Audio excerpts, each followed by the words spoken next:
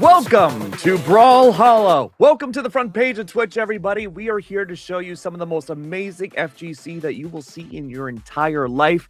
My name is Keg, and I'm joined by the one, the only, the human I Spy puzzle in that camera, Mr. Tripped Up himself. How are you, my friend? I'm doing fantastic, Keg. Thank you for asking. And yeah, Absolutely. This is such a fantastic thing that we're on the front page of Twitch. I mean, we're pulling in the viewers. We have got so many people ready for the action, and we have great matches ahead of us, so this is going to be peak. I know there's a lot of things we got to talk about before we get into that first matchup, but don't worry, it's just a few minutes away. I know we extended that timer a little bit, but let me tell you, it is worth it. Our first matchup of the day is the world champion of last year versus an upset of the 8th versus 9th seed. That's Markimoo, #1 player in the world, versus Rise, who just went through a daunting Game 5 matchup. We had all of our notes ready for Markimoo versus Radish. That didn't happen. It was the C9th player, even though it was off by 1, making that grueling, somewhat upset, but he's been on a big tear, Tripped.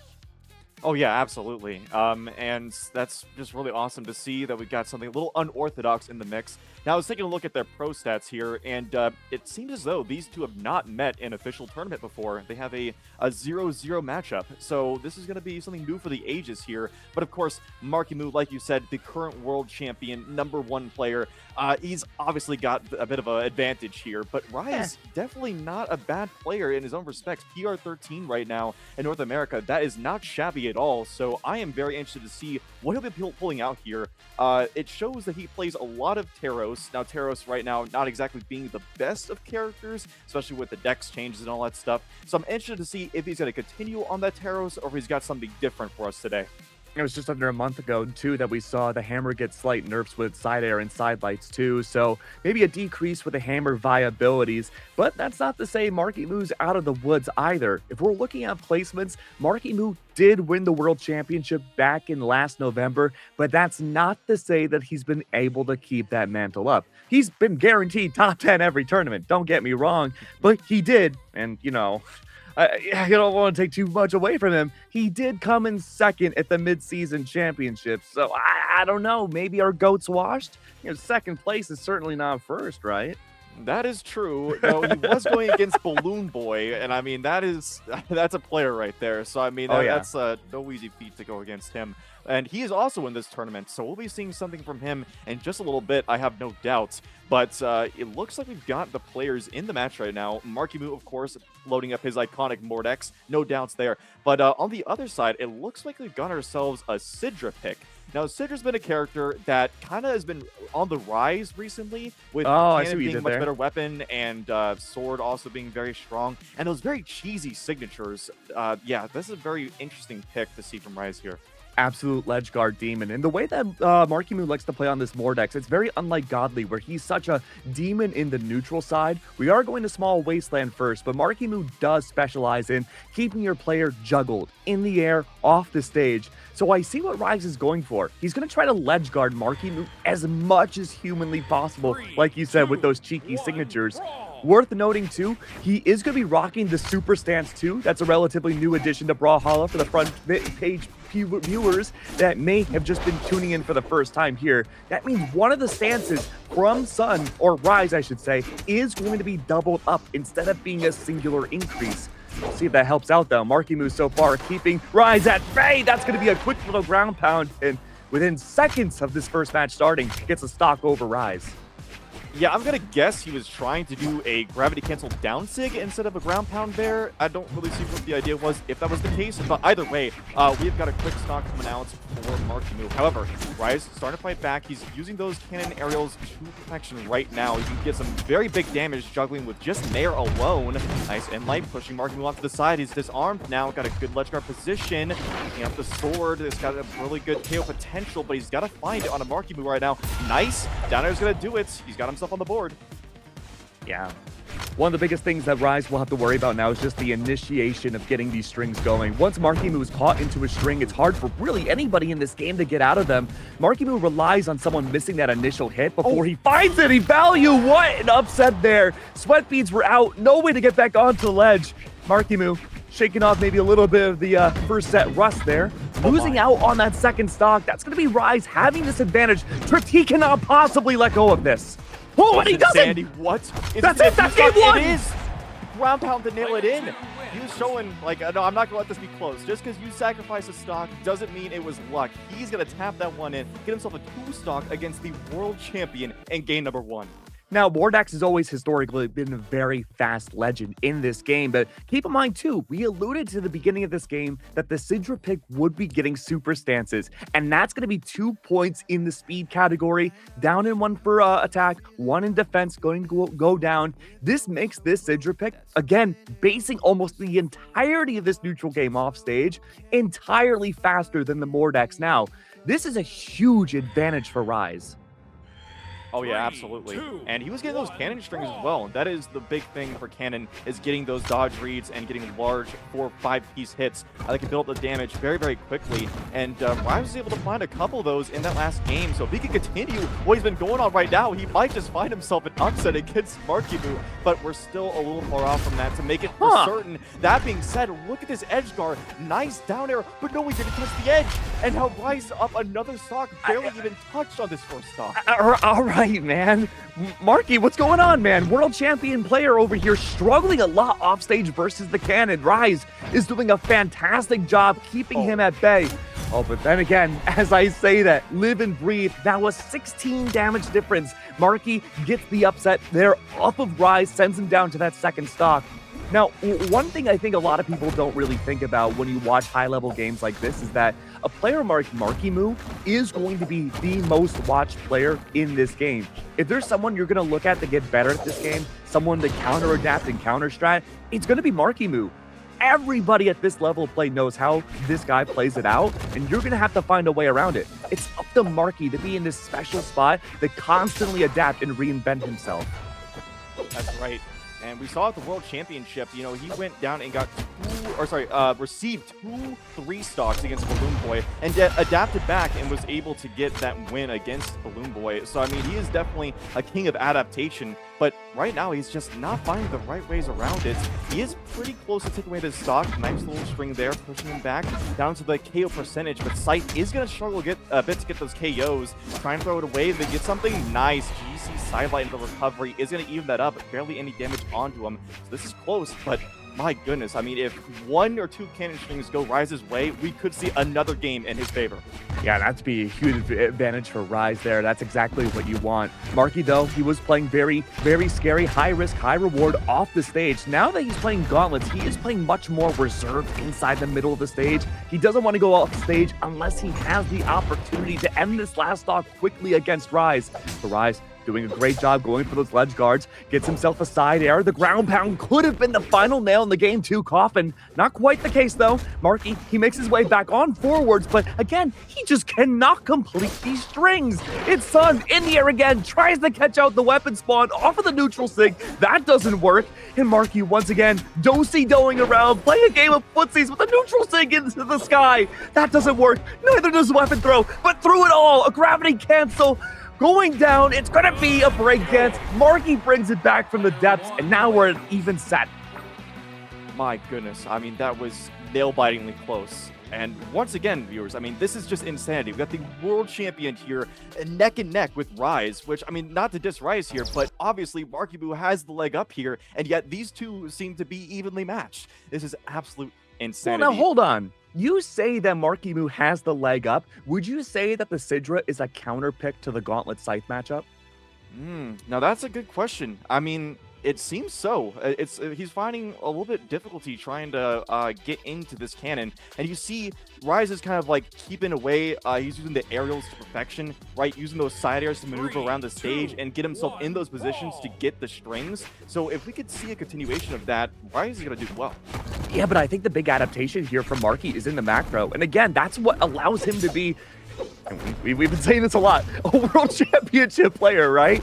But because now he's not playing nearly off stage as much as we had seen in game 1 and frankly the first half of game 2, Marky's sticking in the middle. He's racking up that damage up against Rise.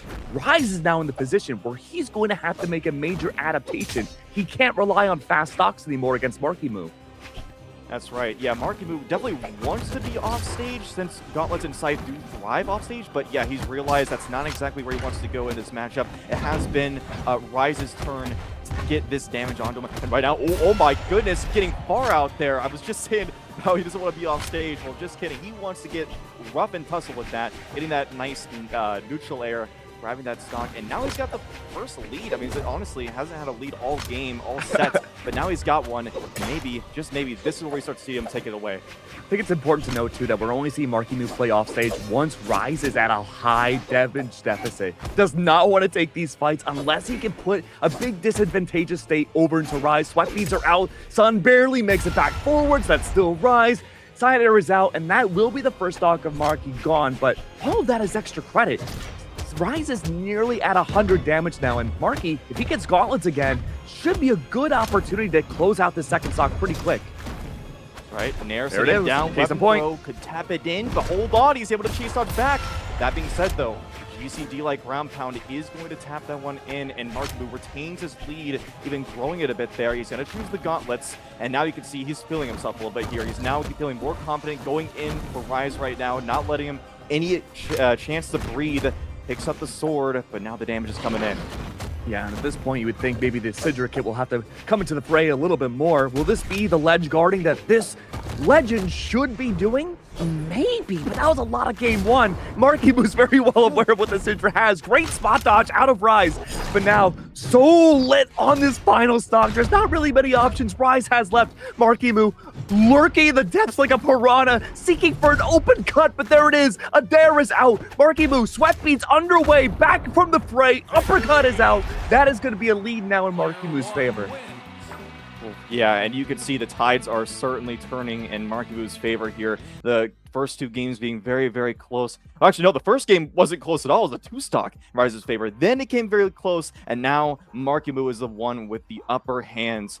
And now with all the momentum on his side, I can only imagine that's going to continue. But maybe Ryze can pull out some adaptation here. I would love to see more of that Sidra kit coming out, especially with that Cannon Insig. I'm sure we all know exactly what I'm talking about and how cheesy that signature is. Of course, Markimu will probably see that coming. But since he hasn't used it at all in this set, maybe, just maybe, he could use it to his advantage and get a cheesy stock. Maybe this is a little too philosophical, right? But I feel like the fact that you're rocking the Sidra and the fact that you could bring out that neutral sig is a big reason why we're seeing Marky play really at specific angles to avoid the chance of even getting hit by it. Now, Cannon's not out so far, but Marky's very well aware of what angle Sidra is going to dominate at, and he's playing very evasive in these early stocks to ensure that, hey, if I miss this signature, I have such a long recovery time, I won't be able to make it back from anything Marky has at me if I miss this signature. So Ryze has to be super careful about how he wants to perform these ledge guards.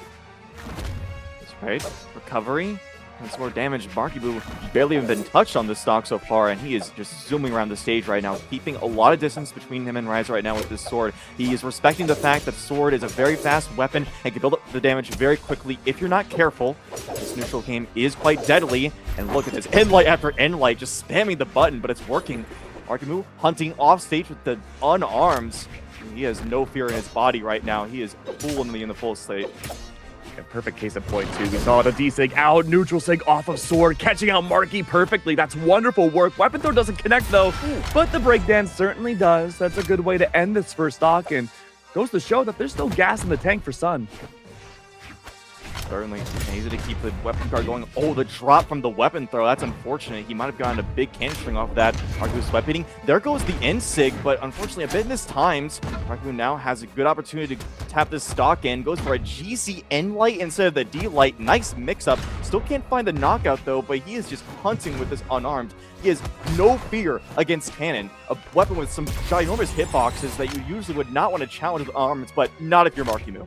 Maybe Brawlhalla's altered my state of time, but I think that was Ryze off stage for a solid 45 seconds without sweat beads out. That's just this raw power of the cannon and what kind of movement options you have. But again, no fear from Marky whatsoever. Like you mentioned, Trip, the mix-ups that we saw from Marky were just incredible to see. But Ryze, he's been keeping up the pace. He has the damage lead over Markimu, and using the sword in his own macro mix-ups has been huge so far. He is keeping Marky's gauntlets at bay. Absolutely. This aerial game from Rise on both of the weapons has been quite insane.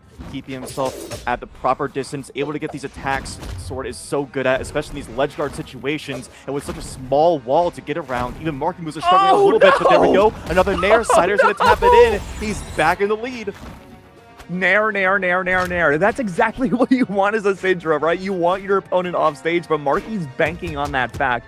So again, even though we are so far deep into this set now, Rise still has to continue to make these adaptations. He's going to have to fight directly in neutral, just like Marky had to adapt back in game 2. Can he do it, though, is the big question. Recovery's out, they're underway, and that's the Marky special there. 2 for the stock, and that's a 3-1. Beautiful work from Marky Moo as he moves on forwards outside of top 12.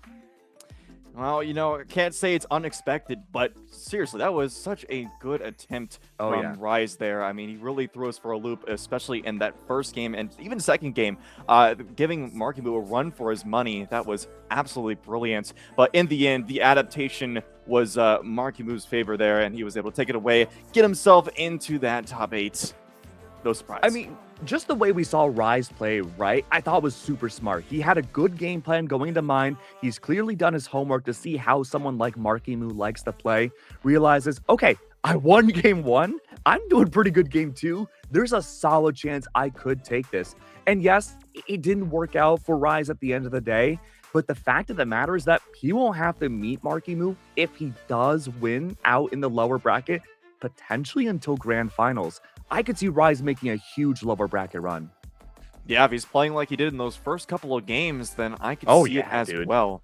Yep, so we will see if he's able to make that run later on. But in the meantime, we have to find out who is going to be meeting Marky Moo in that upper stage there. So our second match here, we have got Manihala versus Meg D. That's right, we have our matchup here, but guess what? Even you can be a winner in chat as well. We have our Brawlhalla Twitch drops, and we have one that's very special. Do you like skins? Do you like customization? I like skins. I love customization. Yeah, I would customize myself every day of the week if I could. So if you watch for 4 hours, and that could be the entirety of this tournament and even more, right? You could get yourself a special Thatch skin. That's classy right there. Yep. But yeah, and you know what? You do customize yourself every day. It's called clothing. So I mean, I only wear those for broadcast. So that's right. And as you can see here, we got the power rankings up. We got power rank 6 versus power rank 7.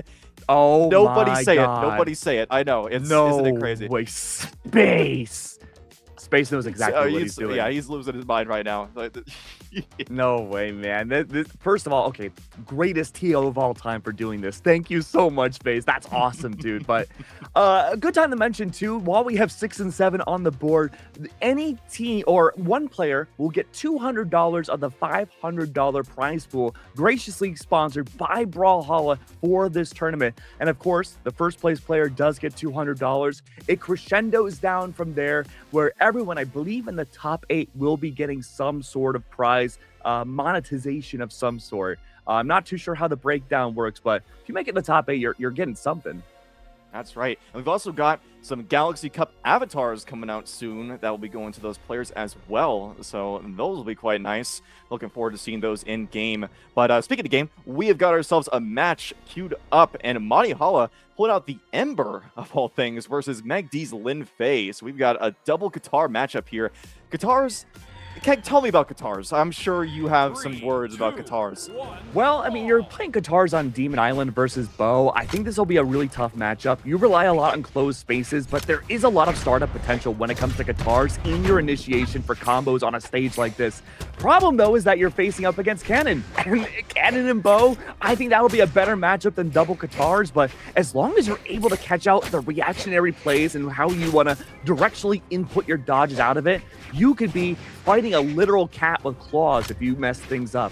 So we'll have to wait and see how things play out. There's a simple swipe from Meg D, and Manihala taking a wealth of damage thus far. A good way to keep things at bay, but the Bo trip is simply going to be the better option here. Yep, and looks like he is going to be getting on the Bo right now. The two of them, a lot of respect between these two. They've got a very even matchup. Okay, nice down signature, covering that edge. Lin Fei's signature kit, a little bit awkward, not always utilized to its fullest ability, but they are able to cover most of the wall with it since it was off the stage, and able to get that dunk. So very nicely done from Meg D. Monty Hollow has to find his way to fight back. Back on the guitars right now. Let's see if he can dunk Meg D. And we can see he's taking his time, right? Meg D, he knows he doesn't want to push the advantage too hard. He knows he's got the stock leads. Now he has almost a damage lead, lapping him in damage. So if he can continue this pace, this is going to look great for him. This is so interesting from Money's aspect too, right? Because we don't know Money outside of Greatsword for the most part. He's made a name for himself, winning major tournaments, rocking one of the least utilized weapons in this game, but he's still putting in work. Side sig is out, side air underway, a bow, weapon throw to help ease things up, and while Money Hala has taken quite a bit of damage, still, he has been known for the Imugi and the Jaeyun. He should be rocking that out if he can't convert game one, but as long as he can utilize this bow, my friend, I think he may stick with the Ember here. Yeah, Ember, very strong character right now, indeed. So I don't disagree with the pick, but like you said, it's just very unlike him. He's usually playing a greatsword character, so if he's going to play the guitars, you think maybe Mako, but, there's not too many Mako players out there, so maybe that's not the run. Either way, back on the guitars right now, and the two of them giving each other lots of space, not going for anything. The good thing is with guitars, you kind of whiff and just mash right out of it, and, the two of them are using that to the advantage, kind of just throwing out attack after attack. And nothing huge coming out. Nice ground pound, though. Trying to get Tipsy off stage, but the force of the recovery got interrupted by the side of the wall right there. And unfortunately, he wasn't able to get what might have been a KO. Yeah, Money Hall is trying to go for these very extensive early reads against Meg D. And honestly, Meg D playing a very reactionary style. There's really no reason for him to be the aggressor here. Money Hall is going for all the initiation, all the early attacks. Finally, the side sig connects and loses down on Meg D's second stock. This is a good opportunity for Money Hollow to potentially bring things back, but he's going to have to drastically switch things up. He's playing overly aggressive, and he's walking right into Meg D. That's going to be a sider out. No weapon available anymore. Cannon pick back up. A golden one at that. Meg D's been rocking this Lin Fei for the entirety of 26, and there's no reason for him to stop. He's been making waves once again doing so, but can this bow make it work? That's going to be the big question, and with another side air out, it goes to show that with the low defense of this Ember, only one more could he survive, and it wasn't even that. Simple signature is out, and Meg D's looking solid for game one. Surely, we don't see the Ember come out for game two, right? Well, never say never. Oh no, it looks as though he's got it locked in right Oh now. no. Yeah, I mean, I don't know. I mean, I think if we do see him go down to this game two, then he might switch it up then. But yeah, I don't know. I wasn't overly confident in that, but maybe he's got something under the belt. And I'm just noticing level 17 Ember. So unless he's got himself an alt account where he's got some crazy level 100 Ember or something, he does not have too much experience on this character. So I really am curious to know what it is about Ember specifically that has him so, confident in it to be locking it in not only for game one, but also after going down in game one, putting in again. Well, guess what? To find out. I mean, I hate to say it, right, but you have a $500 prize pool. This would be the time to experiment and look back on that footage. Not to discount this tournament whatsoever. You have top 10 players in it galore, right? But this would be the opportunity to experiment, right? But, I mean, surely we get to see maybe the inclusion of a greatsword if you want to stay in the upper bracket, right? That's what I would think. Like I said, he has got hundreds upon thousands of hours on that weapon, so you would think he would want to go with what he's most experienced with. But you bring up a good point in the fact that this is a good time to experiment, because obviously, since it is a tournament with money on the line, the players are going to be trying their hardest, while at the same time, you are going to get good players so you can experiment a little bit. It's not like a major tournament, but still enough to where the players are... It's not like ranked, because in ranked, people are just trolling, right? Even if it's a top player, well, they're not trying their hardest. But I will say Meg D is going to tap in that first stock and get himself a lead. Yeah, I won't say either player is trolling here, but Meg D's running circles around Money Holla's Ember. And that's not to say that Money Holla's getting outclassed either. It's just that, really Money Holla's only relying on fundamentals right now. And Meg D knows guitars, knows the Lin Fei kit very, very well. And Money Holla is just relying on what he's known as a professional player all this time. Early read again on that side sig does not connect. Meg D recognizes this as a mistake, and he's taking advantage of the fact that Money Hollow's positioning has been telegraphed the entirety of this set. Kidding. And he's just been getting double recovery after double recovery, just packing on more and more damage. Ember being a low defense legend, he is running the super defense, so he's got 5 defense to his name rather than 3 or 4. But still, that is not too much in the grand scheme of things. So those little interactions like that are going to make all the difference. But the stock count is even at the moment, getting out of the way of that down signature that would have been quite deadly if otherwise. Nice. GC Insig try to get something going here. And he's starting to give a little bit more respect to Meg D here. Like you said, especially in game number 1, he was kind of just throwing himself right in Meg D's face and getting punished time and time again. Now he's taking a little bit more of a relaxed approach, and he's getting out into a little bit better of a position, but still Meg D is on top. Yeah, Meg D is simply just finding the right positions at all times. He has faced the Ember matchup so many times now. The side sig, nowhere near Meg D. Goes for the ultimate punish. Full stock lead now over Money Holla. Surely we see the greatsword swap after this, right? Maybe so, but hey, don't call me Shirley. Anyway. Oh, okay. Well, okay, we're gonna fly an airplane straight to on. game 3 after this. No, I don't see a reality where Money Holla takes this second game. The neutral sig was nowhere nearby. Come on, Money Holla, you can do this. I believe, but the side sig is out once again. He knows after weapon pickup, it's gonna be a simple side sig. It is just signature after signature. Money has checked out of game 2. There's no way. Yeah, he's kind of just mashing at this point. He needs a KO, and he understands the fact that Bo takes a gazillion years to knock out, so he needs a signature, but at the same time, like, dude, you need something else, because that is not working. Meg D's gonna tap it in with an air and get himself a 2-stock for game number 2, and there we go. Monty Hall finally coming to his senses. He's like, all right, now it's time to bring out my Jaehyun. Okay, finally the set has started. I mean, I'm surely you get up to this point, right? You get into top 12, you've been kind of, feeding on the lower level players with the Ember, right, to get that practice in. And as soon as you hit that barrier where it's like, oh, I gotta lock in, you bring out the Jaehyun. I think that should have come out in game 2. But the fact now that we see match point for the set in Meg D's favor, you bring out the Jaehyun now. There is an opportunity where it's going to take longer for Meg D to readapt around how Money Holla wants to play. I kind of get it from that end. I'm sure that's all subconscious, but now that you're on a flatter stage, Greatsword is going to work wonders here for Money Holla as long as he can run circles around Meg D with that floating platform. Yep, that's right. He's going to want to stick to the ground, get these strings, as he has been already. Just 10 seconds in, he's already got Meg D down into the orange, showing exactly why he is the Greatsword Master. But not to be outdone, Meg D getting himself a nice little combo there, tipping off stage, trying to use the Greatsword arrows to his advantage. These are huge. Nice man. down air almost. Oh, but it's going to miss. Still, he's keeping things incredibly close right now. Almost got that spot dodge read, but in return, Meg D getting a huge string now over to the cannon. Now that Money Holla is disarmed, all he needs is a D-Light Nair to tap this one in, but this is very close. What a dangerous dance between these two players. Meg D now struggling to get back onto the stage. A Nair may have sent Money Holla to the sky, but no, Meg D wanted to switch it up. GC and leg comes out, and through it all, could this be an opportunity? No. Both these players are whiffing and whiffing and whiffing, but finally Meg D makes the connection. And Money Holla, despite looking so much better for that first stock, not even an uppercut is enough, but it does send the Lin Fei into the sky. It's still Meg D with that small lead. Could it last though? Not for much longer. 11 damage difference stripped. Yeah, I'm noticing that whenever Monty Holla is in the air, Meg D just gets right underneath him and just stays there. He's able to lock on to his position, just stay underneath him, and as soon as Monty Holla lands, there goes the D-Light.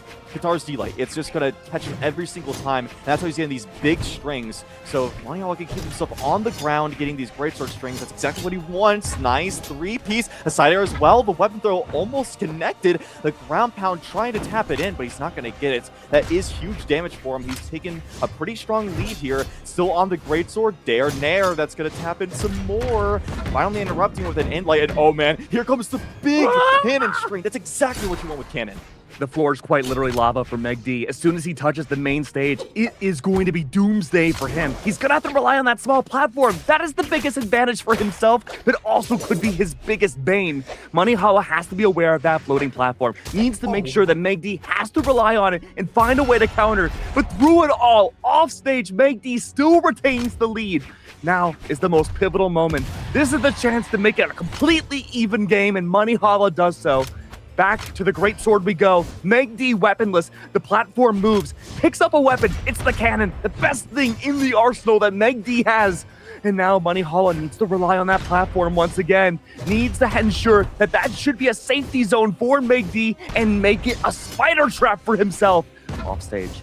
Cannot go offstage himself. Glued to the ground. The biggest weakness, but the biggest strength for the Great Sword. Meg D has every opportunity to make this a clean set up against Money. But is there a chance? Through it all, Money Hollow's going for the ledge guard, my friend. And through it all, he's whiffing these attacks. The guitars are back out straight into the face of the dragon. There's a chance. Into the sky we go. But even then, Meg D's trying to find an initiation, and he's struggling to do so. It's going to be spot dodge after spot dodge. Money Hollow now taking the damage deficit. Cannon is back. No Great Sword available. Up in the air like he just does not care. But what do you do? How can you end this? He's trying to get an aerial. Yeah, that's like all you can do. Because like the strings he gets dodge out of it. It's all that's going to happen. An air. And then air. Trip an air. A double there. Maybe a triple? Could it be a Sair? Maybe a signature, something we rarely see off this Lin Fei, but the neutral's not enough. It could be this, but through it all, we got it. Great work around, and Money Hollow is back. Finally put himself on the board. That was just teeth gritting right there. I was so nervous for him, but as soon as I saw that spot dodge come out from Meg D, I knew that Money Hollow had it in the bag. He knows exactly what to do there. Honestly, it doesn't even matter what you do. You can just start spamming attacks. That's what Great Sword does. You just spam the attacks and it'll just kill him somehow. And that's what he did. So good job, Money Hollow. Finally able to put one on the board and put Meg D in... Well, I wanted to say like a bad position, but it was looking so good for him until the very end. So, I mean, it is going to be a hard-fought battle here. And Money, okay, he's going to swap on Win. He's going to go to the Moogie. It's something we very rarely seen, right? You choose a legend, you win it out, especially after going 0-2. You want to stick with that guy, but I get the idea from Money, realizing, you know, the traditional sword's not really doing a lot for me. I'm mostly relying on Great Sword. Meg D relies a lot on grounded startups into bringing players into the air. Why don't I take advantage of that by bringing out the Axe of the Amugi? That's a good point. And not only that, but also the fact that Amugi has a lot of strength to his name. As you can see, running an 8 strength versus the 4 defense of Lin Fei. So that is going to pack on the damage quite fast, especially with the axe as well, being a high damage weapon. So, yeah, I think this is a good pick in theory, but we'll have to see exactly how it plays out in practice. The one thing Money Hollow is going to have to be very careful of is off stage, because with 4 speed, he is going to be so slow, and Meg D might be able to just pick him up out of nowhere and string him along as he has with the cannon or guitars. So this is going to be a nail biter, if you ask me. That's a very good point. As long as Meg D just catches a landing off of Amugi, it's pretty much over for that stock, right? Bro is so slow. He's a moving fortress. And believe me, he's not moving by much. He's like a tectonic plate. And so as long as the guitars connect, I think a single time against the case in point against this Amugi, Meg D should be in the clear. But the response that Money Hollow can have off of a great dodge out of any string Meg D has should hit like a truck. Or, well, I guess for a tectonic plate and earthquake. I can imagine that hits even harder than a truck. But at the moment, it's the guitars that are putting on all the damage. Like you said, it was just one little connection. Got so much with it. Now on the Great Sword, getting himself 2 nairs. That's going to put on a lot of damage. He's got the stage guard now. We saw before it was Meg D who was challenging him and not allowing Money Hollow to land back. But now it's Meg D who's struggling to find himself on the stage. Missing that downlight because of the weird way that the Amugi Sig ends there. Very nicely done. And now he's going to get himself a lead. Why'd I say, like, the first lead he's had all set, at least in the beginning. So this is big for him. And this is such a big difference from game one, right? It was so scrappy, very neutral heavy, guitars versus guitars, a lot of random string signatures coming out, especially from Money's end. Did not connect. But now we're seeing really high risk, high reward plays coming out from both of these players. As soon as there's an initiation, it is melting the stock line for both of these players. Money Hall is playing super evasive. He's looking for a way to chip that damage to get extra credit. Gets 41 damage before he loses that stock. I don't think that's too bad. No, not at all. Not at all. Especially against Lin Fei. Be a lot easier to knock him out than some other legends. Oh, nice down air. The clash right there, almost taking Megdi out. He is able to get back on, and you can see Manihala is taking his time right now. Doesn't want to put any big axe swings out there without proper positioning, because that is a very easy punish if he whiffs. So he's being very smart to not go for anything huge. The dodge or the string dodged out of right there. That is huge. Manihala trying to grab himself a GC light, maybe get some more damage. But now, as you can see, already starting to even things back up with this cannon. It won't take long. Oh, I don't know if I agree with throwing the axe out for the greatsword against Cannon here. Meg D's been fishing for a lot of these dare plays off of Cannon, looking for a way to go grounded. But maybe because, again, Meg D likes to start his initiations of Cannon on the ground. Money's seeing like, okay, I'll let him catch the landing. I'll go for the side sig. He knows better than me, man. But again, you would think that because he was fishing for so many aerial plays, Money had every opportunity to go for maybe a downlight of his own on axe and maybe catch Meg D out that way, chip that damage out. But overall, you just want to make sure you can deny all the space you possibly can for Money. And if this stock goes his way, we're going to game 5. That's right. Oh my goodness, that side sig just completely railing him. That is so much damage to add on. Meg D, he's trying to find a stock right now. This is a good position. Side air might just do it. The slowness of Amugi really taking its toll right now, but he still finds a way back. Is able to touch the stage, but he's still in a pretty bad position. Finds his way back on. Now he's got the axe in hand. This is great for him. This is exactly what he wants, because now he's going to have the greatsword in the next weapon.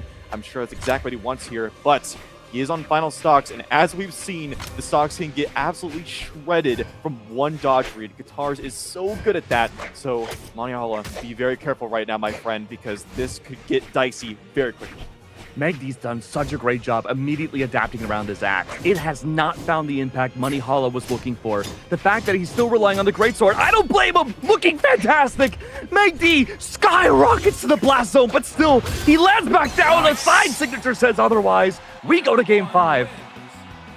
Yes, we will, and this is perfect. I mean, this is exactly what we expected. Once he swapped on over to the greatsword, he is finally in his area of expertise. And now the question is he going to stick to the Amugi, or is he going to swap again? Because, I mean, he swapped on Win with the Jaeyeon, so, I mean, man. hey, he could pull out Arcadia. Sure. I mean, why not? Who knows? I'm sure. Well, yeah, why not, man? But that's such a tough call. I think it really comes down to what Meg D wants to do, because there's a reality where the Petra comes back out. Orb was just buffed, and Guitars did get a slight nerf. I think that would make more sense for Meg D to bring out, but again, I think the axe didn't have the impact that Money wanted in that last matchup either, despite winning. So maybe he's anticipating maybe gauntlets instead of guitars to have a better advantage, but really, the ball is quite literally, the orb is in Meg D's court to see what he wants to do. Perhaps so. And, you know, maybe the axe wasn't even a consideration on Money's part. Maybe it purely was for those signatures and for that stat line, right? Because we've seen him ripping out those signatures, just getting big damage out there quickly. And that's what you want, especially against a low defense legend. So in response, Meg D is now swapping on over to Onyx. So he's going to keep that cannon, and he's got the gauntlets now, just like what you were saying. Yeah, so not quite the Petra pick that we've been seeing at like mid-season champs and all throughout early 26. He's keeping the Lin Fei cannon because that's been working wonders for him so far this tournament. But the gauntlets will be able to catch Money out so much, especially midair. And because, again, you're going up against a big beefy boy like the Amugi, if he goes off stage and gets caught by a Nair, we saw exactly how Markimu liked to play that out with gauntlets. That might be a KO sentence for the Amugi pick. It could. It could. But Keg, we are getting into our first game 5 of the stream. Everyone, who are we getting? Is it going to be Manihala or is it going to be Meg D? Here we go. I don't know. It could really go either way. Of course, Manihala has the momentum, but now that we've got a swap on our hands, you know, we've got an entirely different game to play here. So let's see who's going to be the better adaptation. Yeah, I gotta say, adaptation in Game 5, not the easiest feat for Manihala right now, but again, he's been a fundamental master, knows exactly how Meg D wants to play. He hasn't changed up his macro in the first 30 seconds as he normally plays his Lin Fei. Fishes in the air, looks for a way to descend down and find a way in, normally from grounded light attacks or maybe even from a dare. Manihala wants to catch these landings off of Meg D. He tries to go for the reversal, side sig is out, that doesn't quite land, but Meg D so far, with these gauntlets, has not found any impact. Nope, and just we say that, he swapped on over the cannon, but his dodge got red, but getting off stage there, he wasn't able to go for a finisher or anything. That might have just been a stock if it had been, but here we go. Whoa, okay. Ani is just going out big here. He wants a read. He wants the stock so quickly here. He knows he needs this lead before Meg D gets something huge. This cannon can get quite dicey, and he's trying to fish for these aerials, as you can see, hitting an opener and then going for recovery afterwards, because obviously to hit those finishers on greatsword you need some sort of read, unless you do like a gravity cancel one out of nowhere. So instead, going for those aerials is going to be a safer option more often than not, but he's still not finding anything yet, and now he's on the axe. Oh, Meg D can't play safe anymore. He's at 200 damage. He has to do something. The Manihala Imugi pick, if it just breathes on Meg D, is the end of this first stock. But now that he's playing more aggressive, he's keeping Manihala on his toes. It is no longer his domain. This is a chance for Meg D to take this first stock and maybe get some change. Fantastic spot dodge from Manihala. Tries to go for a nair, a recovery after a nair is out from the Onyx's end, and somehow 200 damage takes that stock lead. Oh my goodness. Okay, that has to do it, right? Yes, it will. Okay, I'm sure Mani is breathing a sigh of relief right there, finally able to grab a stock, and he's got the weapon advantage with the greatsword in hand, but oh no, gives it away. The cannon now in Meg D's hands, and he's got to fight himself some damage, but we already see something coming out from Meg D, keeping himself in the air. He's staying as far away from this greatsword as possible, using that soft platform to his advantage to not get caught by anything. Oh man, that's big. Disarmed already. The low decks of a Mugi shining through right there. Big damage. Oh my goodness, here it comes. And it's stock dodge as well. That is not good. Meg D is starting to pile on the damage. We highlighted that small platform needs to be something that you can condition Meg D into feeling safe, utilizing to get away from Manihala, but he could recover, he could nair, he could do so much to the soft platform to bait Meg D into it. It doesn't work. A full stock lead now, game 5, Meg D. This could be upper bracket stock for Manihala. Indeed, it could be. And you can see Meg D was trying to go for the gauntlets when he was trying to prime one up, but ended up missing. Therefore, he gets himself another pair of gauntlets, and he's just hunting up in the air, nair after nair, trying to grab something. He knows he doesn't have to push it too much. He doesn't need to get risky because he's got the advantage already. And with Manihala disarmed, he's got to be the one to put forward his efforts. And every time he's going to get run face first into these attacks. Look at that, like dare, in light, pushing him off stage. Is this the end? It might just be. Manihala on the very edge of the stage. He has got so little stage to work with. Meg D, on the other hand, he has got every bit of space to run around with. This what a is spot just dodge. looking worse and worse. Looking worse and worse, but 130 damage now. Again, you're fighting a fortress. Manihala has every opportunity to take this back, but he's got a long hill to climb. Tries to go for the read. The D-Sig doesn't work. Evades out the weapon throw. Meg D tries to go for the GC. That doesn't work either. Sent up into the air. The hands of the recovery. Meg D evades out the side sig once again. That's the Manihala special, but so is that recovery. This is Manihala's last chance in the upper bracket. 150 damage, hardcore mode. Anything from the kit of Meg D will send him down to the depths where he'll have to face players like Rise who are making huge tears in that lower bracket themselves. This is it. Manihala has to find a way to fish out these recoveries, but Meg D's quick. He has those quick feet, and even then, evading out into the air. Hit after hit, Manihala misses the signature. This could very well be the end, but the nair doesn't connect, and Meg D's looking for a chance, an opening. He's found so many so far in game 5, and that could have been it, but he misinputs. The side air is out. A big sigh of relief must come through from Meg D, as he remains in the upper bracket.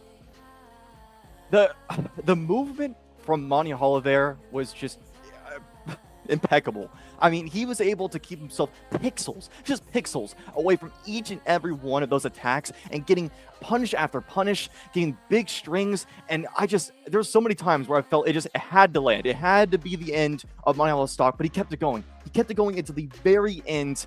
Unfortunately, it wasn't enough in the end, but well done, Monty Hall. That was seriously an amazing way to play that. But in the end, Megd is going to go up. He's going to be the one fighting Marky Moo in just a little while. But yeah, well played to Maniala there.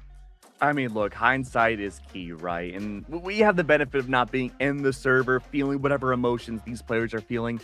We can look back and say, I think that Ember should have swapped in game 2. Maybe that was the KO nail in the coffin. It's hard to say. I think if that Great Sword had come out a game earlier, we could have not even had a game 5, and it could have been a Money Hollow going to the upper bracket. Yeah, who knows? There are endless possibilities, but yeah, in the end, that was still such an entertaining set. You know, I'm not disappointed one bit. And like you said, it's not the end of Monty Hollow's run, period. It's just the end of his upper bracket run. So we could see some more from him later on, and I have no doubt that we will. But in the meantime, we have got ourselves a match coming up. But before we get to it, we do have to take a short little break, run some ads so that way you're not interrupted in your viewing experience. So, Keg, let's not go anywhere. We'll be right back. Oh, man.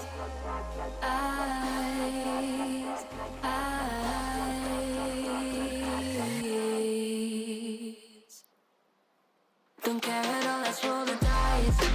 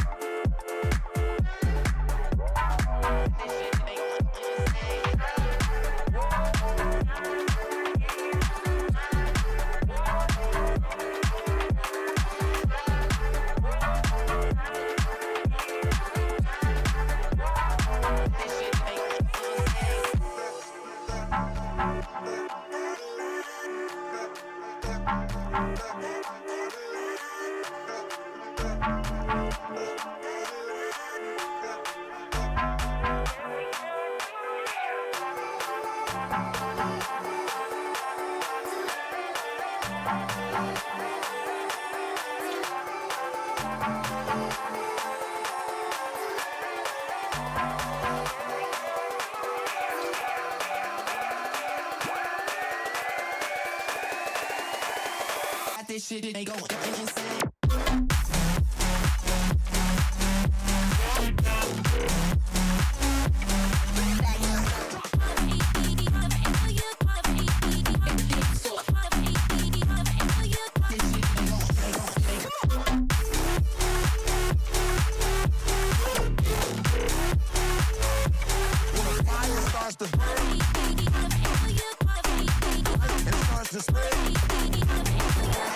They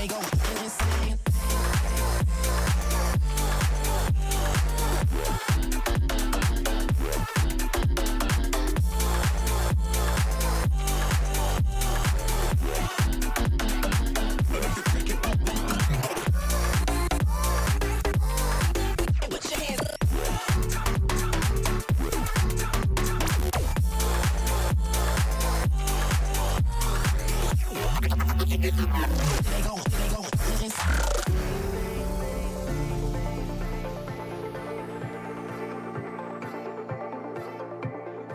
All right, everyone. Welcome back. It is Galaxy Cup Ignite. My name is Tripped Up, joined here by Keg, and we have just had quite an interesting match, a nice Game 5.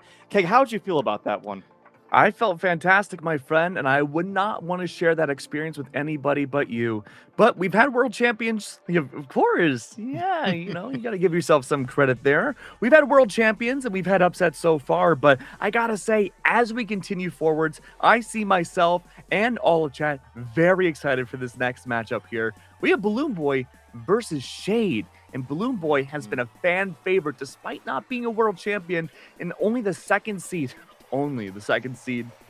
in this tournament. He has had a 4-1 history against Shade, so this could either go very quick or it could be one of the longest matches we have so far on this stream.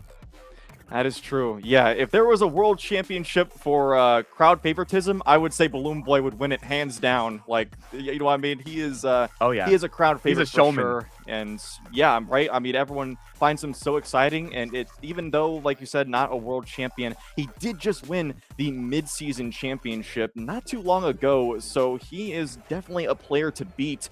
And on the other hand, Shade, a very respectable player in his own right, so this is going to be a fun match. Absolutely, and I think there's a strong argument for BCX this year that Balloon Boy could certainly take it. We talked about Marky Moo, even though he's PR #1, first seed in this tournament, he hasn't found that same success as he did back at BCX last year. I think Balloon Boy's up on the come up, as high as you can go from 2-1, but Shade, of course, has been doing fantastic as well. Didn't have the same placement as #2 at midseason champs. Unfortunately, he was in the top 20 there, but again, very respectable, very formidable player, and it seems like we're not too far away from starting game #1. That's right. And taking a look here at their set history, we got ourselves a 4-1 in Balloon Boy's favor. So Shade not getting completely blown out. There is certainly a chance for him to take this one, but Balloon Boy definitely has the favor going to this one. And he's going to be picking up that Diana. Not at all unexpected, of course. The Bow Blasters Balloon Boy. That's exactly what you're going to expect from him. And then the Petra from the Shade is also a tried and true pick for him. So with both these guys playing their main legends here, this is going to be a set for the ages. It's so weird to say that this is Balloon Boy's main legend now. I'm so used to the Mega Man. And the fact that we're not going to see Battle Boots here, it's a little unfortunate, but it makes sense. The bow is in such a strong state right now. And you mentioned this way back in the beginning of our first match of the day, that bow can take a long time to go for KOs, unless you're on the smallest blast zone stage in the game. But even then, what Balloon Boy has with these blasters can absolutely make up for the KO power that the bow lacks. Oh yeah, and blasters, like, this is the exciting weapon that everyone loves to see from Balloon Boy. Every clip that you've seen, or I mean not every clip, but a lot of the really cool clips that you've seen from Balloon Boy have been him going into the flow state with the blasters. Just his spacing is impeccable, nailing side light after side light, getting side air chains. I mean, it is insanity what he can do with it. But now he's going to get himself a neutral air KO on the bow, and he's going to be slaughtered with the blasters. Yeah, he wants to keep that weapon going, and got himself a lead. Really a battle of the old versus new, right? Because for the longest time, I think the year Diana came out, she was the strongest legend in the game by a considerable margin.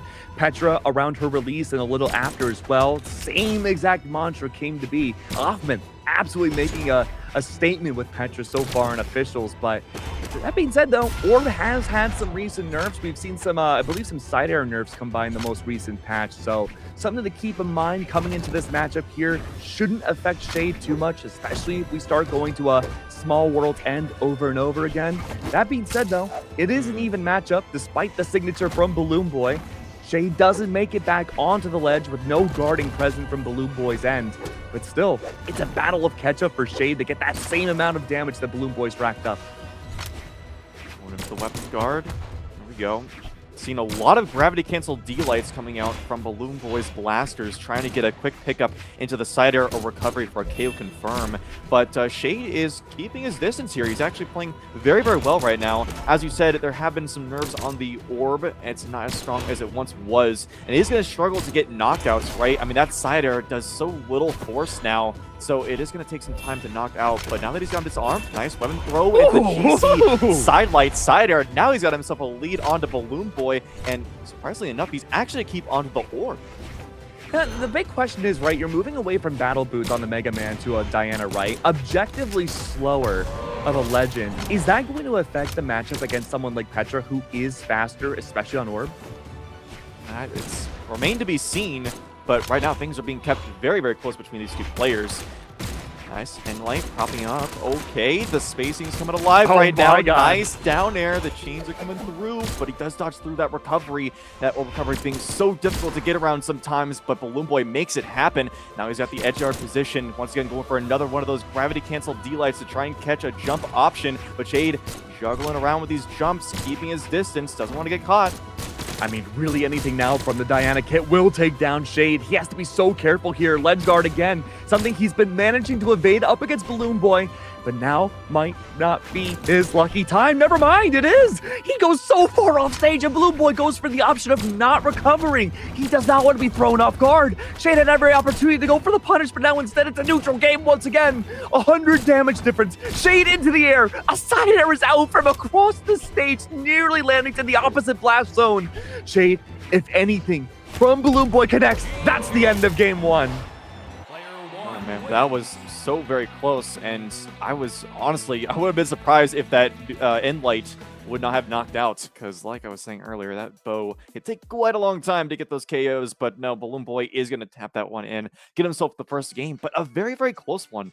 Yeah. And, you know, I really am surprised to see how well the orb was doing there. I would have thought that between the two weapons, it would have been the gauntlets that would have shined through for Shade, and it would have been sticking to them, but no, he's proven me wrong, and I'm happy with that.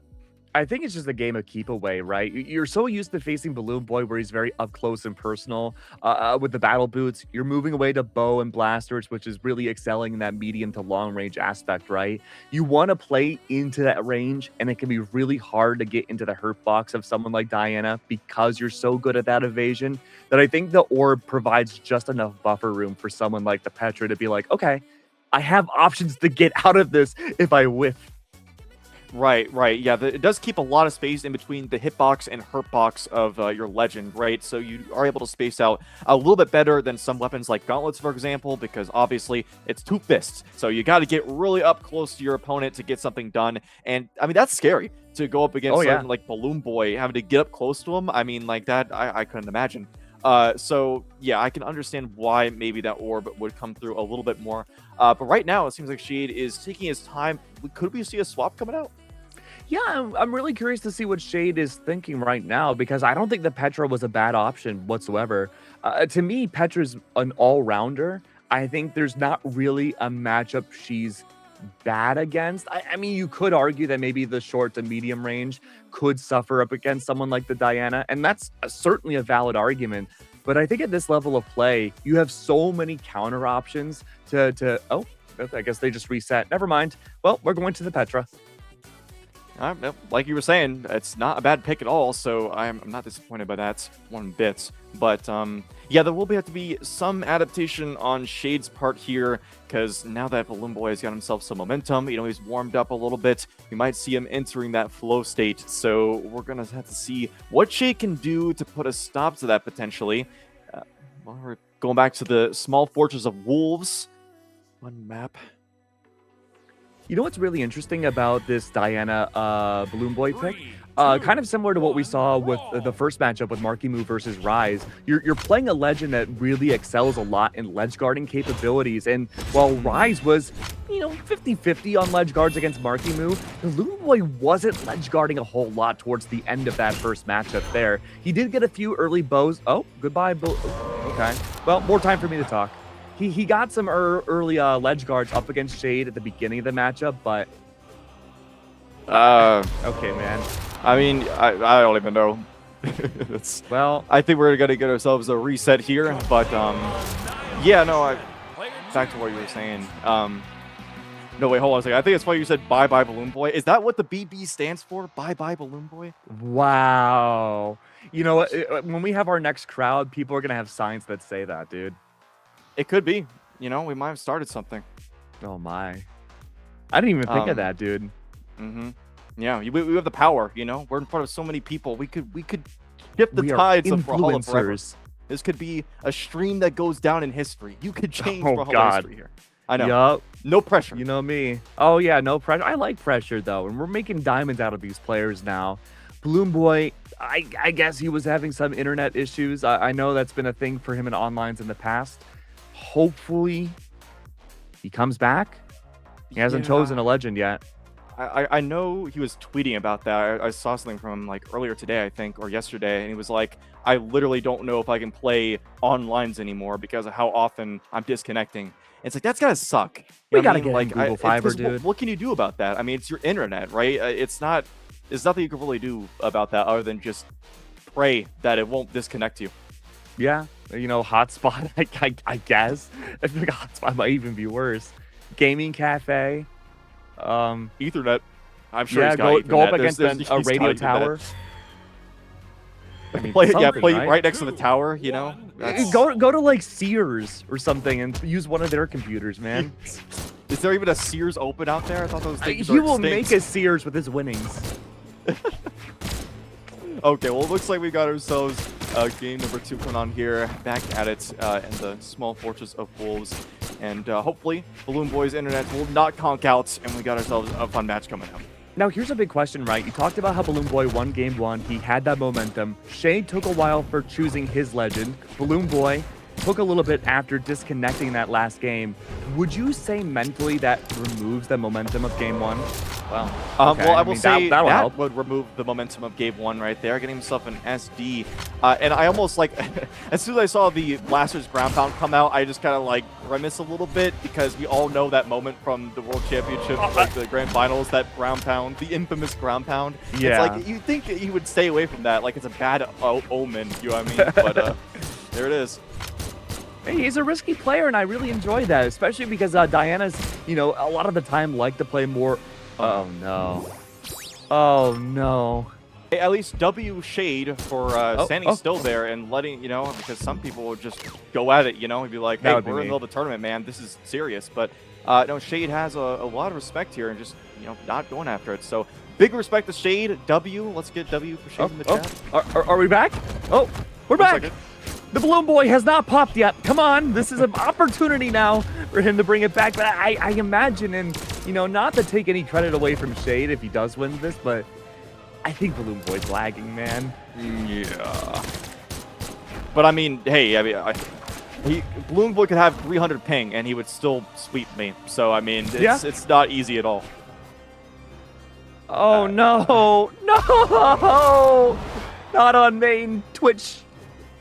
I know, oh man, you think maybe Brawler would just put all the, you know what, Brawler, shut down every other server. This is the only one that matters. Put all of your manpower into this server. We need to keep him alive, please. We need this. Like, I don't want to be weird about it, but like, surely there's like, I don't know where Balloon Boy lives, but surely there's like a gaming cafe or something nearby, right? Those are getting popular. Could be. I don't know. I know he is a Canadian, but I don't know if anything in there. Oh, yeah. Boy. Yeah. Well, nobody's perfect. I'm just kidding. Yeah, no, the gaming cafe near me closed, so maybe that's not the best argument for me to make. Fair enough. But Balloon Boy, he's going to have to try and fight his way back here, down a whole stock, unfortunately. He is trying to make it work, but it is a pretty insurmountable lead, even for him to try and come back from. He is trying to make it work, though, diving in with that GC side sig, but a recovery straight back is going to do it. And that's going to be 1-1. I'm trying to collect my words here, because it's like, what do you say about that, you know? Yeah, I don't know.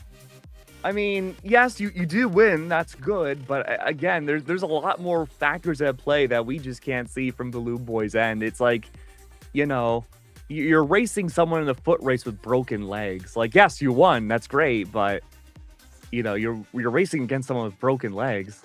Yeah, and I just saw in chat that Balloon Boy said, you don't have to wait. If I start lagging, I've just accepted it. Like, I just says no longer cares. And then in response, Shade says, no, I'll wait. Like I said, W Shade. That is so much respect right there. Wait, that's adorable. Most players will be like, no, man, I want that win against Balloon Boy. Like, this is a tournament. This is Balloon Boy I'm going against. But he's not. He wants to win fair and square. And I have big respect for that. So, you know what? Even if he doesn't win the set, Shade has the W karma. Look, the Brawlhalla devs are in chat right now. I think that'd be a great title for the next season. No. Oh, wait. Dude, you can't tell me that wouldn't go hard. That's amazing. All right, but looks like Balloon Boy's back into the fray now. Shade. Oh, playing a very risky game. Maybe trying to bait out Balloon Boy to go for that ground pound again. Balloon Boy has taken a wealth of damage thus far, but he is doing a good job catching the landings of Shade with these downlights. It's just a matter of Shade finding a good opportunity, and he finally does. He catches his own landing against Balloon Boy and goes for an end light. That's good, but again, I feel like Balloon Boy's kind of a ticking time bomb right now. Is the internet going to hold up for the rest of the set?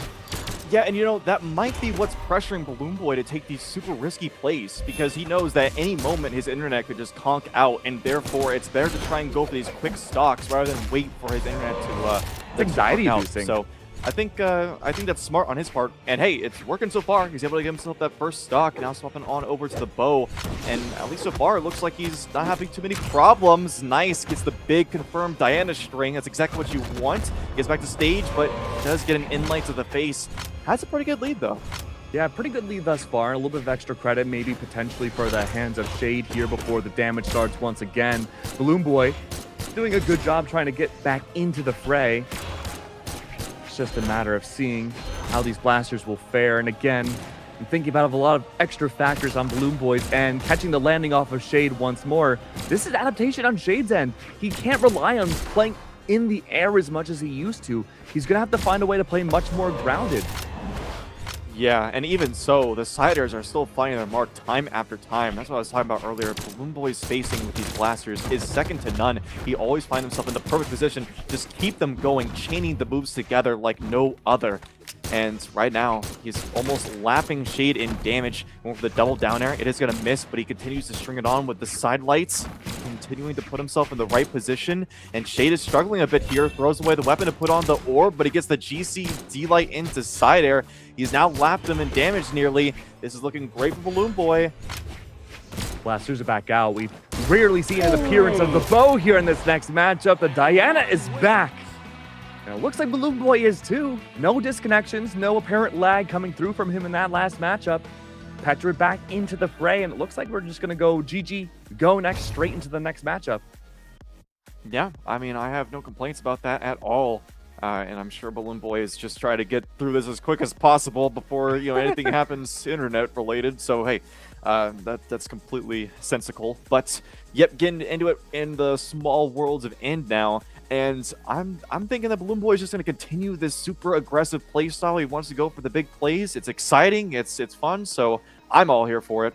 I mean, honestly, that's what we know Balloon Boy for, right? Aggressive blasters, aggressive battle boots on the Mega Man. That's what he made his name for, but him playing much more towards the environment, reactionary style with this Diana, it's not bad. It works great, but the fact that you can switch up your macros so quickly on the same weapon is going to throw a player like Shade off. There's no doubt about it.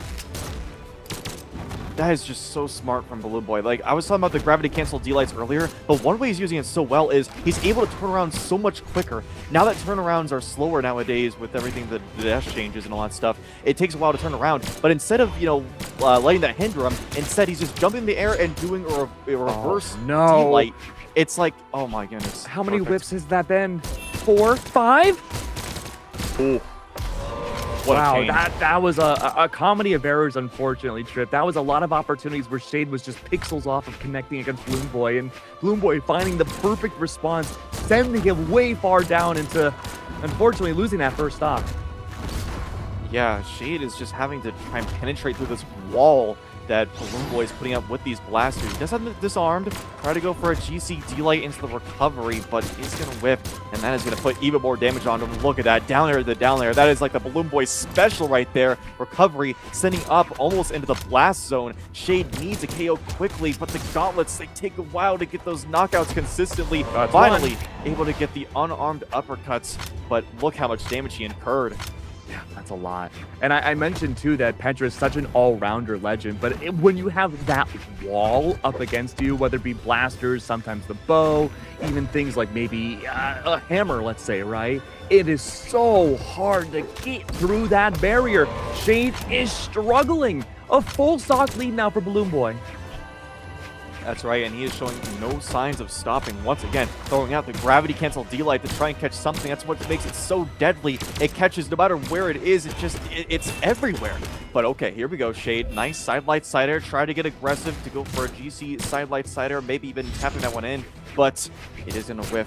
And now, once again, Balloon Boy back to his masterclass of spacing, keeping himself in the proper distance. The side air's going to come out, throws away the blasters, gets him right back up. GC D-Light side air, disarmed. Shade is trying to grab the weapon. Double side light down there again. He just cannot find his way around these blasters. It is Domination Nation right now. Absolutely. There it is. Rubber cut is out, and that's going to help Balloon Boy. Maybe Shade instead. Get back. But no, ledge guard doesn't work. Balloon Boy back onto the ledge now. It's just a matter of seeing, is he going to go for the signature? The answer is no. 178 damage for Shade. Why risk the long startup time when he could just go for a nair and continue his run into the upper bracket? That's right, and Balloon Boy is going to take that one despite the problems, despite the issues. He is going to bring it 3-1 in his favor and move on up in the upper brackets. But, hey, no, Shade did a very good job there, right? He still played a very solid game. And like I said, I just want to bring this up again. Very respectable in the way that he treated that lag, you know, and not, you know, going after him when he's standing still. Like, it just... There's so much respect that I have for that because I know a lot of players wouldn't have done something like that. So Shade, W2, my man. Yeah, really nice work from Shade. And again, Brawlhalla devs are in chat. I think that would be a pretty good title idea. No. Oh, wait. I think that's fire. Yeah, I mean, hey, like I said, this could be the Brawlhalla changing stream right here. We could make history. So you could have just influenced the very next season. That is, that's crazy. Yeah, I'll put that on my resume. But we are going to get ourselves our next match coming up here. We have got Draggy Waggy, or Draggy, just Draggy, versus Guichibu. Yeah, this will be an interesting matchup here. We've seen both of these players plenty of times in the upper brackets, high level on stream throughout the years, especially last year, right? But both these players have such unorthodox play styles, especially Guichibu. We talked about Meg D earlier onto the Lin Fei. Now, imagine you were Meg D, Lin Fei for like years at this point, right? Very hyper-aggressive, lurking, dare fishing, Qatar playstyle on that and the Queen Nai. That's Guichibu. Mm-hmm. Yeah. And it's funny how now it's Meg D that's taken up that mantle. On the other hand, Guichibu, you know, on that Queen Nai, cheesiest character out there. Well, cheesiest and also viable at the same time. There's plenty of cheesy characters, like Lord Vrax, but you're not seeing anyone pulling out the Lord Vrax. But Queen Nai has the unique ability to not only be just deadly cheesy, but also viable. So Yeah. that's really awesome for him, not for everyone else, because, you know, I'm sure, as we all know, fighting against a Queen Nai, especially like a level 100 Queen Nai, that is agony. Yeah, there's no better way of saying it. That is pure torture, but it's also worth noting, too, that historically speaking, Draggy and Guichibu have faced up against each other quite a few times. Of all the times they faced up against each other, Draggy has never taken a set off of Guichibu.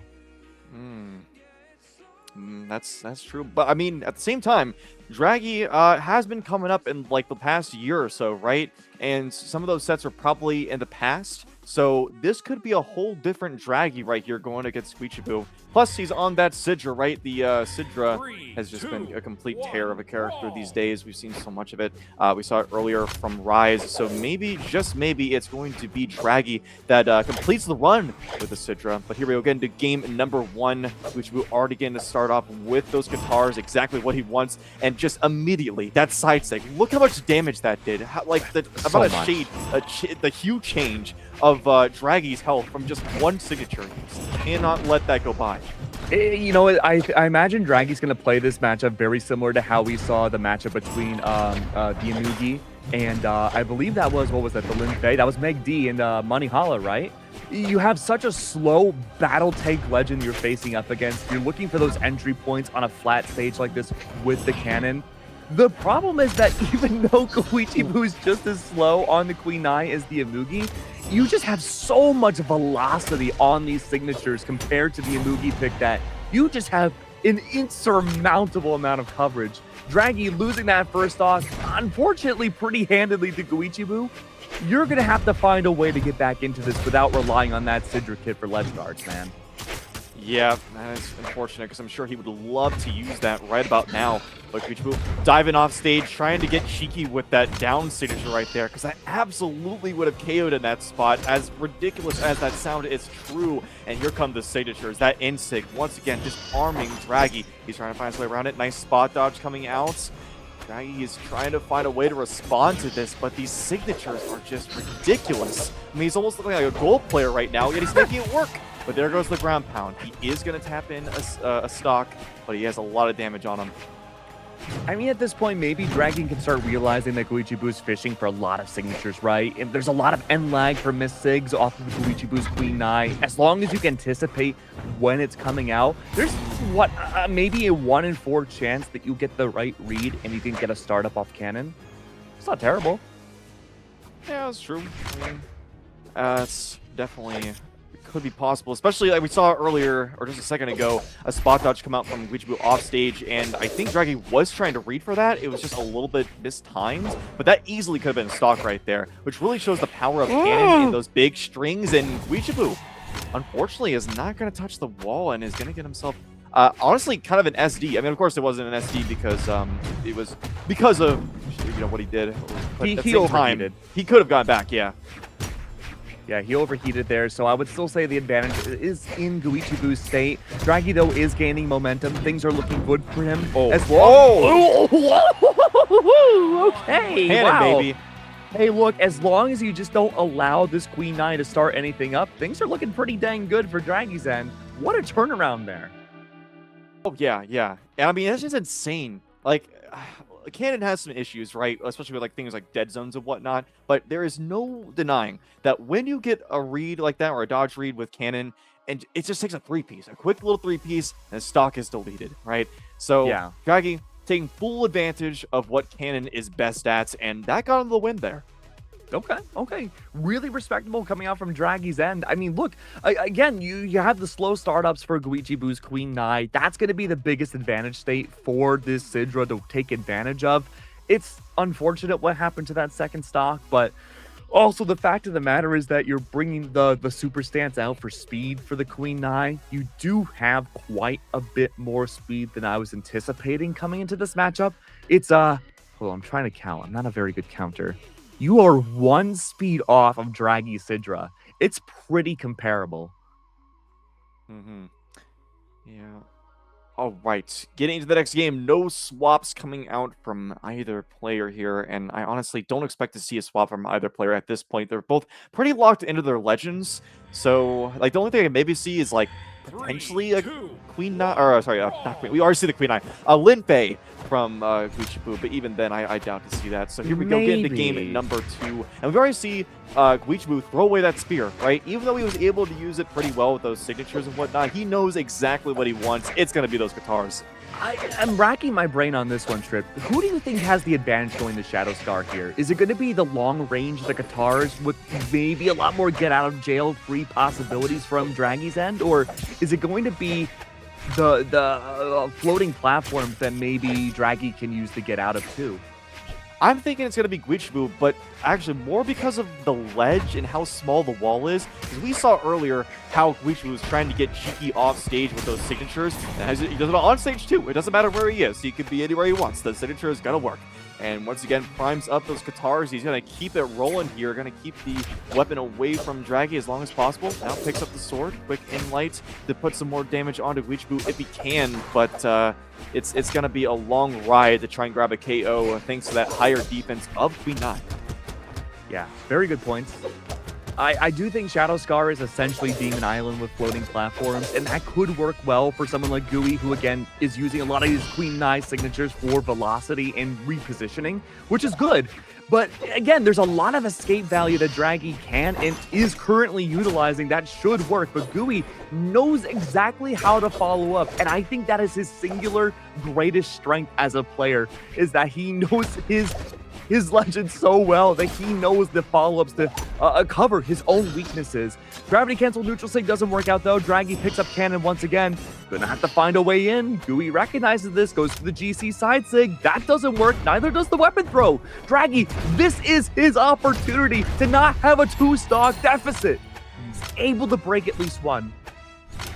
Yep, he's thinking his lucky stars for that one. He is going to prime up the cannon here and maybe get something going, but no, it's stolen right away from him, getting sucked in by that N-Sig. And once again, Guichibu paying no mind to that spear, throwing it away for those Katars, and he gets the read. How much damage is that? I mean, just ridiculous. Tries to go for another read there with the jump down air. Doesn't get that one, but still, he's already lapped Draggy in damage, getting that recovery. Tried to go for a finisher right there, just wants to be over, but no, he is going to hold on for just a bit longer.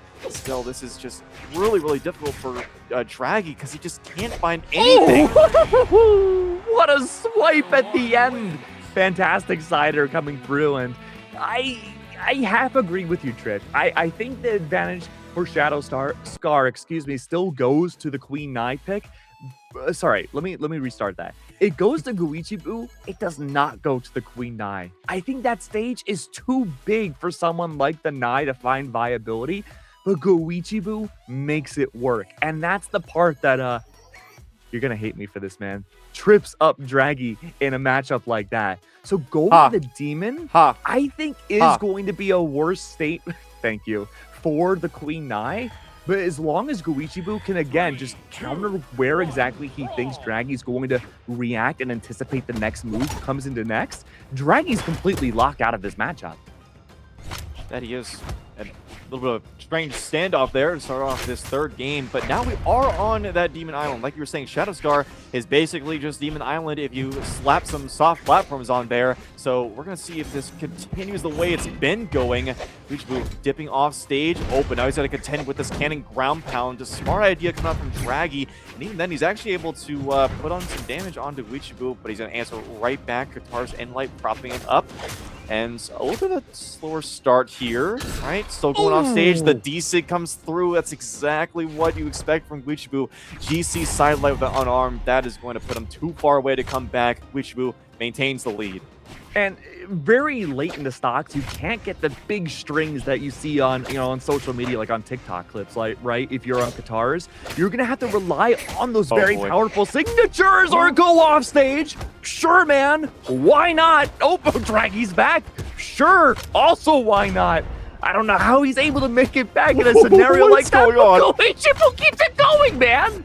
How does he do it? Draggy goes for the evasion. The side sig doesn't connect. Guichibu has to have that space coverage, and he normally does. Draggy's anticipating these signatures. You have to when you're up against the Nai like that. You have to get through the fortress, break the walls, and Guichibu off stage once more, nearly made it back, but perfectly timed. The dare is out, and Draggy, a moment to breathe, tripped, but still 160 damage of a deficit. You're on hardcore mode. Guichibu breathes on you, and you lose the second stock. Yeah, and honestly, someone needs to tell Guichibu that this is a tournament and not unranked, because that was insanity. He's just clip farming with that unarmed there, and yet he made it work. So there we go. Got a big lead for Guichibu in this game 3, and he's just going to keep it rolling. Back to the Guitars. Draggy trying to get something going, but the dodge is caught yet again. He is such a master at grabbing these stock frames. Hold on a second. Nice GC signature there. Try to go for the ground pound to extend it even farther, but no. Even with that low speed of Queen Nai, he's able to find his way back on. Once again, Guitar's coming out quick. Sidelight opener, tried to go for the read. It's not going to hit, but he's still able to pack on so much damage. Draggy's trying to do something, anything he can to try and take away the stock. Throws the weapon. Oh man, that's not a good idea, especially when that signature's about to come out, but throws out one of his own, and he's got a good position. Dude, Draggy's on fire right now. He's catching some of these wild signatures off of the Syndra. Two legends, very telegraphed. But as long as Draggy can survive this, I think we could go for a very long set. Draggy just needs to survive, but he gets launched into the sun. And that's exactly what you expect to see coming out from him there. I mean, my goodness, the signature every single time. If he's got the spear, just expect there's going to be a signature. What are light attacks, man? You don't need them. Just take it from gold players, right? sorry, every Gold player watching is going to be like, this is proof that Queen Nai is the best character in the game, and I should only 6-spam. Like, this is literally confirmation bias for them. Hey, and I can't even that's say how I play. I can't even say that they're wrong to think that, because this is insanity. That's right, chat. I'm the new Guichibu. I'm sure, yeah, I bet you would be up there, ranking the top of the tournaments if you just 6-spam with Queen Nai a little bit better. You know what? I think I can do it. But if I face up against someone like Draggy, I don't know, man. That might be the end of the line for me.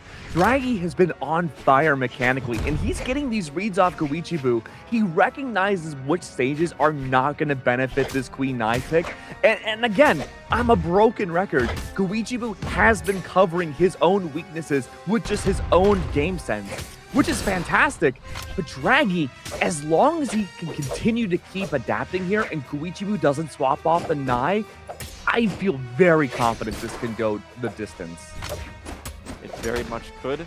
And we got Spear in hand for Guichibu, and he's actually throwing out light attacks. This is very much a character development moment for our friend here. And keeping it pretty close, Draggy able to nail some of those sword aerials and keeping the proper distance. Nice, not going forward straight into that D-Sig. Very smart. Throws away, finally jumping over that weapon throw. Because that's another thing that Guichibu is doing so well with the spear, is using these quick weapon throws to continue to space out Draggy each and every time. But finally able to jump over it. So maybe a little bit of adaptation coming out here. But in the end, he's still got to grab this stock. Oh man, the high defense of Queen Nai, unfortunately not allowing that to KO. Great mechanics there, recognizing exactly what Draggy wants to do, getting the evasion out and the punish, even if it's unarmed. Plenty of extra credit now for the 200 damage. Queen Nai, Nair is out. It's the inevitable. But still, the way Guichibu is playing with these extensions, it's not nearly as aggressive as we've known him for in the past. He is a little bit more tempered with it, but he is finding the perfect opportunities. He's not being this looming aerial presence like he used to be. We are seeing hints of it, but using these signatures as a way of manipulating both himself and Draggy's positioning has been super smart.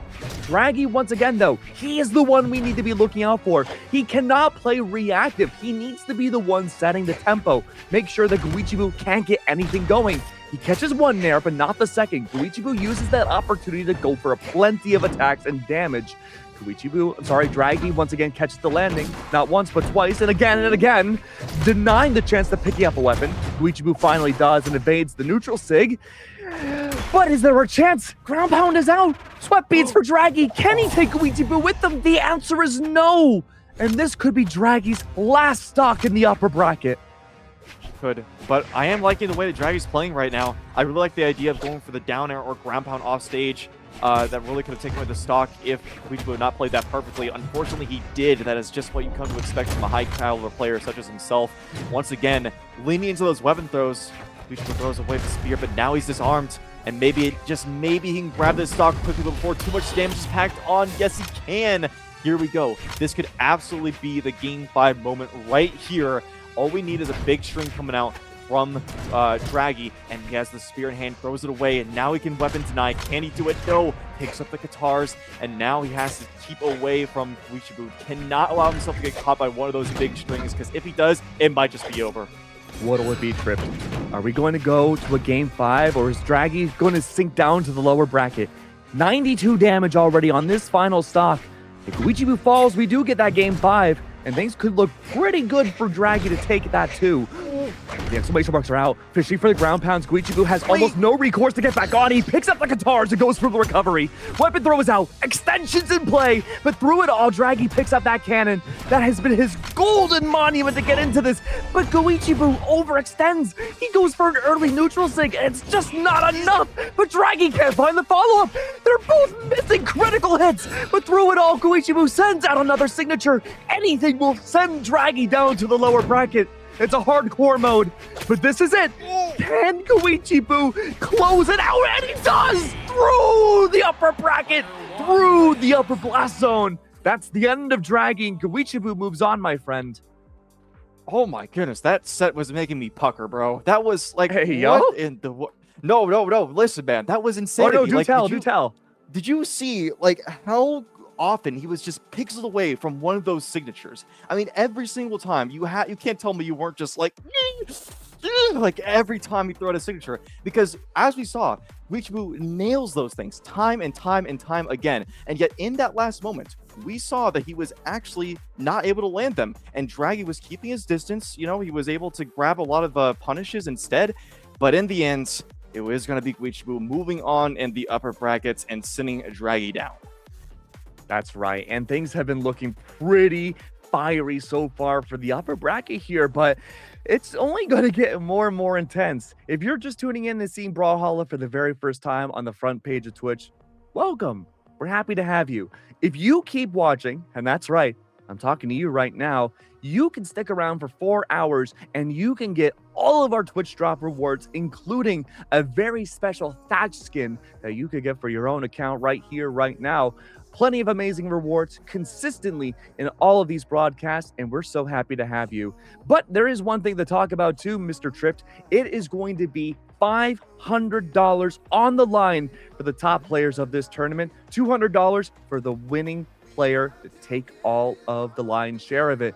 But we won't know for a few more minutes to see how things play out. We still have plenty of more matches to go. We're only at the beginning of this tournament, but don't worry, we'll be back in just a few minutes.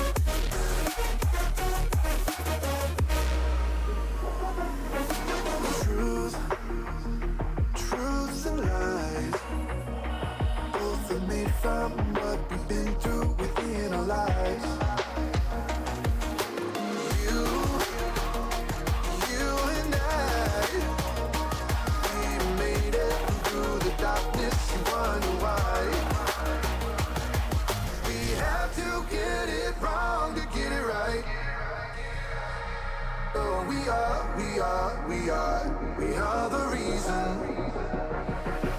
We have to get it wrong to get it right. Burn light in the dead of night. Oh, we are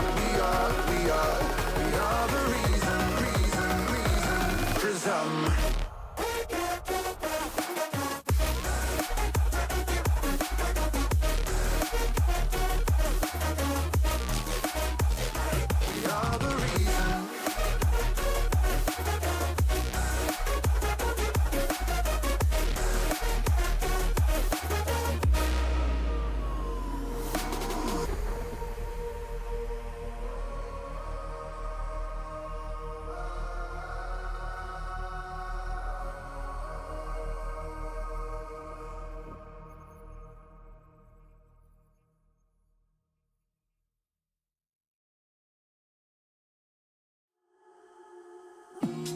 Don't give up on us. We're only starting to see what we become. We both know this ain't us. We'll be carving our names in the mountains by where we used to run. When you're around me, I can tell I'm the only one. You got a hold of me, make it so easy. I will show you how to.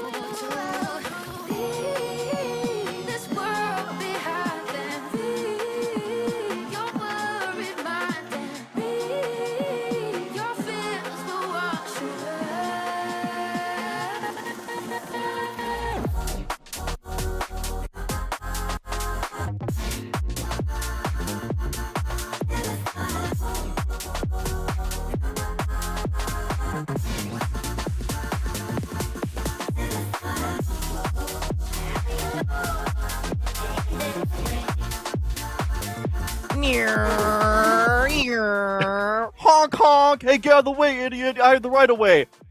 Oh, didn't see you there. Oh, hi. Hey everyone, welcome back. It's Galaxy Cup Ignite. My name is Tripped Up, and I'm joined here by Keg. You guys didn't see that, did you? Oh, I did. And I want in. Oh, I'm sorry. There's only enough room for one of us in that Oh, thing. no, we can fit. We'll do that at LAN. All right, yeah, we will. Absolutely, my friend. We are back once again, and believe me, I'm so jealous. That's better than the car I drive right now. And I Wow. want one. Yeah, I mean, that thing's like a Mercedes-Benz, basically. So, you know, I wish, dude. don't ask how Hey, much it costs. It was a pretty penny. Well, you know what? Pretty penny will be what these players get when they win this tournament. And believe me, one of these two players may very well be the ones to do it. Semifinals is on the way for the upper bracket, but don't worry, we're not close to finishing out this tournament. There's still a whole lower bracket after our block today. We have ourselves the 2025 World Champion Marky Moo versus the Lin Fei scary demon we saw earlier today as well, Meg D, facing up against each other, and I'm very excited for this matchup. Oh, absolutely. Yeah, these two have been just proven players time and time again, right? Meg D being just one of the oldest players out there, and Marky Moo, I guess technically more new gen, but at the same time, he's got the placements to back it up like he's been here forever. So yeah, this is going to be quite the matchup here. And honestly, I'm not quite sure who might take this away. I mean, of course, Marky Moo would be the favored, but at the same time, Meg D has got a lot up his sleeve. And speaking of literally. which, he's got Caspian up his sleeve. I literally could not tell you the last time I commentated a Caspian. Maybe pre-pandemic? I'm not gonna lie, like that is a ridiculously long time, but you would think you would see more of the Caspian, right? Gauntlets, Katars, good stat line. The problem Absurd with Caspian, yeah, very interesting signatures, and they have a long startup too. It can make things very difficult to find a lot of great placements with them, but ledge guard capabilities, some of them are fast. Meg D already working wonders early on, working around the world champion like it's nobody's business. This is a fantastic start for Meg.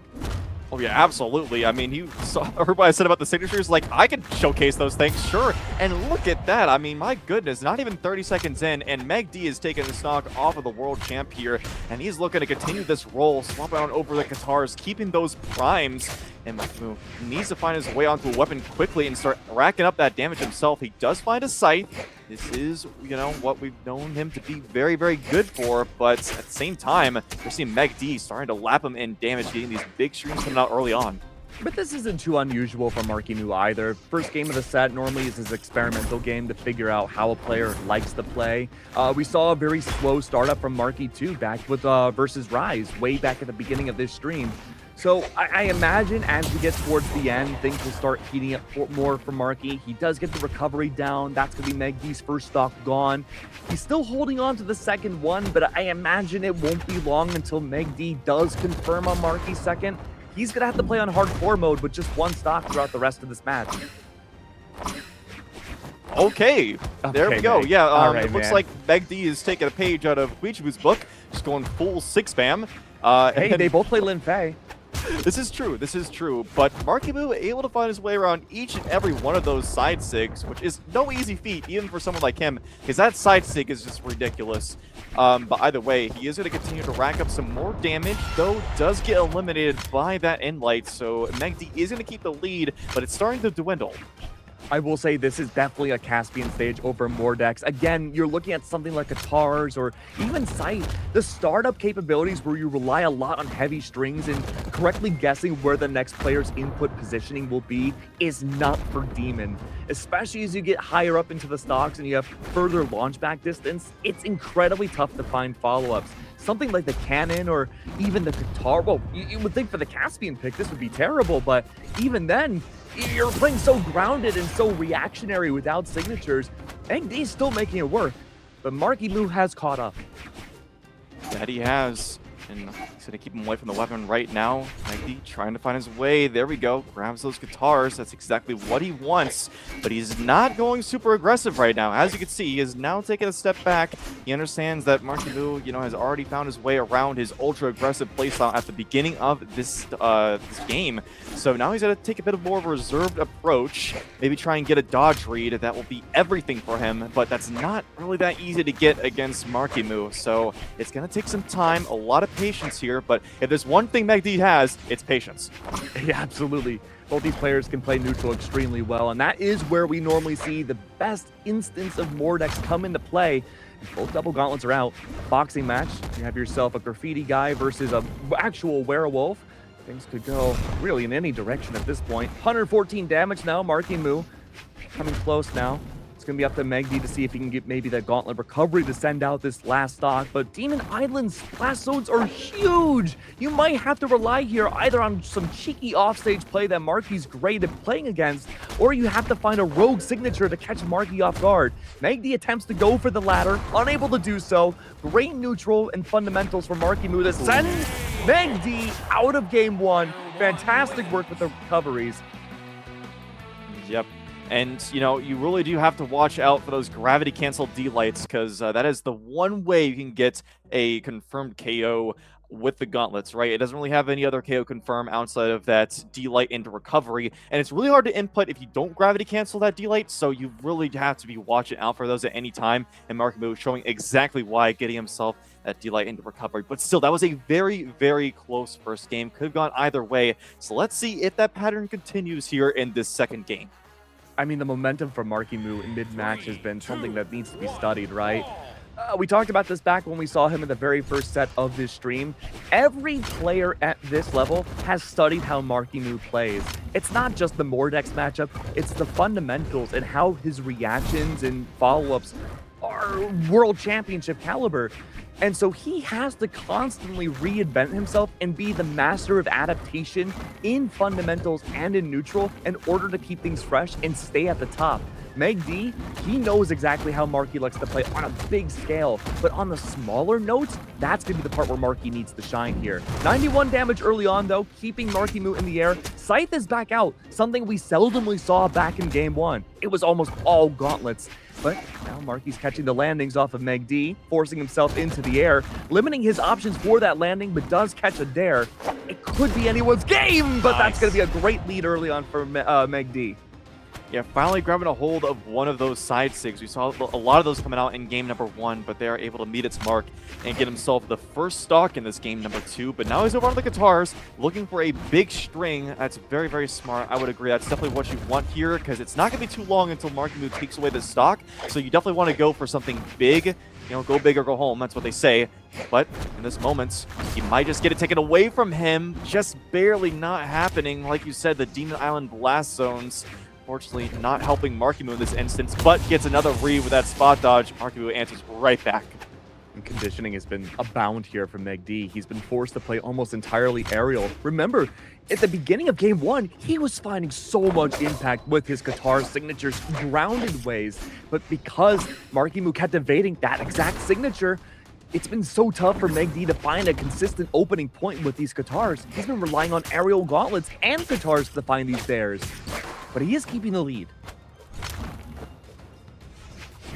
Unarmed, okay, is still going at it. Look at this, not scared at all, going straight for him, even trying to extend with a D-light, maybe pick up into the ground pound to try and force this off stage. Marky Moo does not even need the weapon, but now he does pick up that sight.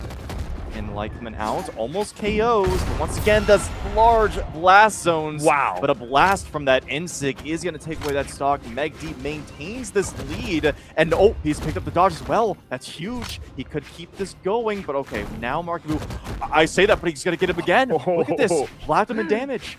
Meg D's looking fantastic. He's keeping Marky Moo in the air, and again, I always think of this stage being such a struggle horizontally, but vertically, if you can make these nairs work on gauntlets, you are a golden god. Marky Moo has been the most golden of them all, but the fact that Meg D's taking this lead back now despite losing game one, this could very well become an even set. Marky Moo catches the landing once again, 150 damage off of Meg D, but he has so much buffer room up against Marky Moo to make this work. Even with the GC ground pound, it's not enough. Marky Moo doesn't need it. He's a barrier to keep Meg D away. But Marky Moo has so much damage applied with him. He's gonna have to play for spacing here off of this scythe. Oh, and you can see Meg D is giving him that space right now, running off stage. It does not want to get caught by this scythe by any means, and I don't blame him one bit. But now he's in the offstage situation against scythe. That's not where you want to be. He's sweat beating. Okay, no, picks up with the GC side. Hold on, the dare's going to come through, back on a stage. Picks up another scythe. And now Meg D hovering around, trying to grab some sort of aerial. Goes in for the side air. It's going to miss. Now he's back in even damage. It's only going to take one or two big hits here. Tries to go for the signature big rip right there, but it's not going to hit. And this is a very close game, folks. It's anybody's game at this point. Guitars are out, trying to go for a switch up there. The dance doesn't work. Markimu catches the landing. The signature doesn't connect either for Magdi's side. Uppercut. Had it been any higher, that would have been the end of game 2. And through it all, Nice. Magdi confirms it. Wonderful work, but not by much. A 50 damage difference between these two players to bring things to an even set. Yeah, I was going to say that Meg D's gauntlets were the golden goose here, but in the end, the guitars really picked up and got himself that final little bit of extra mileage to go all the way. Man, how close has this been? I mean, both these games have been pretty much nail biters, and especially with Meg D starting to take more of a lead here. I mean, this is going to get... I'd say this could be a game 5 easily. Yeah? You know what? I'm inclined to agree. Things are getting really hairy now between these two players, and no switch ups, only a stage difference this time. We move away from the longest stage with some of the biggest blast zones in the game to the smallest stage with the smallest blast zones. Normally, I'd say this is the Mordex advantage because of just the sheer force from Caspian signatures. If he connects anything on this ledge from the Caspian kit, I think that could be the end of Marky. Could be. It could be. You have to be so very careful, so aware of that at all times. And now it's Meg D's turn to go in for the unarmed right there, putting some damage onto Markimu early in this game number 3. But back on the guitars now, going for these signatures early, trying to get any sort of advantage that he can. Look at that big guitar string coming out right there. And you can see that Markimu hesitating to dodge against the guitars, as many people do, because they just do not want it to be caught. But we're seeing multiple of these down diagonal dodges coming out from Markimu. I want to see if Meg D catches on to that fact. Won't matter, though, because the recovery's going to come through, and that is a huge lead for Meg D in this game 3. Huge coverage. The double recoveries was fantastic. Markimu had really no way of getting back onto the stage. Fantastic coverage, conditioning Marky to play almost exclusively on ledge. Continues the streak going. This is what I'm talking about being a Qatar stage. It's so close, so personal. No places to go if you get caught in a string, no matter what damage you're at. And even then, Marky thought he got away. The double swipe from Meg D keeps him at bay. Sweat beads are out, and Marky does find some recourse. But he's already at 105 damage. He's certainly not out of the woods just yet. And through it all... Markimu saying swiper, no swiping, after seeing multiple of those go against him there. Yeah, he was not having any of that. But either way, it's looking like, once again, Meg D is looking to take away his stock, throwing out those signatures, trying to find some sort of connection. The recovery comes through once again. Such a quick option. So hard to avoid. Ground pound on the stage. Side sig. There we go. Keeps exactly that same huge lead that he did at the beginning of this game. And this is looking better and better for Meg D as it goes on. And correct me if I'm wrong, I think that's one of 2 signatures that have connected from Meg D so far in this stage. Because for the most part, Markimu is playing so patient and playing so specific at his angles because he's looking to avoid the Caspian signatures. He knows that will end these stocks so quick. He does evade another one. That was perfect. Neutral sig is out, and somehow Meg D survives? Sure, man. Why not? And through it all, again, Meg D is fishing for it because he knows that's going to be his ace card on this pick. But even then, Markimu, he catches the landing off of Meg D, should send him to the blast zone, and through it all, still survives at 200 damage. That's ridiculous, man. Yep, that is the Scythe struggle of KOing right there. That's why you see him throw out those signatures, trying to get something going. But at least he has managed to get that stock away from him and has incurred an incredible amount of damage. That being said, though, a big string from Meg D will put him into that KO percentage, so he's got to be so very careful. Tar's coming out. He's got the read. Hold on. This could just be it. It will. Oh, my goodness. Grounded string leniency is just... it's great. We love it. It's wonderful. And again, if you're looking to play guitars, absolutely Small World's End is going to be your advantage. Markimu going for a swap, though, away from the Mordex. He's realizing Gauntlet's not really finding the opportunities that he's looking for. Whoa. Maybe not. I stand corrected. It was the Scythe that didn't find as many opportunities to him. So he's going to remain on Gauntlets. He thought about the Mirage, realizes, okay, I need Gauntlets. I don't need Scythe that much against this Caspian pick. I need something with more range, like the Spear. And as we go back to Demon Island, I think this Aang pick is going to work wonders. I agree with you there. I think it's smart, especially from the Spear, well, obviously the Spear perspective, because with gauntlets and guitars, you got to get up close, of course, especially with those gauntlets. So Spear Nair is going to be perfect because obviously you got to get up close, and that force field is going to rack up that damage. And then, of course, you're going to keep those gauntlets, going to get the good signatures, the good stats. I mean, it's just that is what exactly what you expect from the Wushang. Hold on, Trip. For the people watching on the front page of Twitch, by the way, that are new to Brawlhalla, what is the force field? The force field, yes. Well, you just saw it right there. It is the neutral air. It is this thing where you just basically at any point can have this giant circle around you, and if your opponent is anywhere within like 6 feet of you, you get hit. Now, hold on a second, because we've been seeing Meg D lurch up into the sky, looking for those dares as initiation tools. Surely that's going to help, right? I mean, Marky already only took 16 damage in stock 1. Yeah, well, right now it's working wonders for him. He's got to keep onto that spear. I mean, we have seen quite a bit of the spear gameplay from him before. It is what won him, technically, the World Championship in that 2-2 game versus Balloon Boy. So, I mean, it is a good pick of his. But right now, it is working wonders against Meg D, who cannot find an answer. Nice ground pound. That might just be it. It is the down air pogo to send him down. Crap. That is a 2-stock lead already for Marky Moo. It is an absolute shutdown right now. And we mentioned again, plenty of players know how to play against Marky Moo's Mordex. It's like the most visible legend in the game. Mordex has been around since the dawn of time, but so has the Wushang, but we just don't see it nearly as often off of Marky, and the fact that he can bring it out here and almost guarantee a game 5, absolutely. Why not try to find a way to close it out? This could be a 3-stock on the front page of Twitch.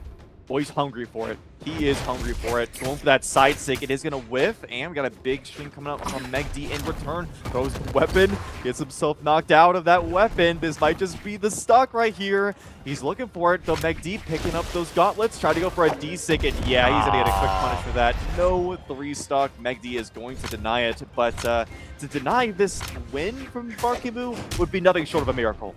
Absolutely. You're on literal hardcore mode now if you're Meg D. The fact that if you take a single hit from, well, that doesn't even matter now. We're going to game 5. Yep, that's right. And man, just what a generational lock-in from Marky Moo right there. I was really not expecting the Wushang to be that crazy. I mean, of course, it's Marky Moo, so no matter what, he can pick up like Magyar and probably wipe all of us. But still, it is really awesome to see how he's able to just go sicko mode there, right? Let's just be honest. He was going insane. So, and he's walking it right back in. Meg D, on the other hand, he is finally putting up a different legend. He's going to be going with the Vow. And this is a very old legend of his with that level 100. He's got a lot of time on it. So this is kind of like his tried and true pick. And for the people, again, just watching Brawlhalla for the first time, Val has a very interesting passive that no other legend in this game has. We've been seeing a lot of players, especially facing Marky in this bracket, try to ledge guard him to oblivion. But the thing about Val on her sword is that if you side sig right off that ledge, normally you just go straight, right? Like you're extending that platform into invisibleness. No. Her sword will clip into the ledge and be like a circular motion, straight up denying any chance of getting back onto the stage. I have no doubt that Meg D's going to try to play into that. No doubt. And it's also worth mentioning the fact that Sword is just an amazing edge guarding kit, right? I mean, it is very, very difficult to get back to stage against a good Sword player, and Meg D is certainly one of the best Sword players out there, so it will be quite difficult. But at the same time, here come the Pogos, relentless from Marky Moo. Building up more damage. Recovery is going to disarm. Try to go for a very out there GCD light to pick up a cider afterwards. Not going to work out, but I like the idea. Ooh, hopping right over that D light. This is very, very close from both these players. Is getting deep in there. They're not afraid at all. This is game 5, yet they're playing like this is game 1. Yeah. I mean, you have to do anything you can to just disrupt Marky Moo, right? Get ahead of his own game. Because once Marky Moo has his establishment down, he has his momentum, his patterns, he's so good about reading the fundamentals of a player. Not even necessarily how a legend works, just like general, where do people dodge up? Do they dodge down? Do they dodge left to the right? What's their response going to be? His reads on that are impeccable, and it's so hard to have those adaptations. And so the answer for a lot of players at this level is play faster, play ahead of Marky Moo. He's trying his best to do that, and actually kind of taking a back foot right now. We've seen a lot of aggression from both these players throughout this set, but a little bit of a standstill, some neutral come out from either player. Nice C-Light pickup. Into the side are going to keep the edge guard going, but right back to it. Weapon throw to extend, try to grab a D-Light combo. And this spear is once again coming super online right now. It is really difficult for him, for Meg D rather, to try and find any sort of opening. Ooh, whoa, try to get an insig off of that GC sidelight. I like the idea, but it's not going to pick up. D-Light recovery, KO confirm. Nicely done. Look at the damage he incurred in the meantime. Yeah. I mean, Val is pretty deceptive. Both of these legends, I would say, is pretty deceptive. You wouldn't think they would have such high defense, but they both do. Unfortunately, the first part of the key for Meg D has been solved. Survival. It's just a matter of finding a way to get consistent damage, which is something that the Val can struggle with lower attack. Wushang doesn't have that problem nearly as much, but as long as you get these strings going like Meg D does, that's not necessarily a problem. It's just a matter of how you want to close out these stocks once someone like Markimu is in that vicinity. But this is it. A boxing match now. Quite literally, Markimu with his boxing gloves has to go on down. Does not go for a follow-up off of Meg D. He resets himself, and this is the opportunity. Uppercut into the sky. And that's Markimu taking that lead back once again. But not by much, my friend. No, not at all. And in fact, big props to Meg D there. That little volley of gauntlets was insanity from him. He was able to get so much unanswered damage, almost taking the stock away from Markimu. But now it's Markimu who's trying to take away that stock from him. He's on that final stock of potentially his winner's side run. But there it is. Yep, here it is. Final stocks for both of these players. And if Meg D can get one of those big strings going that we saw with those unanswered damage, this could be big for him. He's got the spear in hand. This is exactly what he wants against the gauntlets. I bet going out for the force field once again, denying any of that up close damage that he might get. Pogo, this is a dangerous spot to be in against Spear. The weapon throw's just gonna do it. What can you do? It's a 3-2 victory from Markimu, solidifying himself in the upper brackets. Meg D falling down, but such a close game. That's right, Markimu is now in the winners finals. Meg D, unfortunately, will be going down to the lower bracket, but at this point in the game, there's not too many opponents left. All the fat has been trimmed off, and you have nothing but the best players, frankly, in the world to face up against. That's no easy feat. And for our final matchup of this block, we have such an amazing matchup here. It's going to be Balloon Boy versus Guichibu. That's right. Yeah, we're getting just world-class players here on all ends. Of course, your number 1 and number 2 on opposite sides of the winner's side coming in to maybe meet in the winner's finals. That's what it'll be if Balloon Boy were to win this one. But in his way is a quite formidable opponent that is Guichibu. Now, we know that these guys are kind of like character specialists here, right? I mean, Balloon Boy with his Diana, and then we've got the Queen 9 for Guichibu. These guys have millions of XP on these characters, which for those of you at home that don't know, that's a lot. That's a big number. It is a lot. So yeah, these guys have been very, very experienced on these characters. So we're going to see a masterclass from these characters in Legends. And it's going to be quite an opposite matchup too than what we just saw from Markimu and Meg D, where it was very, I won't say it's scrappy, but it was very neutral heavy. A lot of these players really want to get into each other's hurt boxes and find racked up damage, very fast spreads, quick KO opportunities. This will be a slower burn matchup. And despite having a Queen Nai on the board, Guichibu might be the player to prove me wrong here.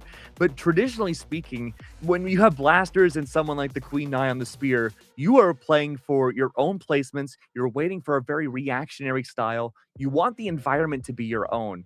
And so a lot of the times it's whoever strikes first loses. But the way both these players specifically like to play fundamentally is a completely different game. So it's kind of oil and water tripped. I don't know what to expect in this matchup. Yeah, this is going to be very interesting indeed. I mean, like you were saying, we're going to be seeing Balloon Boy doing his usual masterclass of spacing, right, with the blasters and the bow, especially the blasters. And then we'll have Guichibu, who's trying to get in with those guitars and grab those signatures, because I have no doubt that'll still be his game plan, right, because that is what he succeeds best at. But it's going to be really hard. I mean, it's difficult against good players in general, but against Balloon Boy, who is just magnificent at spacing you out with the blasters and keeping you at bay at all times where you can't get in and get those cheesy signatures, I mean, that is just going to be such a rough time. But maybe, just maybe, Guichibu can disprove everyone and show exactly why he is up here in the upper side this late in the tournament and maybe find himself in the winners finals against Markimu. And all Guichibu really needs is what? 4, maybe, solid signatures per stock on Small World's End. If he could just take advantage of slide charging neutral sigs inside the hitbox of Balloon Boy, I think this could be a quick matchup. But if he can't make the Katars work, he does have D-Sig on Spear to maybe extend that range past the blasters and bow that Balloon Boy has. I could see that being an option, but as long as it's a game of neutral and just a game of footsies, I think Balloon Boy's got Gooey beat. Yeah. Plus, you're making the bold assumption that he's going to use the spear, which, as we've seen, is not usual from him. But okay, throwing away the guitars right now to try and extend off stage, yet he throws away the spear yet again. He would rather he does be do down sigs on them, than at do least. That's true, that's true. But I mean, more often than not, he just throws it away before even giving it a glance, right? I mean, it's just... it's pretty much automatic at this point, so a reflex, if you will. But back over the guitars, trying to grab himself a recovery. We saw a lot of those at the very start. It went like 2 recoveries just to start us off. And unfortunately, gets glimpsed by that insig. You cannot allow yourself to get close to any of Diana's signatures because they knock out so early.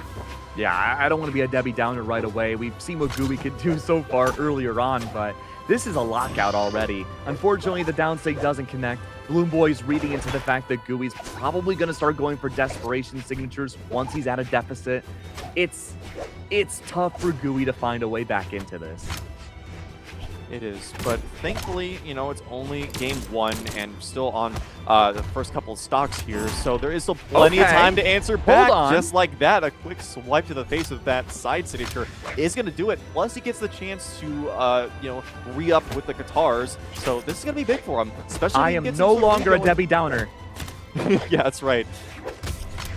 Oh, amazing weapon throw to cancel out that ground pound, because that would have been a KO, I guarantee it. Oh, what a recovery off of Gooey into a nair. That was great. Balloon Boy goes for a desperation recovery. Needed it. Connects against Gooey. Could not ask for a better scenario. Fantastic signature work to send Gooey down to the last stock of game 1. That's going to be a full stock lead now. Guichibu was trying to make something happen quickly here. He does have his favorite weapon in his hands, but if he can't find any big connection, it's not going to do much for him. He's once again throwing up for a lot of these aerials, a lot of recoveries to try and rack on the damage quickly. Nice pickup. He throws away his weapon too. The Insig, no, not going to connect. Balloon Boy able to keep himself away from that one. And now he's got the bow in hand, so he's going to keep a lot of distance between him and Guichibu. That's going to be so very difficult for him to do anything with it, but it is going to be the Insig to take Balloon Boy off the top. Now 1-1 in the stocks. Dude, I think Gooey just has to hit 1 signature per stock in order to take down Balloon Boy. This is ridiculous. But again, the big question is, what do you do for the first 100 damage? And that answer will have to come to us in game 2, because Balloon Boy, as soon as he respawns, picks up those blasters and fends it home. To home, yep, and is also going to be sending the Queen Nai home, it seems, because now we've got the other pick that Guichibu is known for here. It's going to be that Sakura, aka Lin Fei, which we did see a little bit earlier from Megd. And I mean, Megd's Lin Fei is great, don't get me wrong, but I do think Guichibu would be the better, or honestly, just the best Lin Fei out there. So I'm interested to see how this goes. I mean, I think that's just a battle of endurance, right? We've just seen Guichibu on the Lin Fei longer than Megd. I think if you give Megd the same amount of time, he can maybe surpass Guichibu, but yeah, well, we're not in that universe, right? But this could be a fire stage for both of these two legends. Cannon versus Bow here. This is a match made in heaven for both of these legends. That's right. Okay, already early damage for Balloon Boy, getting these bow hits early on. Trying to swing in. Looks like Guichibu is looking to answer back as quickly as possible, but pump fakes with the throw right there. That's a little bit interesting. But I think Balloon Boy knew he was calling his bluff there, because like, wait, you throw your guitars away? Nuh-uh, not you. Keeping Guichibu in the air too. You don't quite have the same amount of force as you do on the Queen Nai, so you can't rely on signatures nearly as much as a wall. Instead, you have to go for a lot of downlight into just keeping Balloon Boy in the air and kind of figure it out from there type beat vibes. But unfortunately, The strategy of Balloon Boy slide charging into a signature towards the end of these stocks won't be a viability anymore. It's almost the opposite of Small World's End. How are you going to close out these stocks after you rack up this damage against Balloon Boy? I'm guessing maybe you can go for some like signatures off the side, right? Because of the small walls, you do have things like the down signature on guitars that can kind of dunk and get the early stocks. But at the same time, I don't think Balloon Boy will allow him to do that. So easier said than done. But here is the perfect situation to do it. He tried to go for a slide charge off the side to get it, but no, Balloon Boy maneuvers around it perfectly, gets 2 hot side airs in response, and now in a bad situation. No. Balloon Boy is the one in the bad situation. For those of you just tuning in and weren't there earlier, Balloon Boy has had a lot of problems with his internet. He is playing from Canada, so he does have a bit of a problem with that. But back into it, and it is going to be Wichibu getting that stock with the N-Sig. Hopefully Balloon Boy, that's all we're going to have as far as connection issues goes. Yeah, Balloon Boy said when he was struggling with his internet in the matchup against Shade, he was just like, look, man, if my internet goes down, just take me out, man. And Shade was Put him out like, of his no. misery. Oh, wait. So Gooey has that same respect, it looks like. And as soon as Balloon Boy's back with his internet, Gooey unfortunately loses that second stock. Full stock lead now. That's right. And we got some cannon gameplay coming out from Wichibu. Interested to see what he'll do here with this cannon. Nice. There we go. Okay, get a big string there. Look at that. Okay, gonna confirm some more. Trying to go for a side sig that might have just knocked out. But instead, he is going to continue to drag on more. Go for the side sig again. Not going to connect, but a nice GC D-light into the Nair. Just barely not knocking out. And now he's going to find himself in a weapon guard situation. Nice gravity cancel side sig. He's using a lot of signatures here. A lot more than some might expect. But I guess that is what's going to happen with a character specialist like this. He knows exactly when to use them. And now he's not in a terrible situation. He is down, but not out. Yeah, Gooey had to warm up on the cannon. In the first 2 stocks. Oh, no. No! Oh, no, he can't do anything about that. No. It's just the power of the cannon, I guess. The cannon knocked out his internet? The Transformers are blowing up all over. Oh, that's so unlucky. Well, I hope Balloon Boy makes it back. He just locked in his Diana again. I imagine Guichibu's going to lock in the Sakura once again as well. Oh, man, that stinks. Yeah, I mean, especially when you're like last stocks, right? Because it's like he was close to closing that one out, but nope. It looks like the internet had something else to say about that one. But we are in a 1-1 situation, so I mean, it's not terrible for Balloon Boy. And you know, I already said earlier, I hope that that's all we have as far as connection issues, but it looks like his internet is not going to be so gracious. I know, right? Okay, what do you want me to say? I hope his internet crashes. Yes, reverse psychology. There you go. Yes, you're right. Yes. Balloon Boy, I hope your internet never works again. Woo! That has to be how it works, right? I hope you don't go to a data center and play right next to the servers. I hope you don't get a ping of 1. Yeah. Right? Get this man a LAN setup, please. Like, Please. go to A gaming BMG and play cafe. there. Like, just something. I mean, jeez. This is unfortunate. But at least he's an actual land demon, and I'm sure we'll be seeing more of him, coming like BCX and stuff later on this year. But man, we want to see more Balloon Boy onlines, man. 2, 1, Yeah. Can we like feed him an optical cable from like the U.S. to Canada? Is that possible? I can dig enough of a hole. You have the funds for that? I mean, if you got I will it, start man. digging right now. Well, hopefully, Balloon Boy can start digging into this stock, because if it starts to lag anymore, it might just be wraps for him. But here we go, getting really aggressive offstage with this bow, try to extend super far out there. I like the idea. We should be covering himself with a ground pound right there, picks up the GC side light, but then giving afterwards until he gets a big string. What the heck? Was that all confirmed? I believe it was, and right now Balloon Boy trying to find the follow-up as well. Could not find the landing off of Gooey. Wonderful work to send Balloon Boy back into the sky. Great coverage overall. No weapons available for Balloon Boy to acquire himself. But even then, signature after signature, I would argue also designed not necessarily to connect, but forcing Balloon Boy away, not for the immediate follow-up, has been a good sign for Gooey. Keeping Balloon Boy on the ground. 160 damage now. manipulating Nice. space and time as we know it.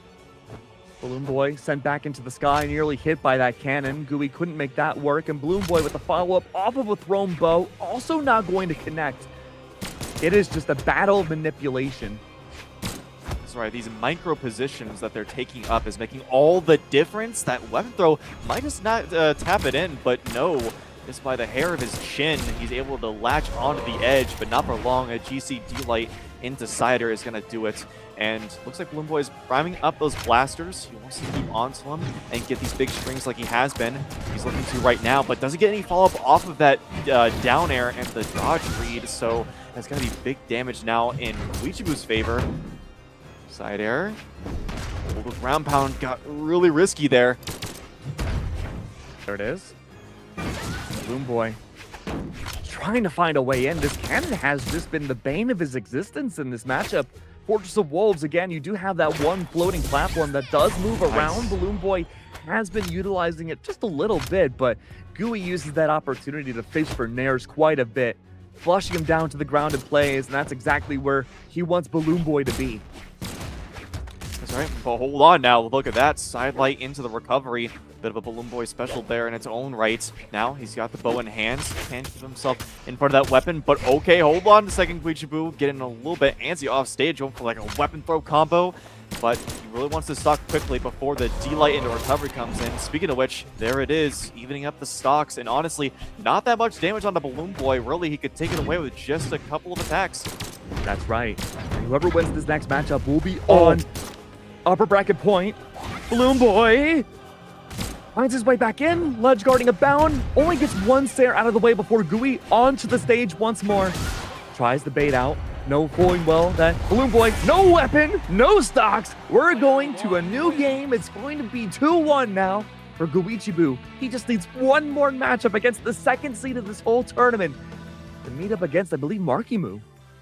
That is right. Yeah, he's trying to undo the seeds here because obviously Markimu is sitting where he's quote-unquote supposed to be according to the seed, but looks like Uichibu wants to solidify himself in that top spot. Only needs one more to do so, and considering the fact that Balloon Boy is clearly lagging, he is going to have a bit of an advantage in that right, but if we know Balloon Boy, it's that he's not going to give up, right? He's going to keep fighting to the very end, using these aggressive plays to excite not only the crowd, but also potentially get himself into the Game 5 and the victory. Let's see what he can do. Here we go. All right, Uichibu hovering around once more, looking for an opportunity to get that cannon. Cannon, again, has been a big struggle against Balloon Boy in this matchup. Uichibu, a very unorthodox, hyper-aggressive playstyle, something that Balloon Boy's Diana kit should be good up against, but Gooey has been so good about manipulating the positions of himself and Balloon Boy in the process. Weapon throw is out off the hands of a neutral sig, connects GC signature out of bounds, essentially. Recovery, double recoveries out, weapon throws away, ensuring the Balloon Boy has to go unarmed. The Balloon Boy does not care. He is looking to pop the victory away out of Uichibu's hands. Jeez. The Uichibu's there for the follow-up. Another signature out, barely taking a lead. I mean, he is just going hog wild on these signatures. That was like 4 in a row, finally grabbing the side sig. It's even. But there we go. Yes, an answer back with the uppercut coming out. Here we go, Balloon Boy. He's got his favorite blasters in hand. Let's see what he can do. But now it's the cannon from Uichibu that's been the issue for him. Nice, these blasters spacing out these attacks, not allowing Uichibu to get even remotely close to him. It's so tough. Balloon Boy has not been able to find a consistent entry with these blasters. I want to see more of the bow, but again, the startups can be so telegraphed. Both of these weapons rely on very certain angles, but at least there's a lot of more reactionary plays when it comes to the blaster, trying to fish for these Sairs. Sair, Sair, Sair, Sair, Sair. That's 2 that connect, and the third does not. That would have been enough to end that second stock, but the GC side sig does not either. When all speeds are out, a ground pound in play. Uichibu read it perfectly. And now, forgoing that golden cannon, relying on early stock damage with the Katars instead. He's setting himself up for, I believe, double cannon now once these Katars say goodbye. Sweat beating. He's trying to pick up something. The Cider comes through. Does pump up the blasters. It's to be expected from him. There it is. The side air is completely even, folks. Will we get a Game 5 or will Uichibu shut him out? blasters are going to be the deciding factor here, or will it be this cannon coming up with Weechabu? He's going in. Look at this, going out attack after attack, trying to find some sort of connection. Nice GC sidelight. They're coming alive. These blasters are putting up that famous wall that people can never get past. Oh, we caught the dodge, but he couldn't get another down air afterwards. Getting another one there, though. Oh my goodness. That floating platform, what was once Gooey's friend, now an enemy, caught the cannon. He could not pick it back up, relying on Katars now. He's looking to chop away. The D-Sig doesn't connect. That was enough to get Balloon Boy back onto the ledge. 150 damage. The wall is back, and Balloon Boy sets it off again. Game 5, guys. Let's go. I'm so happy to see it. The side airs nailing him to the wall, not allowing him to get past. We are going to get ourselves a Game 5. I'm so excited for this. And, you know, God willing, we don't have any problems. So, who do we got going? I mean, like, this could be anyone's game. Seriously. It really could be. Barring any internet issues from Balloon Boy, this feels like a perfectly even matchup. This Lin Fei, a legend up until recently pretty seldomly seen in pro play, has been making a big comeback. But we go to Small World's End, and we saw how effective this was for Gooey back on the Queen Nai. Now that you're on the Sakura, you're slightly faster, but you don't have a big reliance on signatures like you did before. Balloon Boy does not change going into Game 5. The same legend all throughout. Gooey has plenty of time for adaptability. A starting signature's out. Sweatbeat's already underway, setting the pace up against Balloon Boy. A fantastic start. What will Balloon Boy do? He's gonna play blasters, obviously, but what will he be able to do it successfully? That's really the question here. Guitars getting once again into his spot, but that side air just perfectly placed. Is perfect, but the onstage ground pound, a questionable option, and that is going to take away his stock. What is he going to go for? It's going to be the guitars. That's surprising. I actually would have thought the cannon would be his weapon of choice here, but instead he's going to get aggressive with these guitars. Balloon Boy has to find some sort of answer quickly with this bow, or it might just be lights out. We're really relying a lot on spacing here when you're on Diana, looking for a chance to set up your home base and ensure that someone approaches you and you can go for a downlight and set up something into the air. Not quite the case when someone is in your face the entire time. There is no breathing room for Balloon Boy at all, and Gooey is making sure that stays a fact. Guitars have thrown not once but twice. A ledge guard could have been made by Balloon Boy. That's the Diana special, but it's thrown back in Balloon Boy's face. That's the recovery back out. Balloon Boy survives, but a Nair in return tries to pop Balloon Boy. Not quite yet. Will there be a chance, though? No, the neutral sig doesn't connect. But Gooey's not strong enough to send Balloon Boy back home to that last stock. Could this be it? A chance to breathe. Maybe for Balloon Boy. He has to catch the landing on Gooey. Gooey does not have a lot of options. And he's got to say goodbye to a flawless stock. No, but I mean, I think he'll be okay with that if it means he wins. And he's certainly poised to with how much damage he managed to rack up onto Balloon Boy before losing that stock. Now with the cannon, ooh, GC side sig is going to rack up some damage, but a Nair is going to come through. This might just be it for Balloon Boy's winner's run, or unless can he crack open one final lock-in and get this for him. It's going to be difficult, but if anyone can do it, it's going to be Balloon Boy. It's got to be a generational lock-in.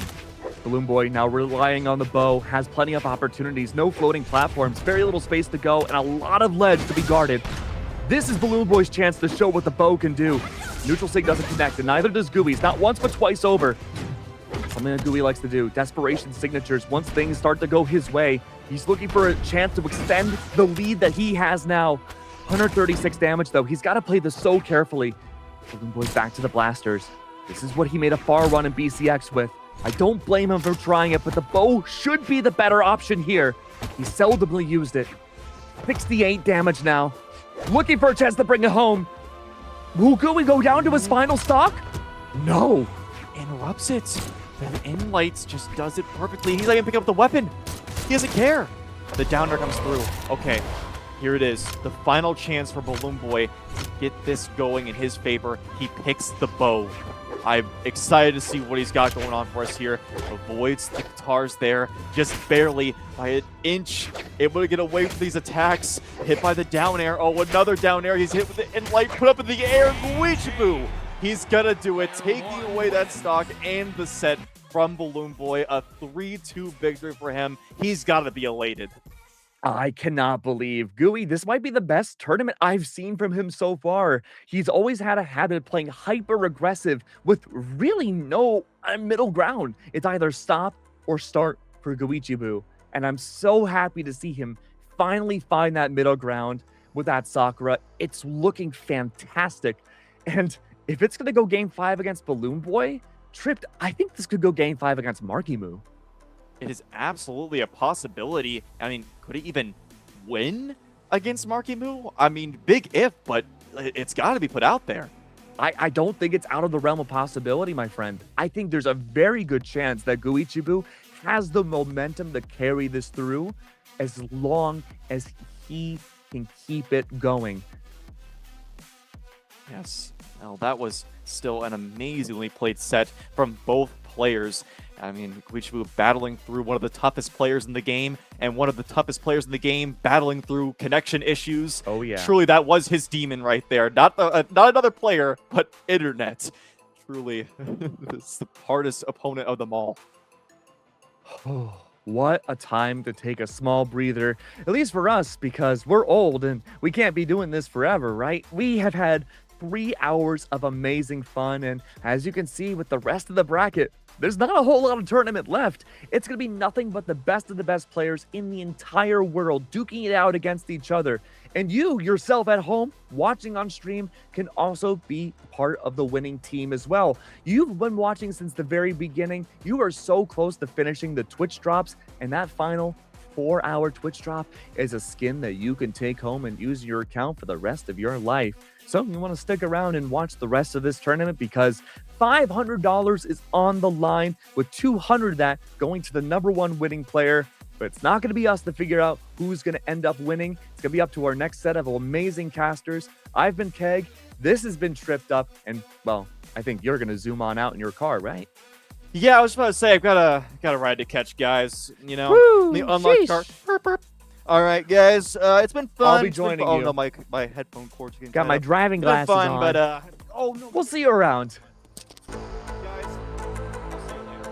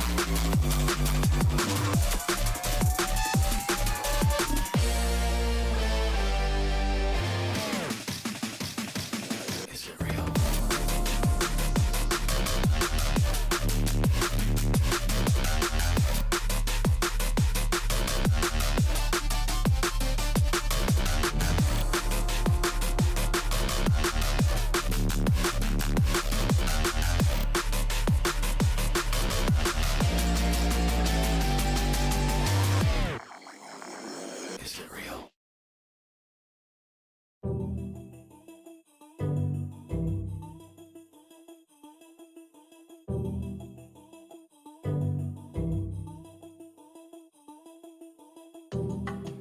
You say you need a hero, someone to set you free. You say you need a hero, but don't put your faith in me. Don't put your faith in me. No.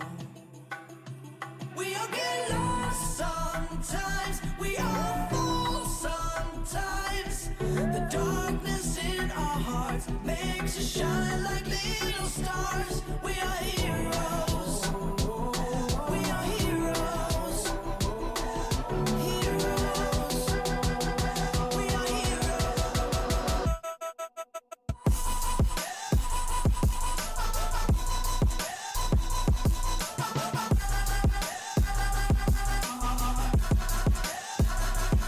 We are heroes. We are heroes.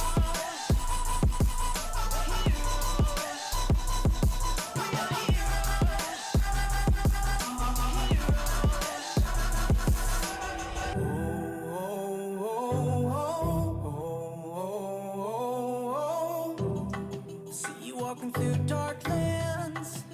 Hello, everyone. Welcome back to Galaxy Cup Ignite. My name is Flaming MBL, and I am joined here by Zavanoya. Sir, yes, sir. So far How in you the doing, my tourney, friend? I'm feeling kind of great. I'm not gonna lie. I mean, I've just been watching the tourney this whole time, seeing a lot of great players, great casters, amazing production as well. Like, I don't really have any complaints. How are you doing? I'm doing great. Some of these sets we're getting crazy. We're getting crazy upsets, especially in that winner's side. The last set we just saw Guichi taken out, Balloon Boy there, but also some kind of smaller ones as well, especially on that lower side. But we'll get to that in a moment. But yeah, I'm really excited for this. We're having a great time here at Galaxy Cup Ignite. We're on the front page of Twitch. I mean, Galaxy Cup getting that boosted prize pool thanks to BMG. I mean, what a wonderful day it has been, Sav. So, without further ado, I think it's time to introduce our first set. What do you think? I do as well. Looks like we are getting a restart though, but still, that's not going to stop anybody from being excited. We got Radish versus Fio. Now that, I think it's pretty interesting. Fio's a player that I have watched a lot this year just grow and just improve, especially those blasters. I feel like that is like definitely Fio's strongest like quality. I could agree with you there. They have a lot of time on the Lucian as we see a level 100 getting locked in, but also I believe you saw Cassidy come out not too long ago. And we all know how Cassidy is right now. We've all seen the past few tournaments. But Radish is a absolute titan. Hasn't played too many of the majors this year due to being out of the country for school, if I remember correctly. And I remember seeing a lot of people say Radish, honestly, at one point was kind of the greatest player in NA at the time, rivaling even Sandstorm. So, I mean, obviously he's going to put on a show for us today, and I'm quite excited here, Zav. Yes, sir. Going to Demon Island for game number 1. PR12 versus PR60. All right, let's see. Are we going to see an upset? It's definitely possible. Definitely possible. But game number 1, Radish playing the normal Red Raptor and Fio on the Lucian. I'm excited. Both running these pretty dark colors on Demon Island. Game number 1, Radish starting off with a bit of damage, but a nice gravity cancel down sig coming out from Fio on the corner. Grabbing the blasters, moving around each other, but Radish hitting the side air, goes for the recovery, is able to connect, tries to go for the insig to catch the landing, but no bueno. Radish trying to approach with that weapon throw. Now resets to the center stage, getting caught out by the side lane of the blasters. Another one in Bio, doing a really good job of keeping the space in between him and Radish, trying to force out some options here in neutral, getting the X pivot neutral air as Radish approaches on the corner, picks up the boots, side light, doesn't go for the dodge down, trying to punish down air. Radish gets the first stop. Beautiful, beautiful. Still not too crazy of a lead just yet. Fio can still bring this back. But let's see if Raiders is going to be able to extend that lead even further. Ooh, both players dancing around each other. Got the side stick coming out. Nice. Weapon throw the cat. Try to cover him. But Raiders getting a nice conversion there with the recovery as well. Catching landings. Nice, nice. Theo trying to go off stage a little bit with it. Grabs the blasters. Can we get a Sayer? Can we get a D-Light something just to take out the stock from Raiders? Gets the D-Light Sayer. Still not enough to KO just yet. Raiders sitting at 197. Yeah, one more good hit, and that's going to be the stock. That Cider might just do it, but barely not enough. As Fio tries to go for the edge guard, barely whipping on another Sayer. As Raiders still adding some more damage to the second stock of Fio, going for a gravity cancel down sig there. Still rough options coming out from Fio, looking for the KO. A gravity cancel down sig. The Hail Mary attempt, and it's still not going to find it. And a reverse Cider still whiffs on the down air as Raiders trying to go for a reversal with the ground pound back on the orb, dodges the down sig. Spio still looking for this first stock on Radish as he's almost getting the second stock. The neutral sig finally coming through for Fio, getting the first one off. But oh my gosh, so much extra credit for Radish. Very good, very good. But now we got both players, both on their second stocks. We got Raiders going for the recovery. That's still not enough to KO. We got a down there that is able to interrupt. Good damage, but we need a KO coming out from Theo. But Raiders still holding on to the second stock very nicely. Goes for the D-Light recovery and is able to get that stock, putting Theo on final stock for this match. Yeah, and he's going to have to try and ramp up the KO potential a little bit more. And he has really good damage building weapons, but aside from Blaster, D-Light, Sayer, and D-Light recovery, I mean, you don't have too many KO options. But Radish going in with this orb, trying to get a few more chip hits here and there to build some more damage and some extra credit on this stock. Already getting a few two pieces off of orb. D-Light, Neutralite again, trying to go for a weapon throw punish on the gravity cancel down light, but catches the side light, trying to go for the side sig. Got a little greedy as Fio gets the punish and the weapon throw, which should be the stop. Yeah, Raiders was going for a little bit too much there, and Theo playing it very smart, was able to get the knockout on the side. But now we got Theo with the blasters. Raiders unarmed. Raiders trying to grab a weapon. Finally is able to grab that orb. Goes for the side light. Nair into the recovery read. Nice. Still not enough to KO Theo just yet. We got the neutral light coming out, stopping Raiders' momentum. Ooh. Nice airs. Ooh. Theo still going. Still just getting a lot of damage avoiding. But no, the Sair. That's still not enough. But the weapon throw. That had enough force? Nice. I mean, he was close enough to the KO box on the side, but, I mean, he also put himself in a pretty dangerous spot to go for that. But still, nonetheless, he got the stock. Yeah, Raiders taking game one. A pretty close set, though, so far. Absolutely. We just need to see some adjustments in game number two. Mm-hmm. And, you know, it kind of struggled. File kind of struggled getting that first stock off. I don't know if it was just, you know, getting back into the swing of things. Sometimes players anticipate a much shorter break in between sets, and I guess this one might have just been a little bit too long for Fio to keep those the engine running. But you know, later in that game, it did seem to ramp up. Those blasters that you were talking about earlier before the set started, I mean, they were definitely coming out there. Indeed. I wonder if we're going to be able to see some more Katars coming out this match, even. Just to kind of like, oh, wait. You looks like we're going to get a reset. Indeed, indeed. Yeah, I think in game number 2 here, there's only really a few options I'm going to be looking at for Fio. Obviously, you mentioned the Katars. I want to kind of hear, what do you think? Do you think the Katars are the play here? Against Raiders? Very unsure, because Raiders plays 2 weapons that you really have to be kind of close quarters in, right? So if you're going to lean onto the Katars a bit more, you kind of got to be able to find a little bit more openings compared to like blasters maybe, because you still have that range. I agree with you. I think, you know, Orb is pretty safe, so I guess potentially playing the blaster to that could work, but I mean, we saw last game, we saw some interesting gravity cancels on the side of Fio, so I think realistically it could go either way with anything. But game number 2 here, after the reset, here we go. All right, so far we got both players pretty much just even right now. Nice inlight from Fio. Not able to get anything off of it. Goes for another one. But Radish punishing with a Sarah at the top. Nice. Just getting some nice little chip damage in. Nothing too big just yet from either player. Oh, both players dancing. Trying to find an opening. Still both players struggling to find it. Pretty much even. Oh, nice. We got the sidelight into the inlight coming out from Radish. I mean, it's just good damage overall so far. Absolutely, and both ways. Neutral Sig gonna catch the dodge out the weapon throw again for Radish. That's not gonna be enough, but the down air bouncing off the wall. Fio actually got the touch there, and now they're trying to go on the offensive. Barely whiffs on the side air punish as goes in for the side light neutral aid, barely missing the neutral Sig as Radish. Another weapon throw, trying to find the stock on Fio. Catches the dodge landing, another burn dodge, and another weapon throw for Radish.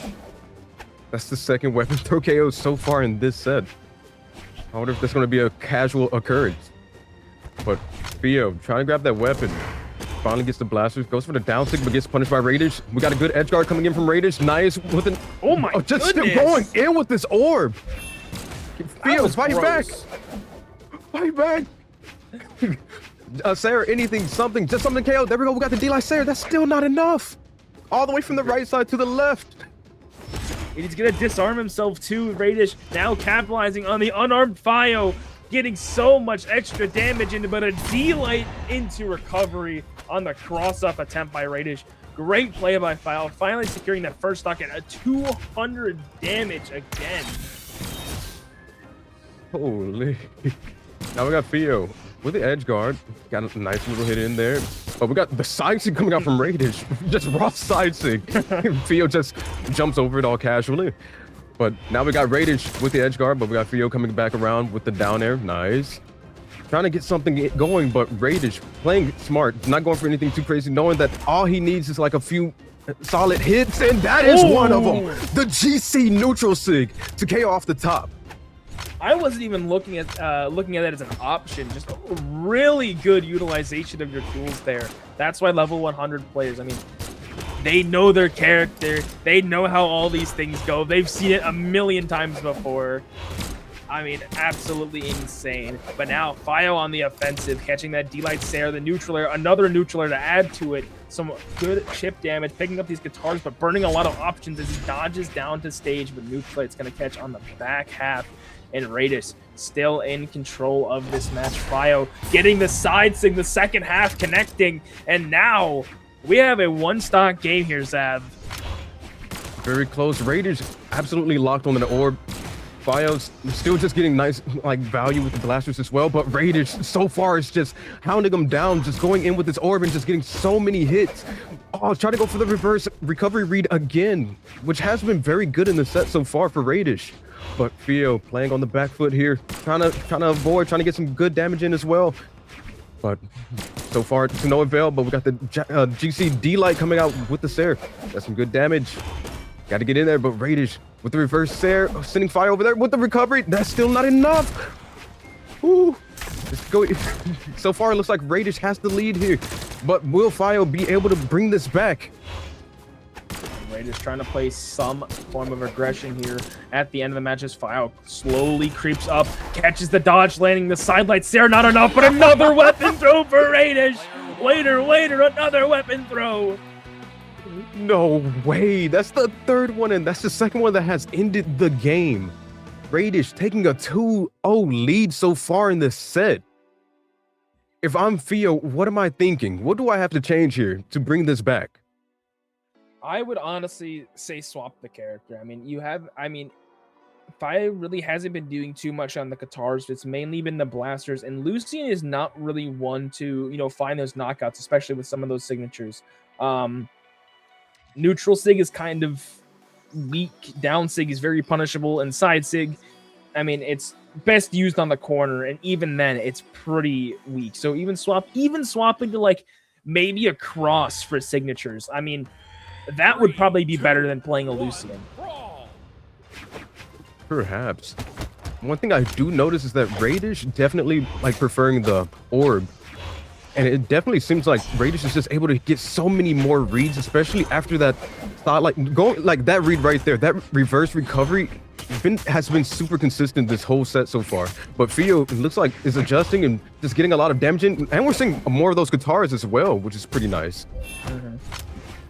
As soon as I say that. I mean, might as well at this point. D-Light Sarah, he has a pretty good lead though. Resetting the center stage, trying to go for that backdash down light, still not going to find too much out of it. Whereas Radish kind of slowing down this game, getting caught up by D-Light recovery, and Fio is going to take stock number 1 here in game number 3. So far, is this the first time Theo's had a lead in this set so far? I would assume so. Yeah, definitely he has to get some extra credit here, especially against Radish. Radish has been super consistent this whole set, just getting so much damage, and look at those boosts. We're getting some good reads with the GC Sig. Ooh, trying to go for the weapon throw again. Almost connected too. But Theo still holding on to this first stock somehow. Nice. Getting shifty with it. But Radish, that said, was not enough. That inlight also not enough. But the ground pound still not enough. Theo in dark red, holding on to this first stock still. And Fio's doing a really good job of keeping this extra credit. But as I say that, the neutral light for Radish is going to come through. And it looks like he's going to be playing on the orb for the rest of the stock, as Fio able to get his guitars back. You know, he opened up the game with these, and they were doing pretty well, catching his side light, neutral light, and a down sig on the corner. Radish might go down here. The downer will be the nail in that coffin. Almost getting back with the side sig. And Radish dropping the last stock. I mean, Fio's playing really good this game. Yeah, that's exactly what you want to see, especially in what could potentially be the end of the tourney for Theo. So nice. Ooh. Theo, trying not to go for anything too risky, thinking that Radish is on final stock for this match. Just trying to get a little nice damage in there. Gets the neutral light. Gets the Nair read as well, but not able to continue after. Nice. Caught Radish chasing there. Just stopping the momentum with that. Nice. Good damage. Good reads. But Radish attempting to fight back, but so much extra credit from Theo right now. Side light Nair, trying to burn a dodge there, unable to get much out of it. Has the disarm with the side air, the side sig. Not going to be able to find the knockout just yet. A neutral sig being thrown out by Radish. He is struggling for the second KO, where Fio looking for his final one here. Recovery not going to send high enough to KO off the top. The down air into Sair. Radish has to return as Fio gets the edge guard, but barely whips on the recovery. Radish with a beautiful dodge. The unarmed side air. Now another weapon throw from Fio, trying to say, I can do it too. Radish whiffing on the side sig. D-Light Nair, not enough. Weapon throw also not connecting. Fio needs one hit to end game number 3. Neutral light barely whips on the recovery. Ooh. Just barely missed that side light, and Theo able to punish that with the D-Light recovery, is able to take a game in game number 3, and that's nice. 2-1. I mean, what more could you ask? You know, you're fighting for your life right now. If you lose that game, you're out of the tournament. If you lose one more game, you're gone. So, I mean, I think Fio did amazing. What do you think, man? I think Fio did great, especially in the beginning of that match. Just being able to keep a consistent lead, that's what you want against a player as good and experienced as Radish. You want to be able to try to keep a lead and try to extend it as much as you can. And was able to do that excellently. Absolutely. Going into game 4 here, Radish, I mean, he has to kind of make up some of that momentum. That was kind of a big turning point there. A 2-stock victory. How do you think that's going to shape up for Radish going into game number 4? I mean, Radish still having that cushion right there. Still has a little bit more like confidence to work with, but also with Theo just now taking a match, also gives him a little bit more momentum in this case as well. So all Radish has to do is just try to play this smart and try not to go for anything too crazy. And I guess we'll see. Now, Radish definitely has some experience against the Lucian, as one of his main rivals was Luna. I don't want to say back in the day, but a few years ago. But still putting a lot of pressure with these boots getting a neutral sig, has about double the damage on Fio right now. Getting caught out by a down air, and now getting caught by a neutral light, as Fio's blasters once again putting a halt to the Radius show. Yeah, and Radish on the boots. Nice DC into the Serb that is able to take the stock. Now we're on Smart World's End. We're getting a little bit of a scenery change as well, which is very nice. I think this map works into the advantage of maybe Radish a bit more, but I guess we'll see how this shapes up. Because so far we got Radish with the lead, a decent lead as well, getting some extra damage as well. But Theo chasing with those guitars isn't able to get in. Radish with a great read on the spot dodge. It's just so much damage. Slowly but surely, that molehill is turning into a mountain. Radish playing on the corner, knows he doesn't really have to approach all that much, waiting for Fio to make a mistake. Down air into Sarah as Fio trying to get this edge guard, but Radish able to return to this pocket, sends back to the center, into the side air. Down air into Sarah again, but Radish says, no, I'm still alive. You're going to have to keep dealing my first stock, but a down air will finally end that one. Even stocks, but not even damage at all. But this is, we've seen Theo come back ever so slightly from leads like these. So I guess we'll just have to see, but Radish with the orb, when Radish has that orb on the ledge guard, it's just so hard for Theo to find a way to touch, but we got Radish going for the very bold GC side sig there. But nice there. Try to go for the weapon throw once more. But you got to be careful about Radish's like weapon throws, but nice recovery to punish that. Now we got Theo on what could be Tourney's stock here. That is definitely true. If Fio can potentially even get Radish unarmed, that would be absolutely huge right now. He cannot afford to take too many hits, and already another 3-piece coming out for Radish. But Fio, now these guitars, almost gets the dodge read, barely misses on the side light in. Radish once again returning to center stage, putting the pressure onto Fio. These footsies are definitely not in the favor of the Lucian. Another D-Light sider gets the disarm, looking for the up, but no option was there. Keeps Radish disarmed, still on these guitars, getting caught by a neutral light. Dodging inside, Sig gets the KO, and Fio still has life here, Zav. That's what I like to see. That's what I like to see. Come on, Fio. Got the blasters. After getting the KO with the guitar, swap to the blasters, which, as I've said earlier, I believe this is definitely Fio's like big quality here, the blasters. But let's see, is Fio going to be able to find an opening against this consistent Radish? Just so much. Oh my goodness, Fio can't get back on the stage. Radish with the boots. Oh. So incredibly close. Neither one of them really wants to approach here.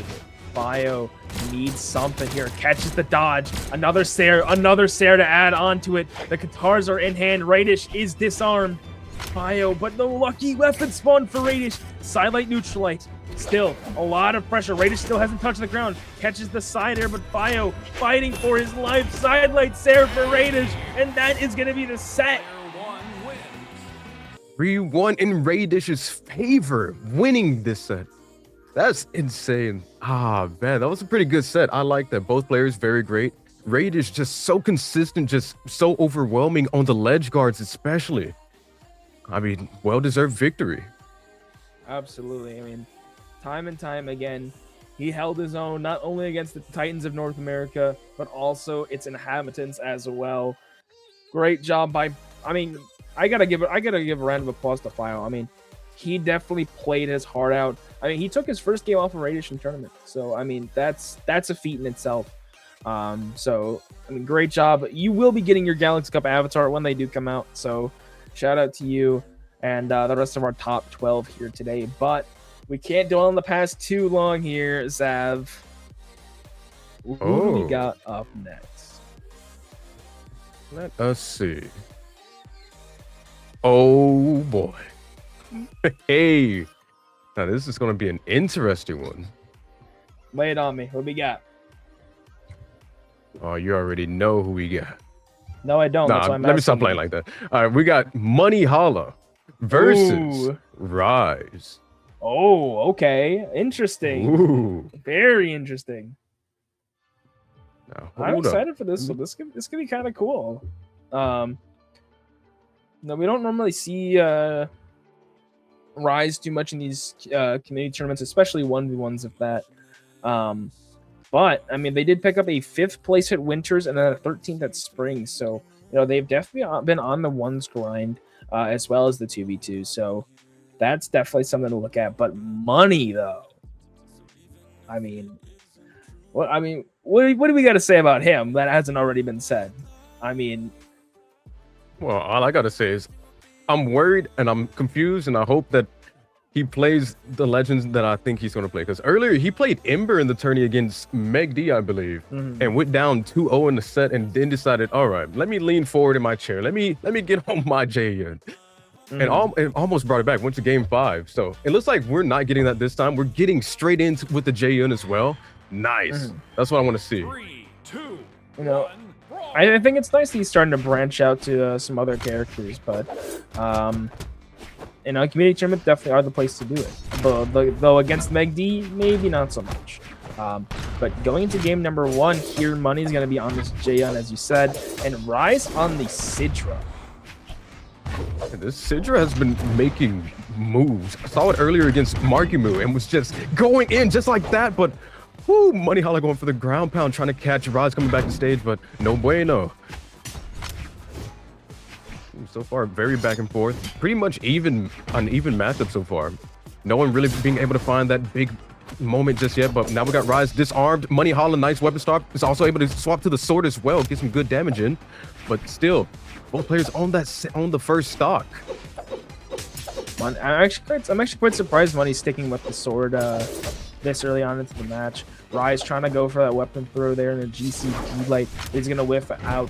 Money once again whipping on his neutral sig as well. Neutral light connecting, getting the disarm on the side, throwing it out a D-sig? Hello? Whoa.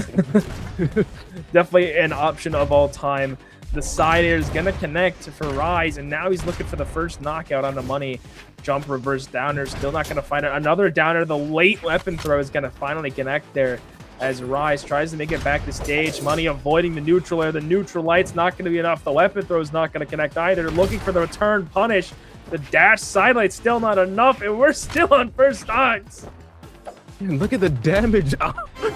So much damage that a Nair was able to KO from the bottom. Like, whoa. All right. Is Rise going to be able to... Okay, yeah, nah. Fast KO there. Nice D-line to the weapon, pick up Nair. So that's nice. But so far, it seems like both players are able to get a lot of damage in, but it seems like they're taking a while to KO, just like so far. Absolutely. I mean, I think it's kind of just been a running theme. No one wants to aggress super hard, but Rise try to go for that gravity cancel D-light into side air, get some more damage off of that, but unfortunately not going to capitalize too much as Money's going to recover low, getting caught out by a neutral air now, getting disarmed off the neutral light, and now getting weapon start. Rise doing a good job of keeping Money pressured in these situations. Money dittoing with the sword. Nice weapon throw, but does not connect. But that was even better down there coming out from Rise. Catching Money Holla coming back to stage. Rise, I mean, not out of the woods just yet. Okay. Understandable, sir. Didn't need this stock anyway, it's fine. No extra credit. It has just been clean slates for every single stock. And here in game 1, this is kind of the feel out phase. You're going to try and see what your opponent's doing and what they're going to possibly be doing the entire set. So, I mean, being able to adapt not only so fast, but also so accurately for both players. I mean, it's going to be a long set, to say the least. As Money starting to trail a little bit on damage, gets a nice 2-piece with a great sword.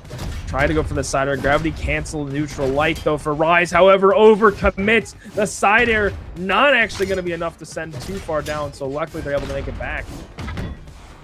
Ooh, Money Holla going for some interesting reads with his great sword. But so far, Rise is not falling for it. Nice Nair. That's still not enough to KO, but catches the landing. That's still not enough. But this is not a spot you want to be in against Sidra, of all legends.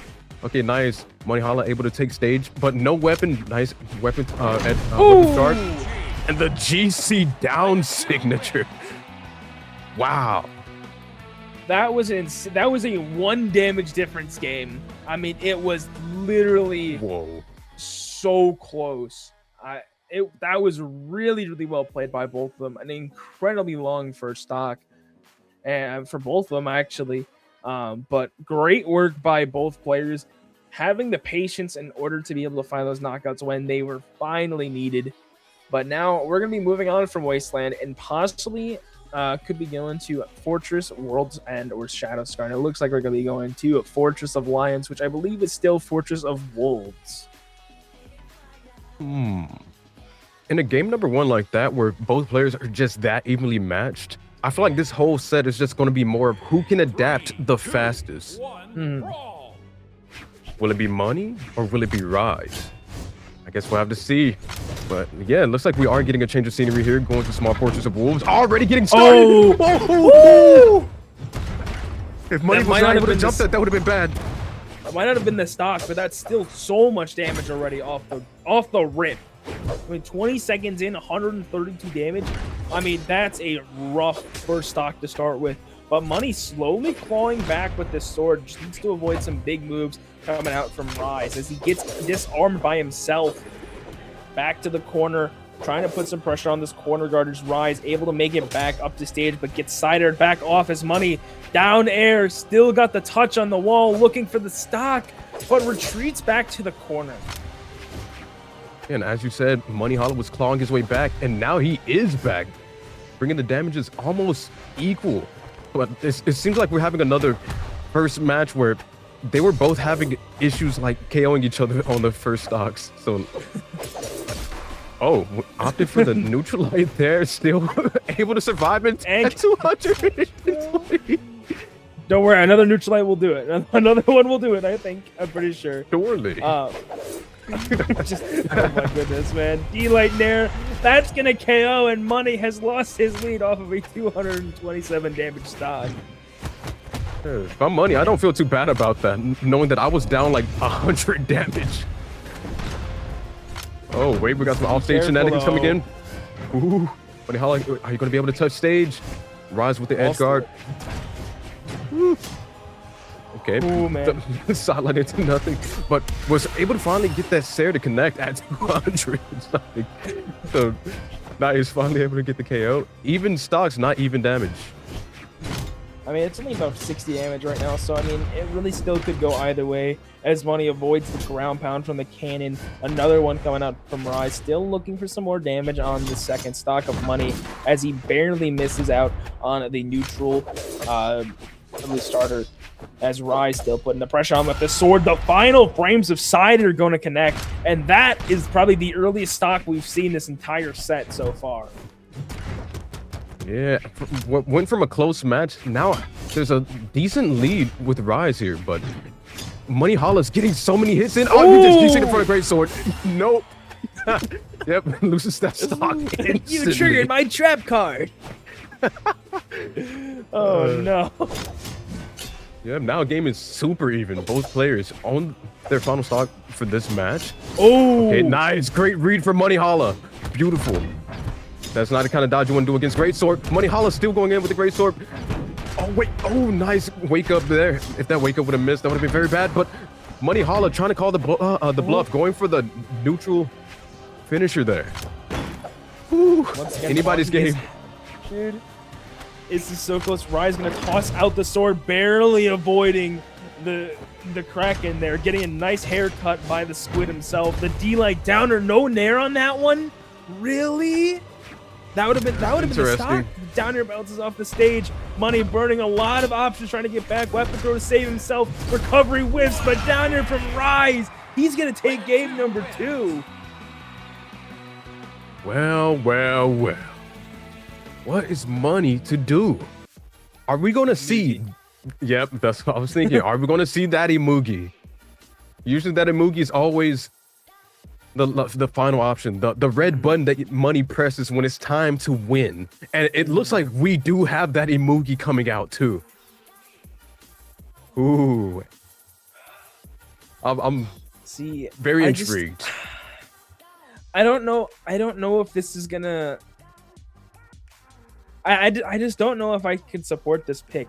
I mean, the past few games, he's struggled to find KOs, and now putting Axe into that equation over the sword. I mean, I I don't know how to feel about this. And I mean, Yeah, I maybe can it'll agree. work, but I mean, you also have that low speed too going into Cannon. I think he's only playing 3 decks, so like every single factor is stacked against him right now. Yeah, but let's hope that he's going to be able to find some value, at least out of these signatures from Imugi. Oh, wait. Oh, I was going the for wrong reverse. way. That would have been insane. But yeah, I believe that was going the wrong way. But amazing edge guard from Money Hollow so far. Goes for the risky down signature. Both players duking it out. Neutral lights, not going to be enough. Looking for the KO here on the corner. Returns back to the pocket and lets Rise return back. Cider whiffs, but Cider for Rise barely avoids the neutral sig from Rise. Ooh, nice. Got the down heavy to KO on the left side. I am very curious about the KO potential of this Imugi, like you were saying earlier. Because when it comes to the Greatsword, very confident in Imugi's in Money's Greatsword here. But the axe, will Money be able to find those openings with the axe against this Sidra pick? We'll have I mean, to so see. far. It's definitely been okay, but another whipped side sig. Rise is going to get the punish and the stock off of it.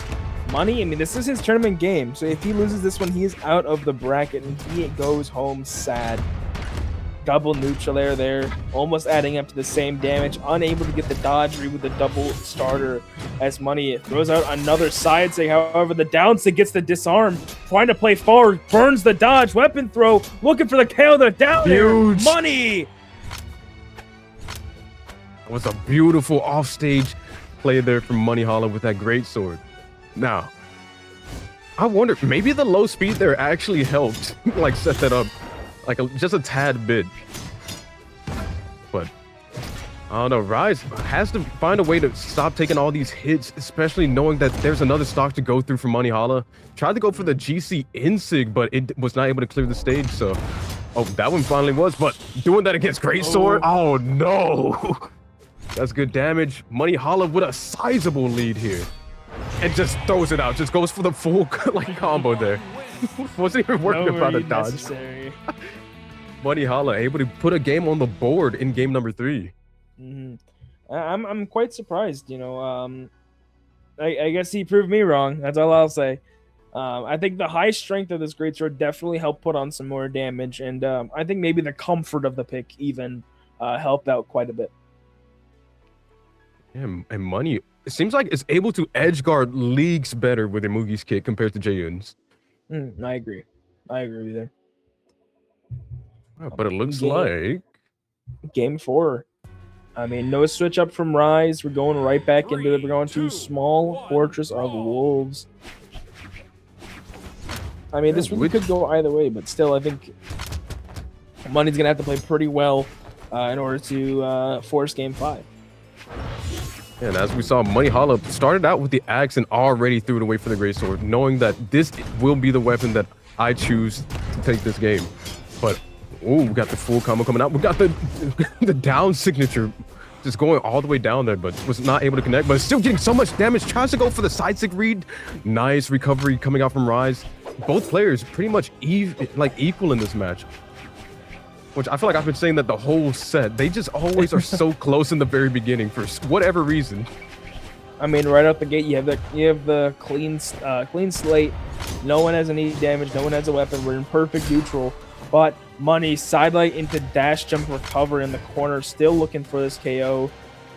I mean, yeah, it looks like we started the exact same every single time, but a gravity cancel down finisher for Money is going to be the first stock. And on the quest for Game 5, he needs all of these done.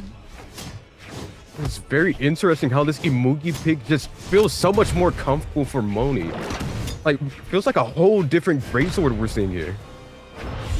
But going for the side sig gets read by that reverse slide charge insig coming out from the Sidra. Nice. Good damage. Money Hollow surviving. Oh my. Very narrowly avoids that. That definitely would have been the KO. But nice weapon throws. Still able to make it back, but no. Rise finally putting an end to that stock. but not too crazy of a lead just yet for Money Hollow. You can't just say that you can be comfortable at this point in the game. Love's throwing out that side sig very like raw and neutral, which is very interesting. You know, one day Money's gonna have to start punishing these wake up neutral lights and wake up down lights from Rise. I mean, he's letting them get away with so much. But now getting disarmed by the cannon, throws the weapon, tries to go for the neutral sig there. Money sitting at about 100 damage, only a 40 damage lead for Rise or for Money right now. Has to play pretty careful. Whips on the downlight as Rise getting caught out by the side light Nair. Some more damage on that second stock as Cider sends Money off the side of stage. Now both go for recovery. Neutral sig. Ooh, And now nice. one stock away from forcing game 5, Zav. Ooh, can we get a game number 5?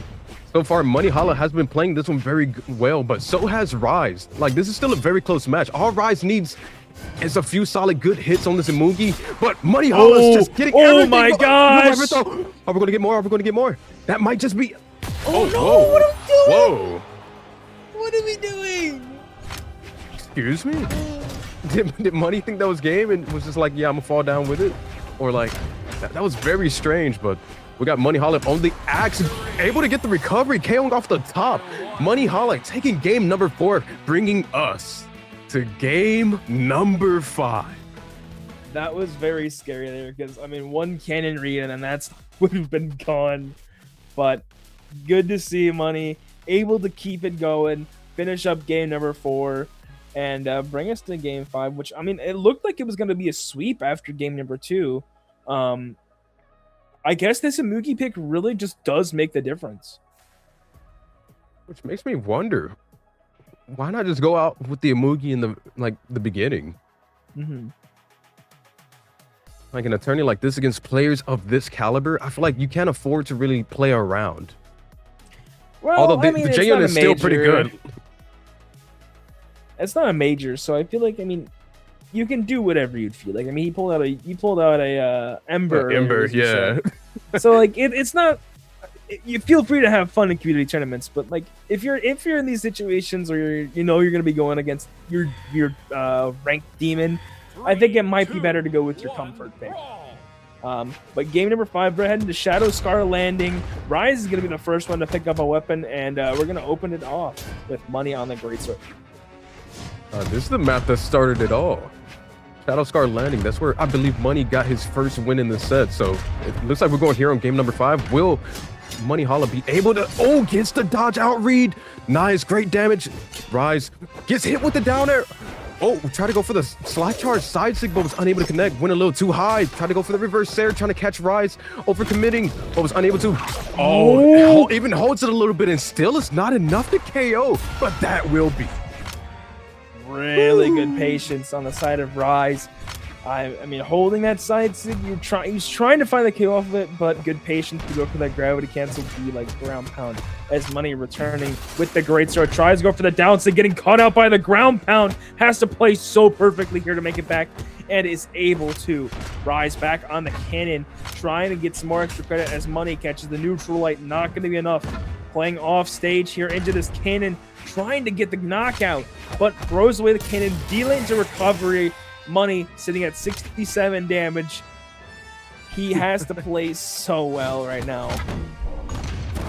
Yeah, it's very interesting how well Money is able to avoid a lot of these reads, especially because that was one of the things you mentioned earlier in this set, that you were very worried about the low speed of Imugi going into this.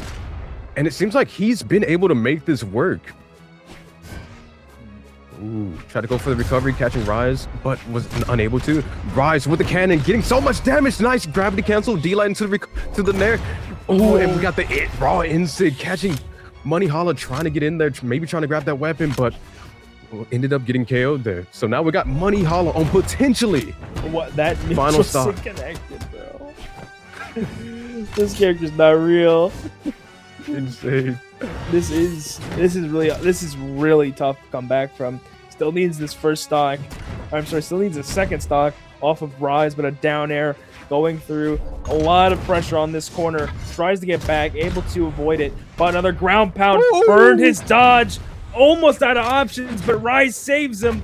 Will that be a difference maker in this set? I don't know if it will. The Greatsword back out for money, looking for the second stock as Rise with another sider. The down sig coming through. Money is disarmed. Neutral light connects. Weapon throw to pressure. Money, neutral air to make it back, but Rise following hot on his tail. Money with the ground pound barely touches the wall. Still looking, but Rise will take game number 5 and stop the reverse sweep. Holy. Rise was just playing so well that match. I don't really know what to say. I mean, the Imugi pick was very good. It did end up doing a lot more than I was expecting it to, but Rise in game number 5 was just took a decent lead in the very beginning and just ran off with it, kind of. Like, man, Moni couldn't find a way in, was just playing so risky, just trying to just take that stock by whatever means possible because he needed it.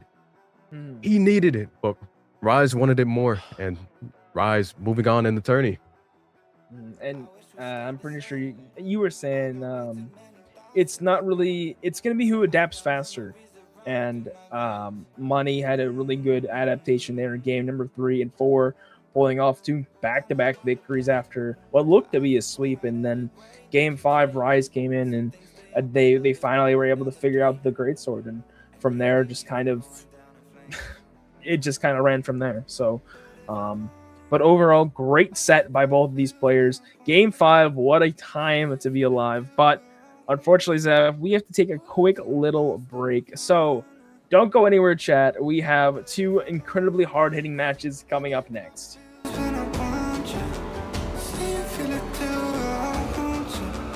Hold on till I'm lost in the fire. But if I'm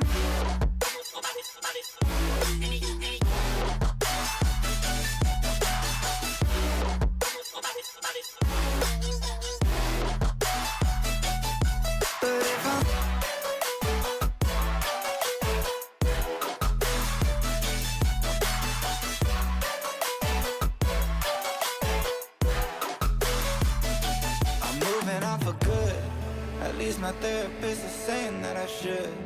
I don't believe it, but I really wish I could. Instead, I guess I'll stay misunderstood. Oh, 'cause I'm stuck now, just trying to figure out a way out. I've tried but can't seem to slow down. I don't know if I want to. But if I'm honest, I get in my feels when I want you. Say you feel it too, I'll haunt you. Hold on till I'm lost in the fun. But if I'm honest, I get in my feels when I want you. Say you feel it too, I'll haunt you. Hold on till I'm lost in the fun. But if I'm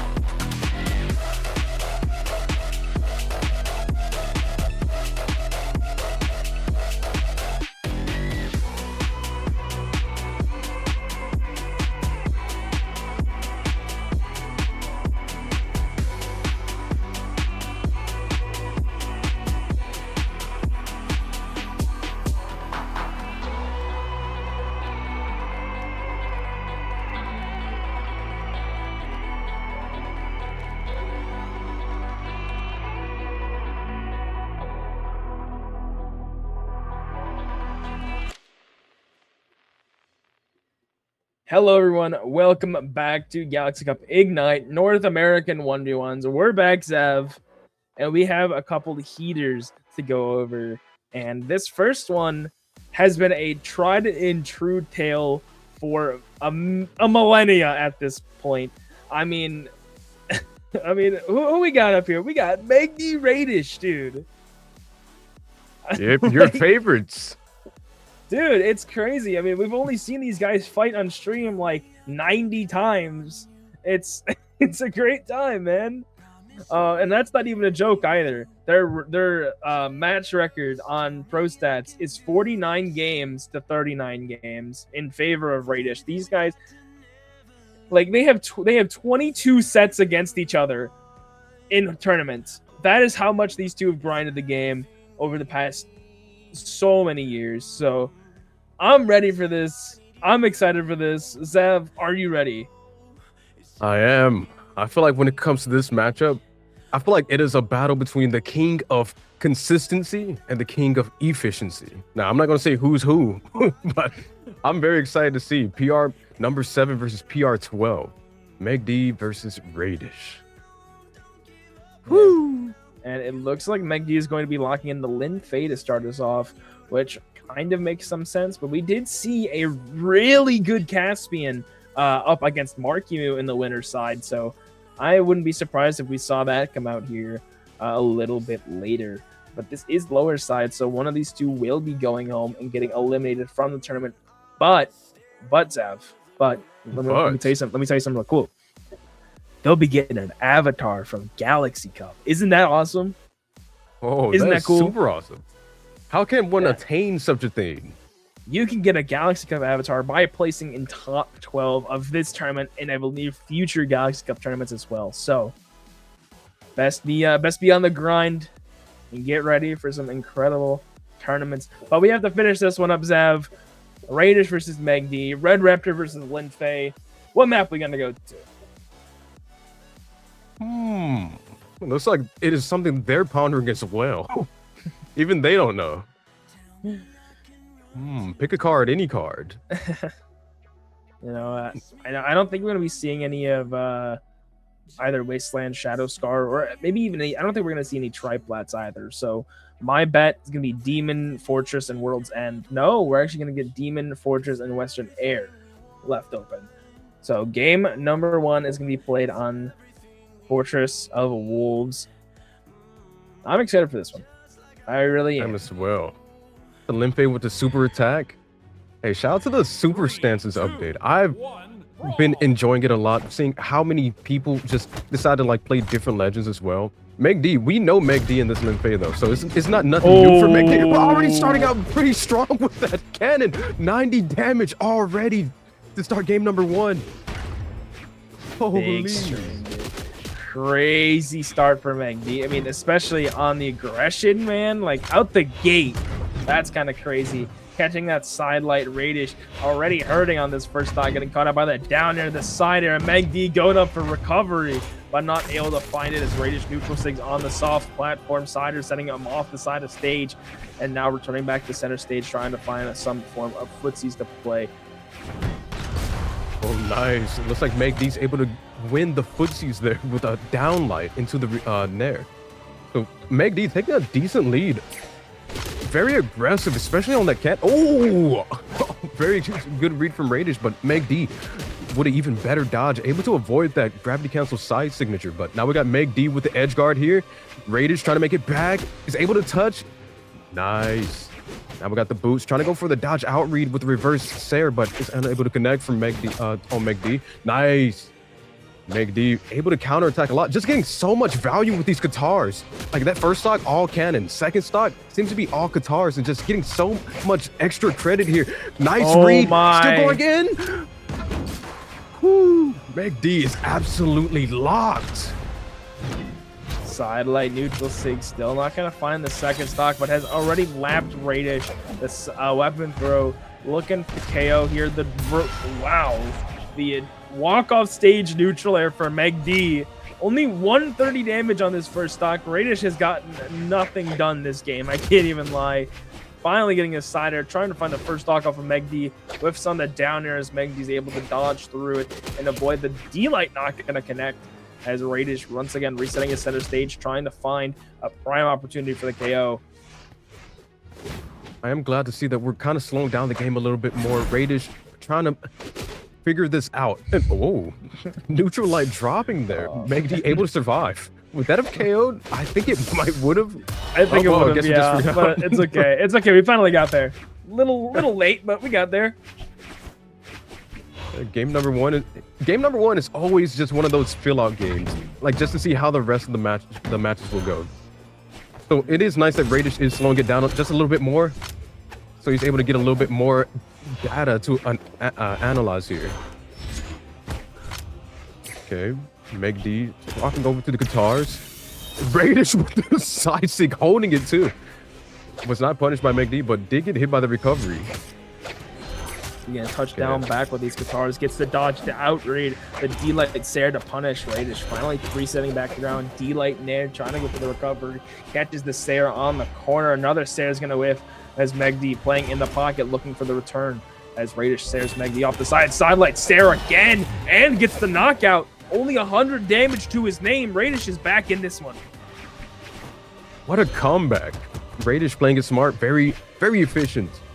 But Megd was also just going for a little bit more than he normally would, and Radish being able to just like get so many like counterattacks and punishes off of it. But now we got a close match all of a sudden, but still the damage is definitely in Megd's favor here, especially with that cannon. Just such a good weapon. But Radish with the orb, nice. Didn't go for anything there. Interesting. Trying not to get the... Oh! That neutral sig almost was enough.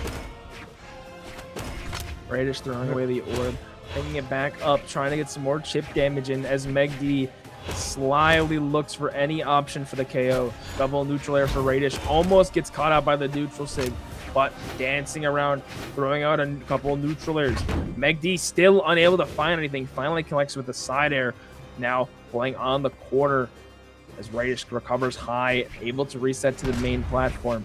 Now on the soft plats, Radish does not want to approach here. We're down to 3:30 left in the match as both players still fumbling around for an option. Radish catching the side air, barely missing on a lot of moves. Neutral light, Megd gets sent off the side of stage as Radish goes for ground pound. Is going to miss. Down sig goes out too. And Megd, no neutral air there. Radish able to be back. D-Light Sair gets the disarm. And now back on the orb, trying both players desperately to end this match. How did we get here? Megd had such a lead, but now we got Radish with the orb. Sidelight Sair, could it do? Oh, we got the D-Light coming out from Megd and gets the Nair to confirm. Megd taking game number one, but if I'm Megd, I'm a little bit worried. Radish just slowed the pace so significantly that Megd just he couldn't react to anything. I mean, like, it was so incredibly close. I mean, Megd had a huge lead at one point, and then Radish just kept getting a little hit here, a little hit there, a sidelight Sair, sidelight D-Light, all these little hits, and it finally added up. And oh my goodness, he lived for so long on that on that last stock. I'm wondering, will Megd be as aggressive as he was in that first match after seeing how that one almost flip-flopped? Megd being the aggressor is criminal.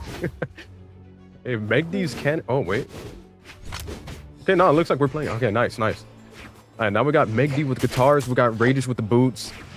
Both players just trying to find something. Nice. Got Megd off stage. Will Radish be able to keep this edge guard? Goes for the recovery. Megd avoiding it. Ooh, goes for the raw D-Sig right there. Trying to catch Radish coming back up, but was a little late there. But Radish with the reverse Sair. Oh, what a nice Sair. Instantly swapping Radish to the wall instead of Megd there. Radish Radish going for the edge guard with a down air. As Meg D still playing pretty confidently with these guitars, punishing the neutral sig on the boots. Doesn't opt for the recovery to punish as he's whipping out another big read. Radish trying to go with these boots now, dodging through the downer of the guitars.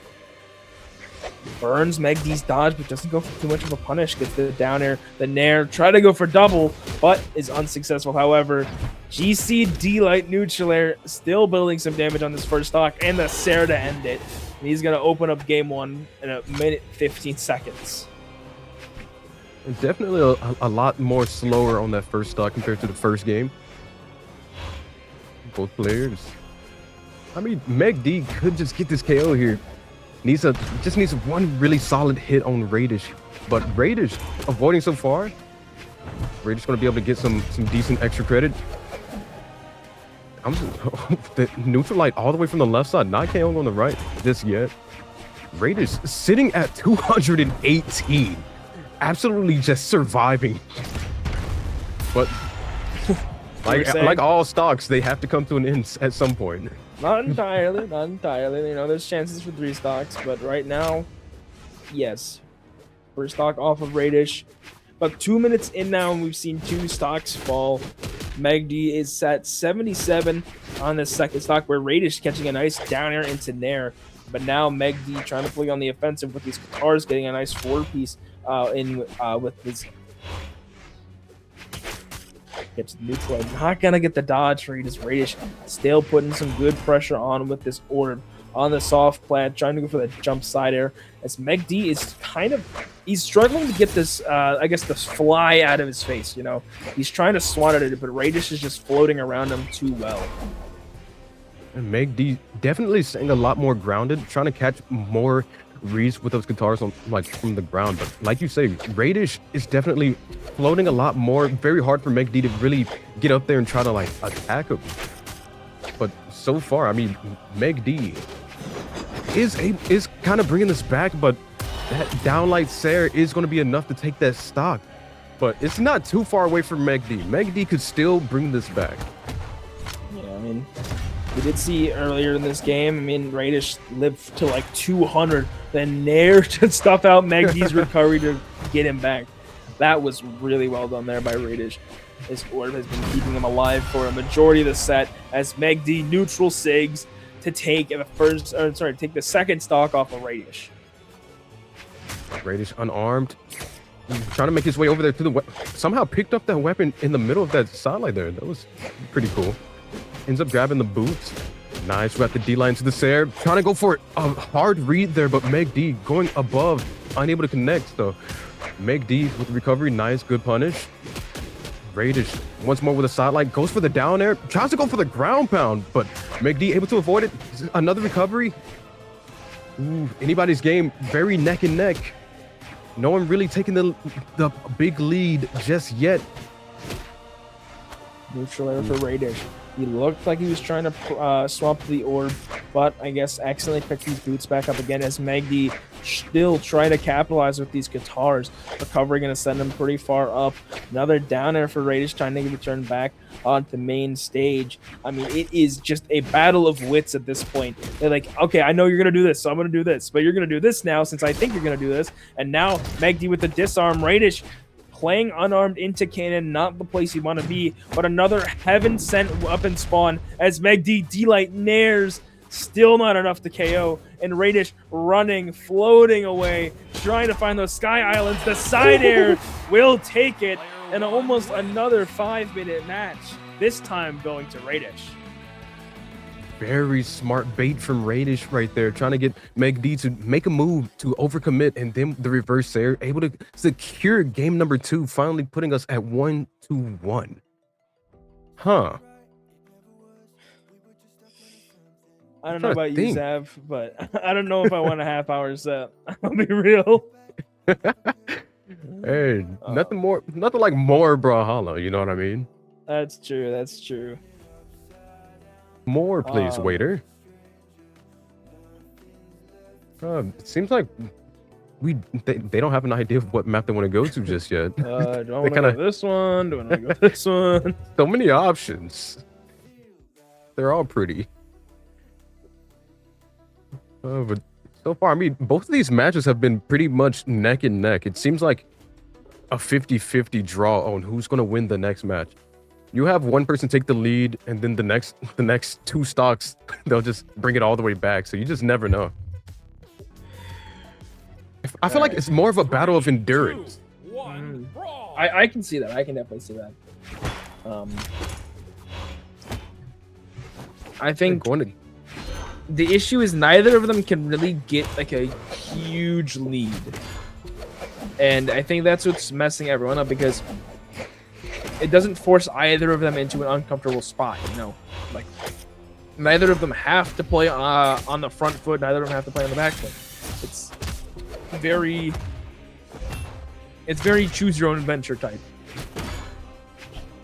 That's an interesting way of looking at it. I can see that. But so far, I mean, once more, we got both players like even damage on the dot. Both in orange. Finally got that recovery. All right, nice. Radish unarmed, able to get the neutral light. But is Radish going to be able to pick up a weapon in time? Nice, grabs the boots, goes for the sidelight. Isn't able to get anything off of that. Meg D punishing though. Meg D with a nice neutral air, catching Radish, trying to go over the top. Either recovery there, it's going to whiff for Radish as Meg D starts to chip away on the second stop here in game number 3. Radish throwing out a side sig as Meg D trying to find the recovery on the return, catches the neutral light recovery, but Radish using the last few options gets the side air, and now we're back to an even stock matchup. Only 55 damage on the side of Radish as Meg D respawns, getting caught up by 2 down lights. I feel like the one thing I haven't pointed out. Oh my goodness, Radish, keep going, keep going. Ooh, Radish backing off a little bit more. All right, nice. He's able to catch that landing with a recovery. Orb in hand. Nice. Able to catch another recovery. The amount of recoveries Radish was able to hit this match already has been insane. And I feel like we're not going to see that change at all.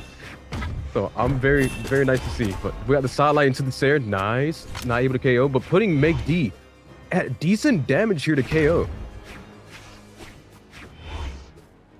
Ooh, both players trying to find an opening. Meg D with the down airs and Radish with the Sairs. Finally able to get that sidelight Sair. That is still not enough to KO, putting Meg D at 187. The weapon throw.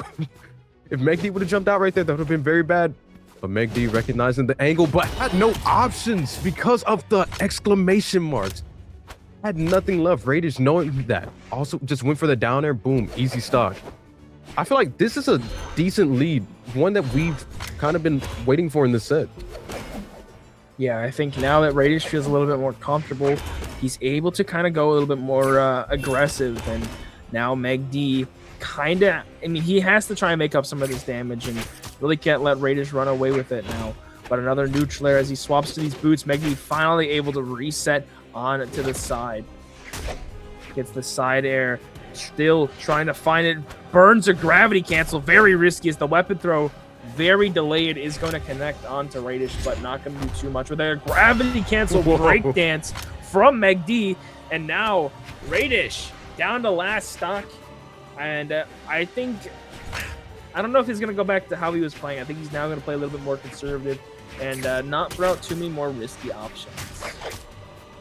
Would be wise, but Meg D was going all the way at the top there, going for something risky, and Radish just getting so much damage, punishing all of that. Goes for the raw neutral sig, trying to catch Meg D going to stage early, but the exhausted recovery from the battle boost is going to be able to KO Meg D off the top there in game number 3, which puts Radish in the lead 2-1. One game away from moving on into, I believe, lower side semifinals. So, I mean, that's where you want to be. That's where you got to get if you want to even a chance at getting to grand finals. You have to win this set, another set, and then another one.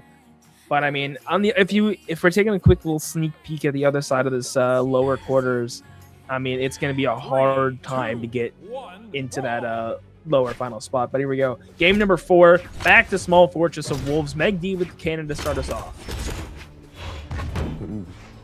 That was super explosive from Radish starting off. Got the going for the hard read with the ground pound there, but Meg D able to narrowly avoid that. Okay, we got Meg D with guitars, good read, D light into the Sair, good damage, good damage. Both players trying to bait out the other one to see who makes a mistake first. But so far, it looks like I was about to say something, but no, it looks right about even once more. Radish is gonna prime that orb, so he's gonna be sticking with it a little bit longer as Meg D still trying to figure out all of these options, still unable to get a punish on the dodge. I mean, he's been throwing out all those side sticks. I don't think I've seen a single one hit. Another punish from Meg D with the Sarah as he resets his orb. And still, both players playing these footsies, hopping around each other. Meg D dodging his Radish dodges for some unknown reason as the wake-up sidelight Sarah for Radish, still looking for this first knockout. Game number 4. Who is going to get it? The down sig. Beautiful dodge by Meg D. And the dodge read to complement it. And now Meg D has the lead. Beautiful start. Very nice start from Meg D. Still not too far in the lead just yet. And as we've seen in this whole set so far, that it doesn't matter who's in the lead, either one has the potential to just bring it all the way back. So I guess we'll just have to see. Is Radish going to be able to get some, is Meg D going to be able to get some decent credit here? It looks like maybe. That's some good damage, great damage. Still holding on to this first stock. Oh, Radish with the insig. Meg D narrowly avoiding that. Radish trying to go for the sidelight Sarah, but was unable to connect that sidelight there. Meg D just floating around, getting some good damage in, and finally got Radish with the grounded recovery, able to send Meg D on that second stock. Really good play. Has only a little bit of damage, built about 80 now, as Meg D picks up this cannon, looking at a neutral, and now Radish starting to go in a little bit more aggressive than we have seen recently. But I mean, you gotta make up damage somehow. And, you know, once you're... I mean, Meg D has to kind of play for his life right now. He is on bracket match as a crazy strong string. Getting Radish into knockout percentage, almost taking off the side. Neutralite gonna catch. Meg D still returning, able to touch on soft plat as another sider sends Radish off the side.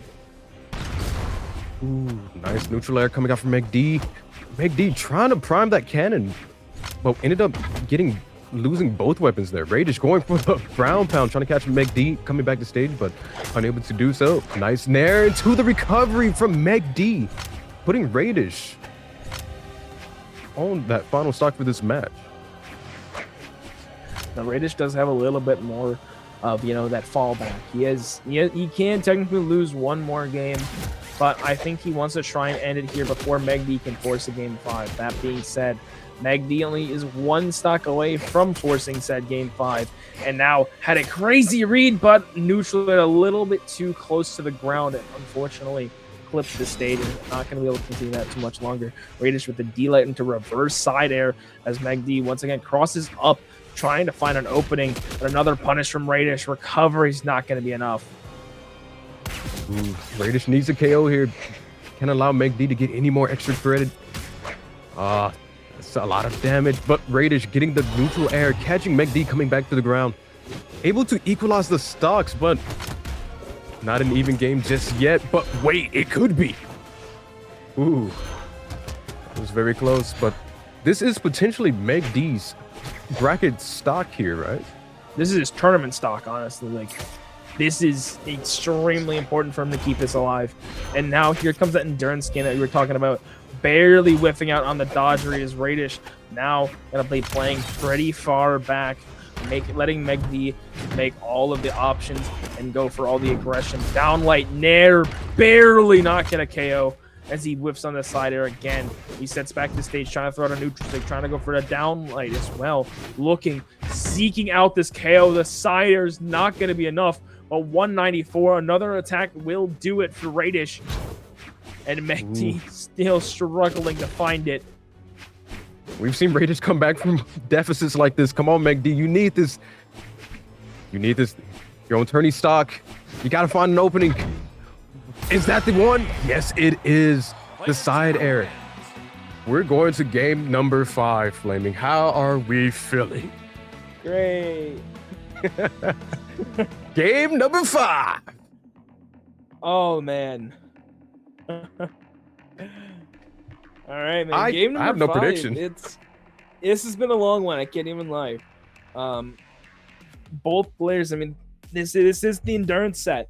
There's a reason these two have fought each other 90 times on stream before, and this is going to be the 94th time on Pro Stats. So, I mean, I'm definitely super excited. Radish has had the lead for quite a while, if I'm not mistaken. So, I guess we'll have to see. The last time Megd beat Radish in tournament was actually at Trial of Balder, a little over 2 years ago now.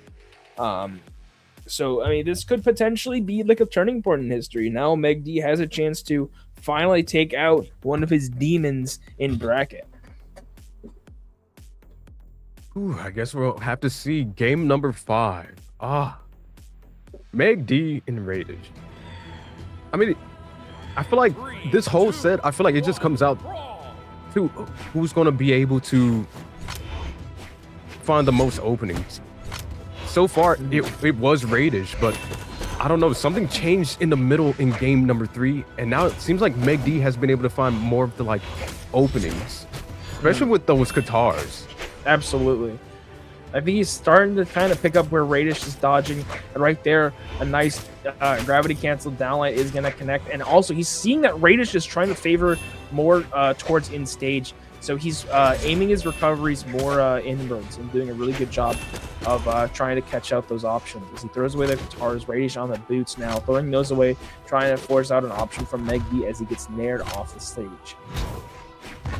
Megd going for the neutral sig, trying to catch Radish, but Radish able to avoid it. Nice damage coming in from the boost. Nice sidelight into sidelight. Megd unable to avoid it. Ooh, try to catch the recovery coming back in. But Megd with the stage, but Radish just now taking the stage right back. But Radish going for the ground pound there. But Megd able to avoid it, catches the landing. That Sarah's not enough to KO just yet, but that recovery will be. That was a very smart recovery. Absolutely. Great play by Megd. And now he's well on his way to making it a 3-2 victory for himself. But Radish back on this orb. I believe Sidelight Cider can't KO just yet. But, I mean, I could be wrong. Maybe Side Sig, maybe Neutral Sig could even do it as well for Radish. Side Air. Actually, Sidelight Cider might have KO'd, actually. But Megd able to make it back, utilizing those neutral airs. Megd with the stage. Nice D-light into the recovery. Radish trying to make it back. Oh, ooh, wait. That was is that mind games? What? He just ran from left all the way to the right, hesitated a little bit, then just neutralized it. And I was able to take Megd's stock there finally. Stopping the bleeding just a little bit, but now we got both players on even stocks. Game number 5. Anybody's match. Truly is, but Megd's back on this cannon as Radish starting to go in with these boots a little bit more. He's kind of staying a little bit more grounded with these boots, but Megd finally catching a lot more options. The cannon neutralite, the side air as Radish is put onto tournament stock. Megd playing with the guitars, has him in hand. Radish needs to get something going here. Side light and air with some of the recovery as Megd punishes with another neutral air. Add 10 more to this last stock of Radish. Could this be Radish's final match in this tourney today? So far, it looks like Megd is trying to make that so, but Radish, nice. Oh, with the GC sideline to the Sarah. Not enough to KO, though, but Megd trying to make it back to stage, is able to make it. Ooh, Megd holding the stage, going for the ledge guard. Radish with the GC sidelight, unable to connect. Megd going out there, trying to go for the reverse recovery. But Radish making it back to stage with the reverse there. Megd now the one being edge guarded. Oh, but Radish playing it a little bit more safer. Is able to get some nice little Sares in. But that's still not going to be enough to KO. Ooh. Is Radish going to be able to find this? He needs to stop the bleeding. Nice there. Still not enough. One more should do it, though, as Megd dodges away.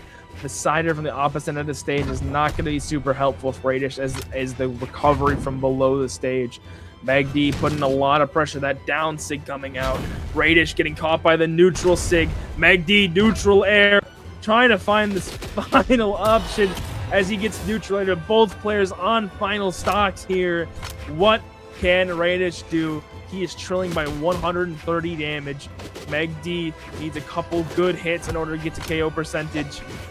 It is so close for both players. But a read and Meg D off the top with Qatar's on World's End. That's going to be the set. And Meg D is going to be moving on to face off against the winner of our next matchup. I don't know how you feel about it, but I feel like that was a pretty good set. You know how I feel about it, Zach. Hey, like I said before the set started, I feel like this was a match between the king of consistency and the king of efficiency. I said I wasn't gonna say who's who, and I'm still not going to, but I couldn't even guess, dude. I'm serious. Like, I could not guess. But definitely shout out to Meg D. But that was a set. It was definitely a set of all time.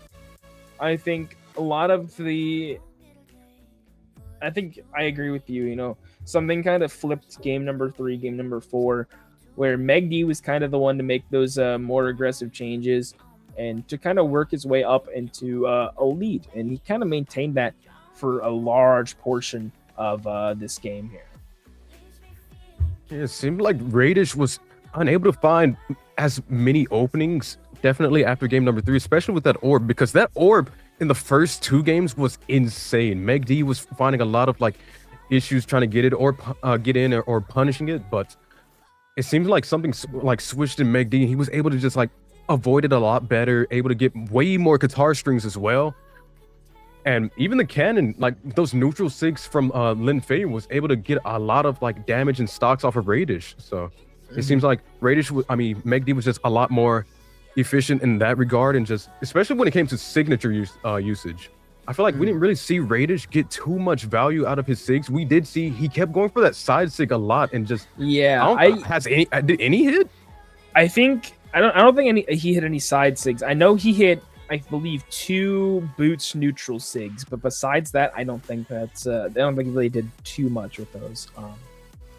But I believe, Zev, it is time to move on to our final set. We have Rise versus Balloon Boy, the mid-season champ, the double mid-season champ, if you will, coming down the lower side off of a unfortunate loss against Guichibu on winner's side. But going up against Rise, a big underdog, taking out money, as well as I believe with someone else, if I remember correctly. I'd have to go back and look. But Rise has been playing phenomenally today. Really close game 5 against money. Well, I want to hear your thoughts going into this. When it comes to this match, I don't really have too much knowledge on Rise when it comes to like 1v1. But from what I've seen today, Rise has been on an absolute tear. So I'm very intrigued to see how the Sidra is going to match up to Balloon Boy's Diana. But as we have seen and heard, Balloon has been having like some connectivity issues. So I hope that does not affect this match at all. But it looks like we're going to Small Fortress of Wolves in game number 1. We've seen this map quite a bit. And both these players, these players have fought each other about 3 times now. The first time being Trial of Freya, then Balloon. Winning second at BCX, he got a matchup there, and then as well as Winter Champs, where Rise got a 5th place. So they've definitely fought each other quite a bit in tournament, but Rise making a statement right now, starting off phenomenally with this Sidra. Such a strong start, already having Balloon Boy basically in KO percentage, but Balloon Boy with a nice combo there, trying to go for the ground pound, unable to connect. Rise with the edge guard. Balloon Boy does touch, but nice neutral air. Still not enough to KO just yet on Balloon Boy. But Balloon swapping to the blasters. Now, Balloon Boy is one of those players that I feel like is more known for the blasters, but the bow is also just as elite. So you cannot slouch on Balloon Boy no matter what he has in his hands, even if he's unarmed. But nice read there with the Sair. Ooh, Rise is able to make it back. No, he is not. The GC D-Light into the Sair. Beautiful catch from Balloon Boy, taking the first stock of game number 1. Now, I was a little worried there. Balloon, unfortunately, letting Rise touch the soft plat, but a really good patience there to wait out for the gravity cancel D-Light. As Rise, though, going to get the neutral air, and stop the momentum from developing as Balloon Boy gets dropped to that second stock. You know, Rise has been playing very, very well. I'm not going to say he's swinging above his pay grade just yet, because, I mean, he just took out money. So an incredible feat in that. But, I mean, this is definitely a little bit harder of a set, I think than he's kind of used to at this rate. But so far, he's doing a really good job with the sword, picking up another neutral light and whipping on the side of that. So far, Balloon Boy does have Rise on the back foot, but Rise, as you were saying, is playing very well on the sword, but ends up getting caught with the D-Light recovery, not enough to KO at 171. Balloon Boy with a nice neutral air, going for the reverse Insig read there. All right, Rise just getting some nice damage in with that little, that D-Light there. That's nice. But the D-Light Sarah from Balloon Boy is going to be able to KO, putting Rise on final stock for game number 1. Balloon trying to keep the weapon star going, unable to as Rise picks the sword up once again. Balloon has definitely had his fair share of fights against sword players as he neutral airs another X-pivot neutral air on the platform. Really, really well played. Rise unfortunately getting caught out by that down air as well. Another falling side air for Balloon, trying to go up high for the recovery and trying to go for the exhausted, but a ground pound wake up from Balloon. Beautiful utilization of the kit to make it back. Avoiding the side sig recovery is not going to be enough as Balloon dashing around the world. D-Light Sair ends game number 1. Player 2 wins. Now that's the Balloon Boy I remember. The ground pound into the down air was insane. Luckily for Rise, I think if he would have bounced on the stage there, he might would have had that Sair confirmed, I'm pretty sure, but that would have been a very cool clip. But Balloon Boy taking game number 1 pretty, would I want to say confidently? I mean, it's had 2 stocks still to spare, so I mean, had 1 stock left to spare, so I don't know. I mean, Rise played pretty well in the very beginning of that. The sword was getting a lot of value, but I mean, Balloon Boy just was able to just take it away with those blasters as the match kept going. But looks like we're not having anything change in game number 2. Back to Small Fortress of Wolves. I think if I was Rise, I would definitely stick with this Citra. Sure, game 1 didn't go as well as I thought it, or I hoped it would. But I mean, you're still doing a really, really good job finding a lot of good openings, and you just kind of have to be a little bit more careful around those blasters. But as I said, that the bow taking a hammering to this first stock of Rise. Ooh. Both players pretty much neck and neck right here. Nice GC sidelight. Tried to go for the Nair, but was unable to connect. Balloon Boy with the blasters. We got Rise with the sword. Goes for the GC and gets punished heavily by that recovery. But still not enough to KO. Good damage from Balloon Boy. Both players trying to find an opening. Rise playing a little bit more safer here, knowing that he could lose that stock. Ooh. Surprised we didn't get more off that GC there. But Balloon, nice catch with the reverse downlight. Ooh. Anybody could lose the stock, but Rise at 200. I think just anything, just even if he just whispers too loud, he might just get the stock. Yeah, that's definitely possible. I mean, but I think either way, I don't think we're going to see much extra credit regardless of how the stock goes. The neutral air will be that one off of Rise. And it looks like Balloon's going to prime this bow this game. I'm going to try and keep the star, but I'm pretty sure Rise is going to have the stock right about now. So really good, I guess, sturdiness there from Rise, able to get the KO pretty quickly. I am a bit curious of, oh wait, I thought Rise was going to go get something insane there, but I am intrigued to see what more Balloon Boy could do with this bow. Because we haven't seen too much of it this set just yet. But so far, I mean, bow in hand is just getting a lot of damage. Disarms Rise. Rise finally grabbing the... Oh, what a dodge in read with that side stick from Balloon Boy on the bow. Not enough, though. But such a decent lead so far. But Rise. Oh, that would have been bad. Oh. Really smart plays by both players on the field. But Balloon Boy having to go deep to avoid getting caught by the neutral light as Rise trying to put some pressure on the edge. But Balloon recovery, still looking for this knockout. D-Light neutral light, that's barely gonna KO. I feel like Rise kind of got out of stun there, no? I'm not quite sure. But what a read from Balloon Boy. The down air into the fast fall down like gravity canceled. Never seen that one before. But Balloon Boy, what a stock advantage so far. Got the D-Lights there coming out from Rise. Nice weapon throw, pushing Balloon Boy back, and the down air to secure the KO, bringing us to an equal stocks, but not too far away from Rise to be able to take this game. Thanks for the down air, putting some good damage onto these stocks. Both players still fighting to try and claim game number 2 as Rise. Unfortunately, inputs an extra sider, but gets a nice punish with the gravity cancel neutral sig. But Balloon committing a little hard with the gravity cancel neutral sig. Turns back, and Rise got a little bit of good punish there. Almost taking out Balloon off the side. Side light burns a dodge. Both players floating. Ooh, anybody's match. Trying to get that Sarah. But Balloon Boy's going for the down airs. Maybe trying to go for it, get a good setup, trying to get some reads, trying to get some damage. But so far, that cannon is just putting in a lot of work. The pressure. The pressure from Rise there. Able to take game number 2, giving us an equal set so far, 1-1. Wow, dude. Right. I don't even know what to say. Like, Dude, he threw out Rise. so many options. One of them's definitely gonna hit, dude. Yeah, Like, basically had to pick your poison there. absolutely. And Rise is playing this very well. absolutely. Now 1-1 right now with the current midseason champion, with currently the best player. Well, I wouldn't even say arguably. I mean, Balloon, he won a land, so I mean technically an open land if that. So he's technically the best player in the world right now.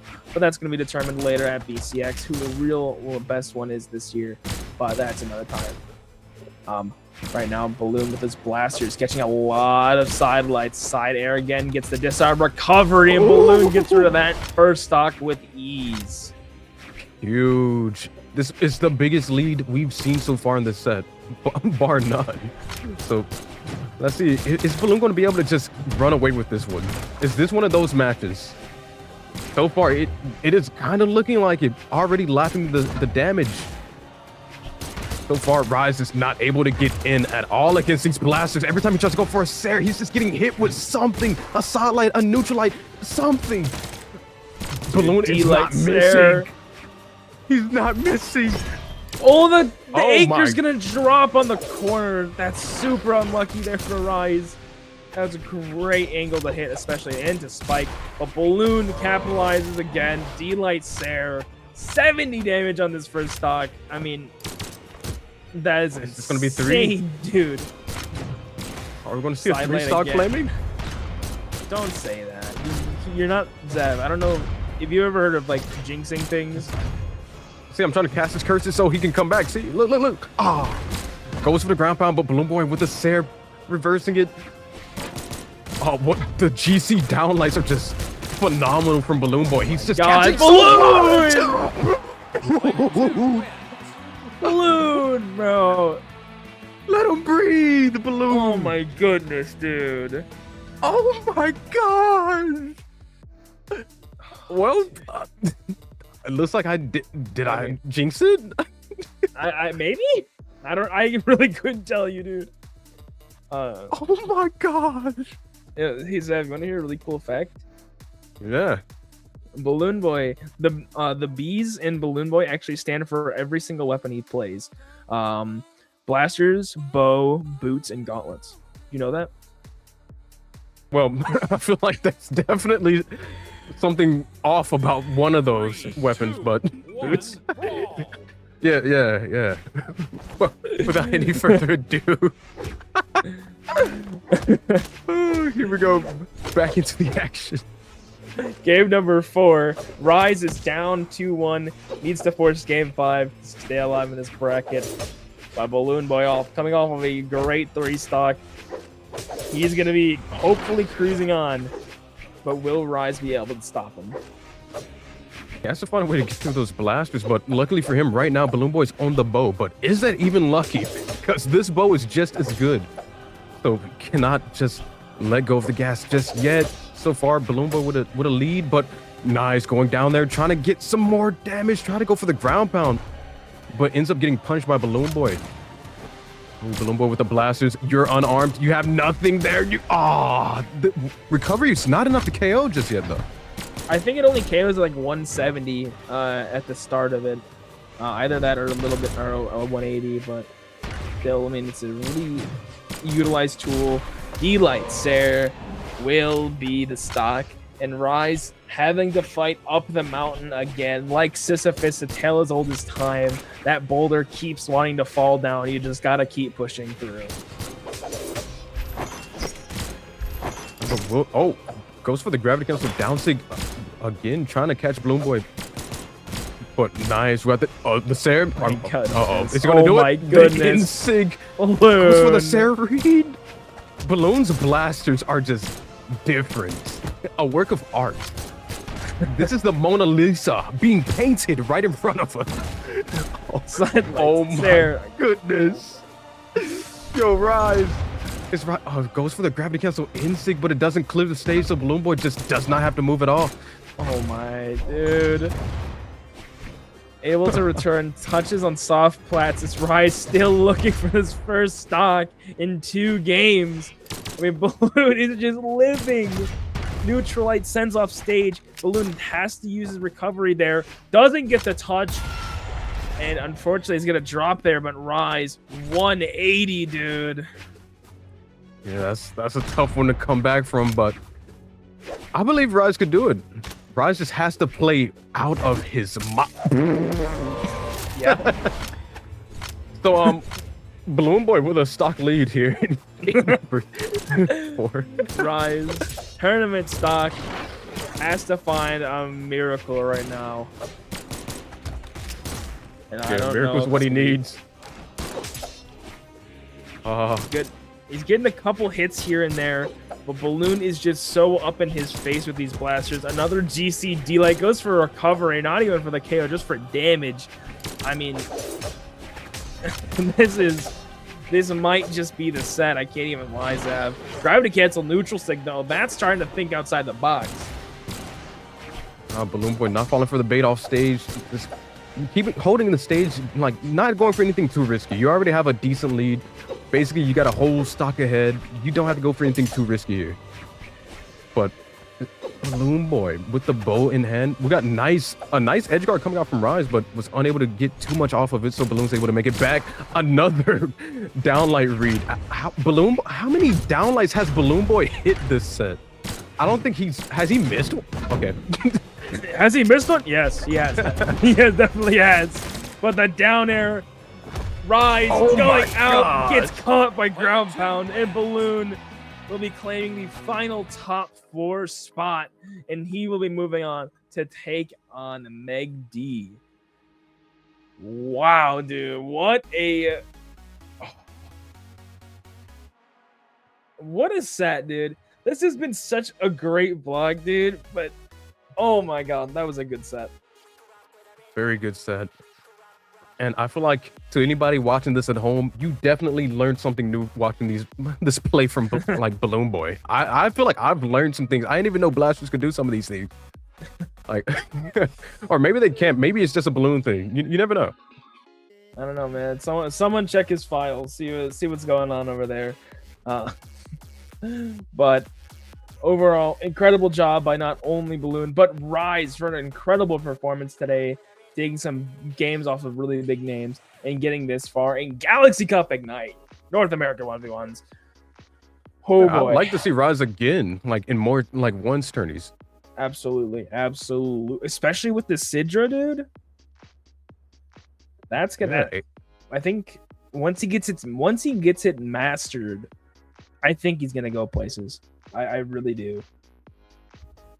Yeah, but for now, I mean, he went to the place that got him a Galaxy Cup avatar. Woohoo! That's true. That's true. Hey. That's what I'm talking about, man. So I mean, at least no one's going home empty-handed today from our top 8 or top 12. So yeah. But Zav, unfortunately, that's gonna be it for us. But just to recap for bracket, as you saw, Marky Moo versus Guichibu in the top side of winner side finals, and Balloon and Megdi on the lower side semi. So that's your top 4 for Galaxy Cup Ignite. Zav, do you have anything else you want to say? All I want to say is amazing tourney. I'm glad I had a chance to cast this, especially with Flaming. Oh, I love Flaming. But Oh, you flattened. yeah, I have nothing more to say other than stay tuned and don't go anywhere because you're going to see even more explosive gameplay from Galaxy Cup Ignite. So, hey, stay tuned.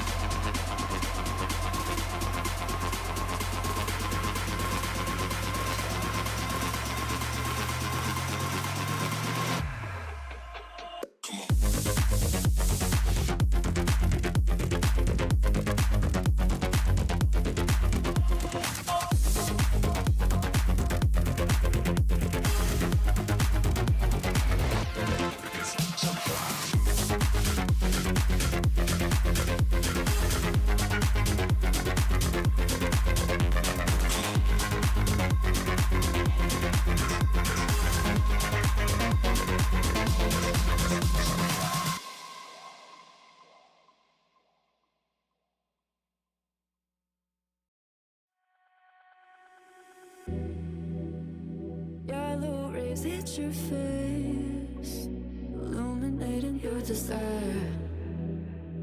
I know we think the same. All just and maybe I'm so bad. Take me away. Sorry, stuff not dead. Take me away. And maybe I'm so red. Oh, take me away. Oh yeah. Sorry, stuff not dead. Take me away.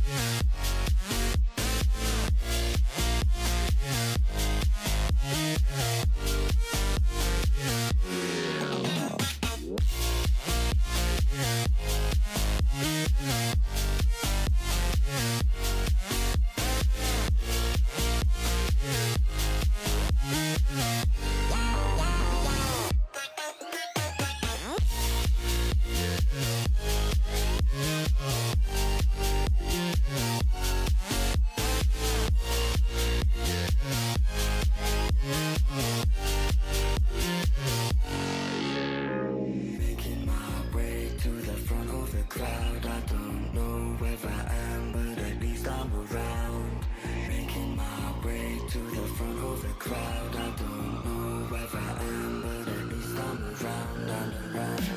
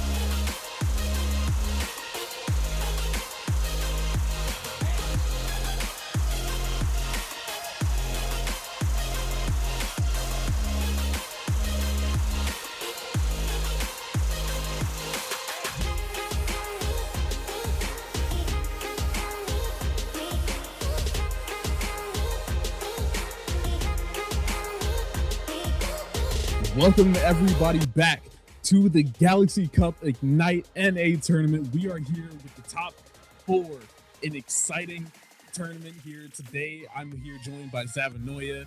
We're both replacements because of some stuff. But how you feeling, Sav? I'm feeling like $1,000,000. I was low-key, I was getting ready to like lay down in my warm heated blanket and prepare to watch the rest of this tourney, but hey, now I get a front row seat, maybe even better, because I get to cast once more. I bet y'all weren't expecting to see me again. I'm excited though. I'm glad. Not only a front row seat, we get to experience it on the desk here, but we've been waiting for a while. I know the timer has been going for ever, it seems, but we are in hot with our winner's side of the bracket, this top 4 with Markimu and Guichibo starting off. These two heavy hitters, both going in pretty contentious, both going in on a 3-2 versus Megdi and Balloon Boy. So I don't know what to expect going into this. So far, Markimu, we know him as the wonder child of Brawlhalla, the winner of BCX, the second coming of Sandstorm's Mordex. This guy has been on a heater for the entire year, but Guichibo has been a demon when it comes to these tournaments, specifically these community tournaments. He's been taking title after title. So we're going in directly. I honestly do not know who to expect to win this. I mean, personally, I'm leaning a little bit more to Markimu, just in terms of like accolades and all that all together. But Gui is not a player that you can sleep on at all. And as we saw earlier in this tourney, Markimu is not afraid to just swap and just go to whatever he thinks will work in the moment. We saw a Wu Shan come out from him earlier, which was very interesting. Not a pick that you usually see from Markimu and tourney, but game number 1. Looks like we're going to, oh, well, looks like we're not, actually. We're going to do a quick reset. But with that, like, we know Markimu has one of the most flexible agent pool, or legend pools, wrong game, of all time. He pulls out the Wushang. We saw him play like the Nyx, Mirage. He has so many weapons that he can go on and feel comfortable with, that Guichibo really needs to be stable in his own playstyle if he wants to keep this way, keep his run going in the winner's side. Yeah, I feel like when it comes to how deep the bag is, Markimu's one of those players where you just never know what he might pull out next. It's like he just always has some type of doohickey, some type of gadget. And when it comes to Gui, I mean, Gui does have some interesting legend picks as well, like pocket picks, but I feel like the Queen Nai and the Lin Fair, definitely the two that we're always prepared to see at any moment during a tourney. And I think it is quite interesting that Gui will be starting out with the Queen Nai over the Lin Fei against the Mordex here. Right, especially in current day, we've seen all throughout this tournament, Canon has been running the entire day. We've seen so many Lin Feis, Sidra, I believe we saw an Onyx too. Like, we've seen so many Canon characters. To see Guichibo not pick his career character and instead opt for the higher damage, higher defense Queen Nai, I'm a little confused, especially with the way the Markimu plays, being able to take in so much speed and play at such a high pace that Guichibo's gonna maybe have a hard time controlling this game. I think it's going to come down to how well Gui can stay on stage, because a legend that slow against Markimu of all people, when he has you off stage, he has you off stage. So definitely going to have to try to find a way to get a lot of value on the ground, try not to go for anything too crazy, because Markimu's off stage, as we know, is just one of the best, if not the best. Yeah, and even to its credit, his on stage right now is perfect. He's making Guichibo so uncomfortable in the center of the stage here, forcing him to approach the Markimu, playing to punish everybody, missing out on the GCP light into recovery that will give Guichibo the opportunity to pick up the spear and go for 2 signatures in a row. That is all of the damage lead that Markimu had on Guichibo just gone now. We're now to the point where we just needs one more hit to take down Mark. It's been 3 hits, but the failed compound gives Markimu the opportunity. He sends him straight down to the bottom. Markimu taking the first stock of our first game. Yeah, now we see why Gooey's on that Queen 9. We already know Queen 9 signatures, very strong, very cover a decent amount of area as well. Nice recovery to get that stock. But Marky was doing so much work to get that damage lead there, and then Gooey just with 3 moves was able to just bring it all the way back. Yeah, this is absolutely the game plan here. We know Guichbo can give a real spammy with the signatures, and if you're able to connect consistently, that is so much damage that Mark is going to have to deal with. But so far with these gauntlets, he's done such a good job of keeping control of the center of the stage. Guichbo getting caught by the double Sair. Gui is getting into the orange. Mark is not letting him go into the center. He's trying to throw him off the stage again and again. And like will connect. So far, Markimu has only taken 11 damage on the stock. And it's going to be an end light almost towards the elimination, but Guichbo able to make it back to the corner, still misses on the D-light. The weapon throw is dodged through, and Guichbo has to make his way back. A good weapon throw to stop the edge guard, but the second hit of the unarmed down heavy is going to finish off Guichbo's stock and send him down to his last. And pretty much a flawless stock coming out from Markimu on those gauntlets, just able to get so many reads, so much pressure as well. Definitely leaning in the... Oh, wait. That was an interesting offstage interaction from both players, but Markimu was just able to get so much value in like the more like smaller moments. And as you said, it did seem like Markimu was trying to push Gooey off stage as much as he could, because like I said earlier, a slow legend like Queen 9, you definitely aren't going to have punished. Oh, that was a nice little bounce there. Almost would have sent at a decent angle for Markimu to also get another hit in, but Markimu with the lead so far could lose the stock at any moment against Gooey just letting those neutral signatures rip, and Markimu just punishing. Gooey is so willing to throw out some of these heavier hits, some of these signatures, but Mark, he's ready for the punish, and he will be getting a GC light into a recovery to finish off. It will be our first game going in the favor of Markimu off of a weird performance from Gui. Throwing out so many of these high commitment moves against a player like Markimu is a little bit risky. It worked out in that first stock where he was able to equalize the damage and almost get to the point where he could take the stock off of him and was able to recover super fast.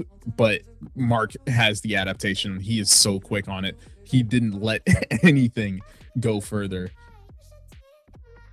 And Markimu was just like taking the pace of the match for the majority of it. I feel like, it looks like we are actually seeing a legend swap coming out from Gooey, going to the Lin Fei pick, which I think will do a lot more, especially like when it comes to those more close quarters areas, because Markimu was just kind of just stacking and just hounding him down. And now Gooey's going to be able to have a lot more tools at his disposal to kind of like add more pressure. But I guess we'll see how this goes in game number 2, Smart World's End. Yeah, certainly Guichbo having the shorter recovery time on some of these signatures from Lin Fei gives him the opportunity to throw out some of these heavy commitment moves without it being such an easy task for Markimu to punish. But so far, the guitars have been beautiful on the side of Guichbo. He will pick up the tandems. The N-Sig going through. He returns with the down sig off of the whiff, and yet another N-Sig. Guichbo taking 52 damage to finish off Markimu's first stock. What a nearly perfect way to finish this off. We can already see he's moving way faster, just way more aggressive. And because of the like signatures being able to have less in lag, he's able to get so many more like options in there compared to like the Queen Eye, because Queen Eye definitely hits harder, but I felt like against Markimu, that's not something you could really afford to do. You got to be consistent the whole match. You can't just bank on a sig, but Markimu with the GC sidelight into the recovery. Amazing read, equalizing the stocks, but not the damage. Yeah, so far, even with a beautiful interaction off the edge of the stage there, Guichbo still with some good damage on Markimu. Picking up the cannon, he will be going for misguided N-Sig. A little bit confusing. Markimu trying to capitalize off of it, but it won't be quite as easy as it may seem. Guichbo sending himself all the way up into the top border, trying to delay, but Markimu throwing away the weapon. He will get full punished by the Tatars and give Guichbu the opportunity to pick up the cannon, and then it's an Ensig to uppercut him up to the heavens. Guichbu continuing with the lead. Yeah, this is the lead you would want to see going into game number 2. Seems like Gooey's made a great adaptation so far. Markimu now has to try to figure out this Lin Fei. Ooh, great recovery. Almost was enough to KO. Gooey is sent back to the right side, but yeah, Marky's not able to secure that KO just yet. Has to get the stock. Gooey getting some decent credit here. Yeah, this is rough on the side of Mark, and it's a cannon ground pound. We're so close to him losing the stock and not even able to bring down Guichbu's second, but the Dauntless Enlight will bring it forward for him. But that is 118 damage deep into the orange. This is nearly impossible to bring back, but we know how good Markimu is with this scythe. Able to dodge out the Enlight from Guichbu, but he does get hit by the ground pound. It's not going well so far. Guichbu has not been touched yet, and Markimu's down into these knockout percentages. Guichbu opting to take the cannon and take another Ensig. That is a beautiful game from Guichbu to bring us into our third game. Yeah, 1-1 in the set. Very interesting from Gooey, like the adjustment with the from the Queen 9 to the Lin Fei, and just how much pressure the Lin Fei seems to have, especially with that cannon Ensig. It seems like a move Markimu didn't quite understand how to avoid it in that match. But going into game number 3, I guess we'll have to see if Markimu is going to be able to adapt. It looks like we're getting no legend swaps or anything. So also Markimu not even running a stance on that Mordex. That's interesting. Even in a position where we have the stupor stances and being able to go all in on some of these things, not running a stance in current day is remarkable. But Guichbu able to, we're seeing a decent bid for the center control. So far, Mark has been doing so well at keeping the entire stage his own. Guichbu with the Patars, however, is not making it easy for Mark to land. So far, Markimu getting some decent damage with this scythe. Gooey still not too far behind. Nice, good reach from both players. Nice side air. Ooh, great downlight. And also going for the recovery as well. Good damage. A recovery could KO there, but Gooey also going for a recovery of his own. Beautiful Sarah into the weapon throw. That secures the stock. Markimu on 123. That's still a decent damage right there. So yeah, if Markimu can just extend this, I mean, we could be seeing a to bring a good lead and even surviving the Ensig from the cannon. We know Guichbu is throwing out a bunch of these signatures, and Markimu is starting to get the flow to punish, but it will be a weapon throw to stuff up and recovery, followed quickly by an unarmed ground pound. This guy got put into a pack in the bottom of the stage. So now Guichbu at a deep damage deficit, but Mark is not letting this game go very easily. Yeah, Markimu with a decent lead there. Through the weapon, was unable to connect. Tried to go for the GC neutral light unarmed, but Gooey narrowly avoiding it. So much damage on Gooey. The side light was not enough from the site. Ooh, tried to go for the ground pound, but Gooey, nice hesitation. The Sair. Get some decent damage in, but still, Gooey needs something here. Markimu knowing he doesn't have to do too much here because he has the damage lead by far. Just needs one really good solid hit to finally take the stock. Yeah, finding an Enlight over onto the edge of the stage, that's exactly what is going to happen. Guichbu loses his second stock, and Markimu is clearly in the lead right now, picking up the sights. We know how good he is. Guichbu going for a Hail Mary of a recovery and getting slightly punished, but the Tatars are good. He catches the dodge, and he's going to wait with the Ensig, not going to read the movement quite as well as he wanted to, but Markimu going even further, even taking this much damage. He's throwing away the scythe and going off the stage to try to take as much as he possibly can from Guichbu's stock before he loses the second, but a GC side sig to dodge the unarmed kick will send Markimu over to the right side of the border and bring us down to our final stocks of game 3. So far, I think it's interesting that Markimu's game plan seems to have been trying to smother Gooey as much as he can because he has just been super aggressive. And sometimes Gooey's not even anticipating it. Nice. Oh, the weapon throw does not connect. Markimu unarmed. Both players unarmed. Markimu grabbing the gauntlets. Goes for the reverse. GC sidelight read into the recovery. We're going to be able to take game number 3. All right. An amazing way for Markimu to take this. Going back and forth with these games are what a great performance from everybody right now. So far, Markimu is in the lead with 2-1, and it's looking pretty bad, especially if we're looking at how he's able to adapt mid-game to the playstyles that Guichibu is throwing out. So far, Markimu is succinctly in the lead, but we know how strong Guichibu can be as a player and how strong he's shown himself to be at taking these opportunities to finish off these stocks in a simple yet quick way. So we're going to be seeing how far he can take this in to the upper bracket to see if he can fight for this grand finals position. The Cannon so far has been decently good in this stock. Not able to quite get the strings that he would want, but he is going to pick up the guitars, the lightsaber guitars we know him so well for, and he gets the full 4-hit combo to bring him all the way up. Markimu taking 130 damage on the interaction, and Guichibu is keeping going with the GC Ensig, and it is a beautiful lead from him with these guitars.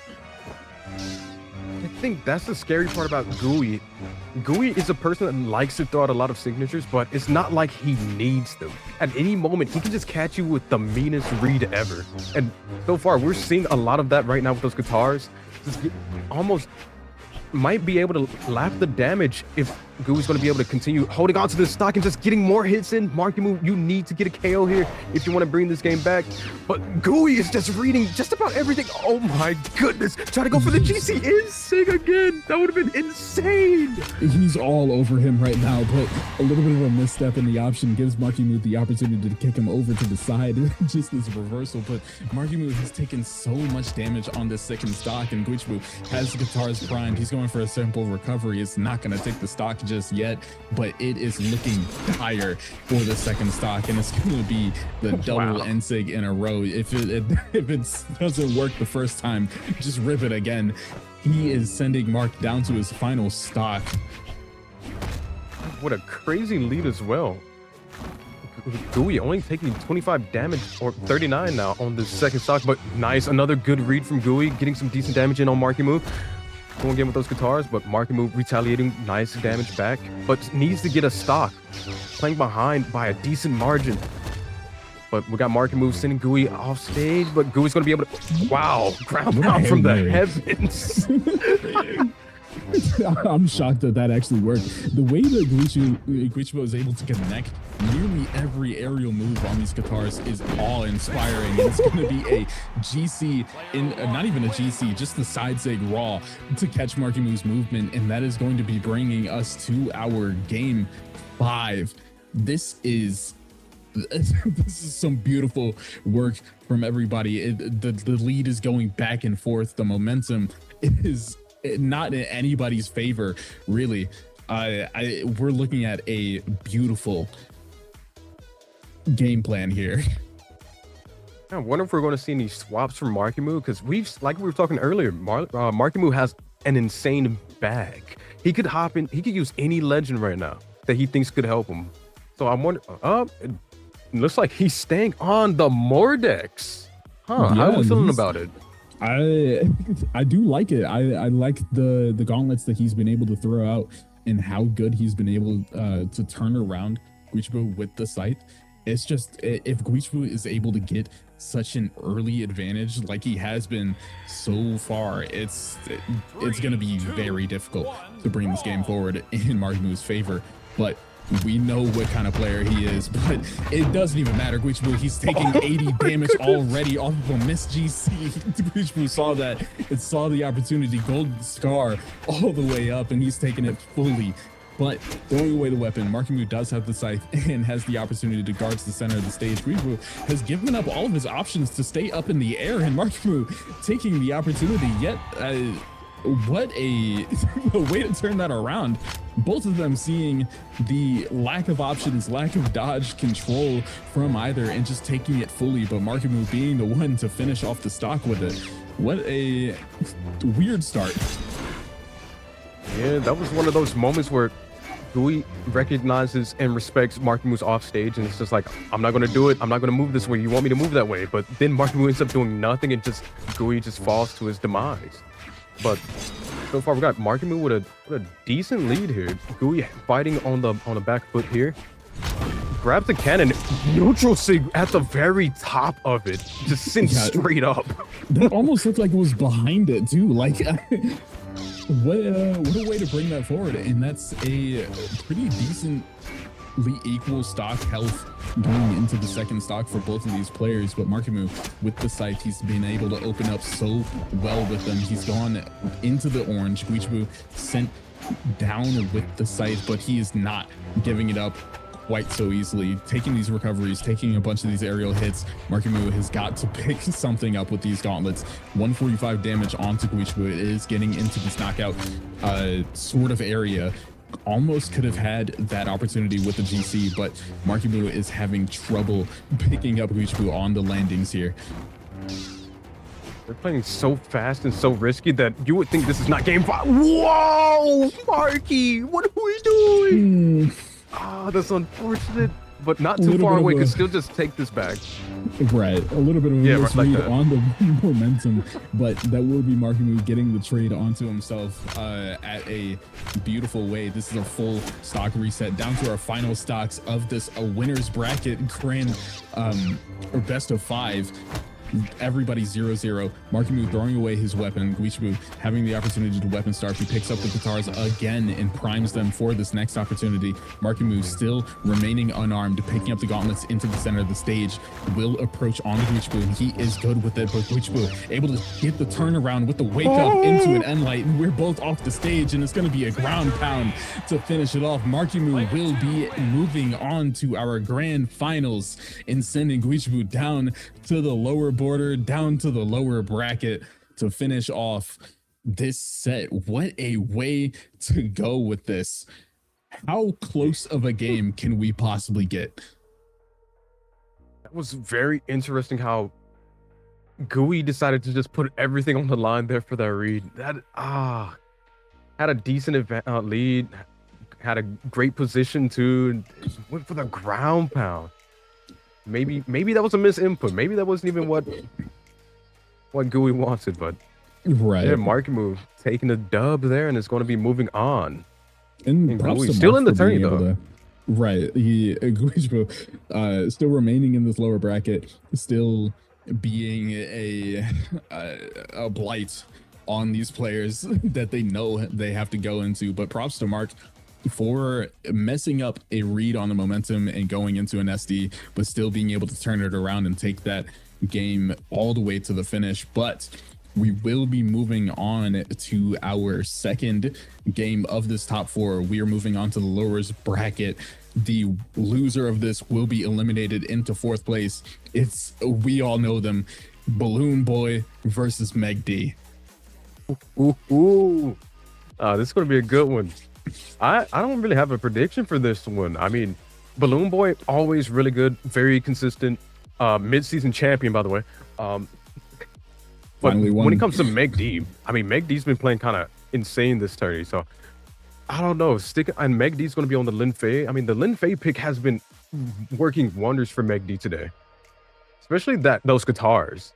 Right. So I'm curious if, I mean, Balloon Boy is no stranger to fighting Meg D, though. So, I mean, these two, they've faced off a countless amount of times, but seeing Balloon Boy onto his historic Diana pick, I know he's been picking it a lot more recently, because right now Bo seems to be in the eyes of the community, and I really want to point out Balloon Boy's blasters have been beautiful this tournament so far. So Meg D picking the Lin Fei into him trying to pick up these Katars, trying to get into these uncomfortable positions for Balloon Boy to have to react to the positioning and seeing if he can stuff out some of this range that Balloon Boy is going to be taking with the blasters. But we're going onto small Demon Island.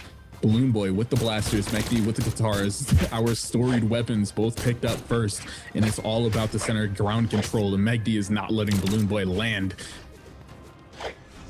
Balloon Boy finally able to make it back. Does the reverse Sair to knock Mekdi over there, but Mekdi is able to make it back to stage, and it's now edge guarding, but right now, Balloon Boy is able to get a lot of damage with these blasters so far. Nice Sair. Tries to go for the double Sair read, but Mekdi going low there. Make sure not to get hit by that. But Balloon Boy going for the double down there, but Mekdi being a little bit more familiar with that read is able to get out of it. But both players so far very even, very close. Yeah, this has been going tit for tat right now. Nobody's gone fully into control. Balloon Boy with a miss on the insig. That could have been the stock either way. But both of these players dipping deep into the red, neither with a weapon either. Balloon Boy going to connect the Nair to pick up his bow, but he's going to throw it away to pick up the blasters. Still weapon starving Mekdi. Mekdi with the cannon pick up the Sair is not quite enough to finish off this stock, but he drops below the stage and hits him with that corner of the recovery. And that is Mekdi taking this first stock. Balloon Boy unarmed, trying to get in there against the Katars, but is able to grab a bow. Nice neutral air, still not enough to KO just yet against Mekdi. Balloon Boy trying to find a way to get in there, but does the reverse Sair and sending Mekdi over to the left. Nice neutral air, neutral light. Still not enough to KO Mekdi just yet. Tries to go for the ground pound. Nice. Still not enough to KO just yet, but that one will be. Yeah, a little bit unfortunate with that Nair under the stage. It was almost there to finish it off, but Balloon Boy is still able to bring it forward, not taking any damage between the two Nairs. So we are gone to a pretty much clean slate for both of these second stocks, but the bow versus the cannon. Right now, Mekdi needs to find a pickup onto the string because Balloon Boy with this bow, we know him as a demonic bow player. He's picking up the Devil Jin, the Diana. He is so hard to play against with it, but he's throwing away the bow to pick up the blasters, start stuffing out Mekdi's options, keeping him on this corner. Mekdi's trying to get to the center of the stage, but every time he does, Balloon Boy's like, nah, we're sending you back off the stage, off to the corner, and he is maneuvering perfectly around these cannon hits with the missed Sair, giving up, setting Balloon Boy up to connect a Sair of his own to finish off the stock. 83 damage only on the second stock. Balloon Boy is clearly in the lead here. Very scary matchup, I feel like, because Balloon Boy, right before this, the match, he went against Rise, which was also playing cannon. And as we saw, Balloon Boy's blasters into the cannon matchup against Rise was insane. And it seems like we're getting a lot more of that as well in this matchup. But Balloon Boy, with the blasters, is just getting so much value, so much extra credit here. Mekdi has to find some type of way to take this stock as soon as possible. But we got the GC side stick coming out from Balloon Boy, getting some good damage. But then we got Mekdi with a nice read there, is able to get the recovery, and that's going to be able to equalize the stocks. But damage is still he has a little bit more ways to go. Yeah, my heart dropped connecting that side sig into B-sig onto the corner of the Acme special. That is throwing Mekdi back to the lobby. Balloon Boy taking our first game, setting us to 1-0 and sending Mekdi to restart his game too. What a what a move. This is my heart drops a little when Balloon Boy connected that side sig. That is a sign of the finish of the game. So far, Balloon Boy playing nearly perfectly in these stocks. The way that he's positioning around Mekdi's hits, the way he is avoiding everything that Mekdi is putting up, he is playing beautifully right now. And it is going to have to be such a heavy pivot for Mekdi to be able to bring this into a lead of his own, starting off on the back foot, but we're going into the game too. He's taking on to the Lin Fei. What do you think is the game plan change here? I mean, I feel like for Mekdi, since Mekdi isn't switching, I believe he believes that this can work. He just needs to change his game plan or just the ways that he engages with this Balloon Boy matchup. Because when it comes to Balloon Boy and those blasters, he's just getting so much like value, especially when McD's on the cannon. It just seems like he can't get in there. And then with the blasters, it seems like he's always good at just keeping him away. So if McD can just find those openings in there, I believe that we might be seeing a different game in game number 2. Right, Evan Megdy absolutely needs to up the ante here, up the aggression, even being able to put himself into Balloon Boy's space. Look at that, the Katars hitting a D-Light into a recovery on the turnaround. This is giving Megdy the opportunity to go fully into the lead here, and Balloon Boy is struggling to find his place onto the ground, and Enlight in the opposite direction. Megdy waiting for the dodge option as well and connecting that recovery. Megdy is playing amazingly with his Katars. He throws them away for the cannon, however, still going for this elimination onto the stock, trying to find a move to bring Balloon Boy down to a second stock, but Balloon Boy is avoiding it nearly perfectly, but it will be a misstep on the GC to give McD the opportunity to just do a simple sidelight into a Sair. And that is McD having, I think, the best stock so far we've seen in this game. He entering the second stock with only 70 damage, and he's going even further with the Katars. That is 70 damage put onto Balloon Boy just in that interaction. So much value. Very good on McD, trying to get the edge guard as well. Gets the recovery to punish the recovery from Balloon Boy. Tries to go off, is starting to go off stage. Like, that's how you know McD's just feeling super confident. Starting to chase Balloon Boy off stage. Nice insig. Oh, that would have been an insane read if he caught that fast fall from Balloon Boy, but unable to connect. But now we got the down signature from Balloon Boy, sending McD over to the left side, losing that stock. Now we have an even game, but I still wouldn't say it's... Oh, wait, I was... Oh, maybe I was about to speak too soon. That was close to a confirm from the side, but Megdy able to bring Balloon Boy off the side. It will be him throwing him into the stage with this air, not able to fully destroy the stock yet.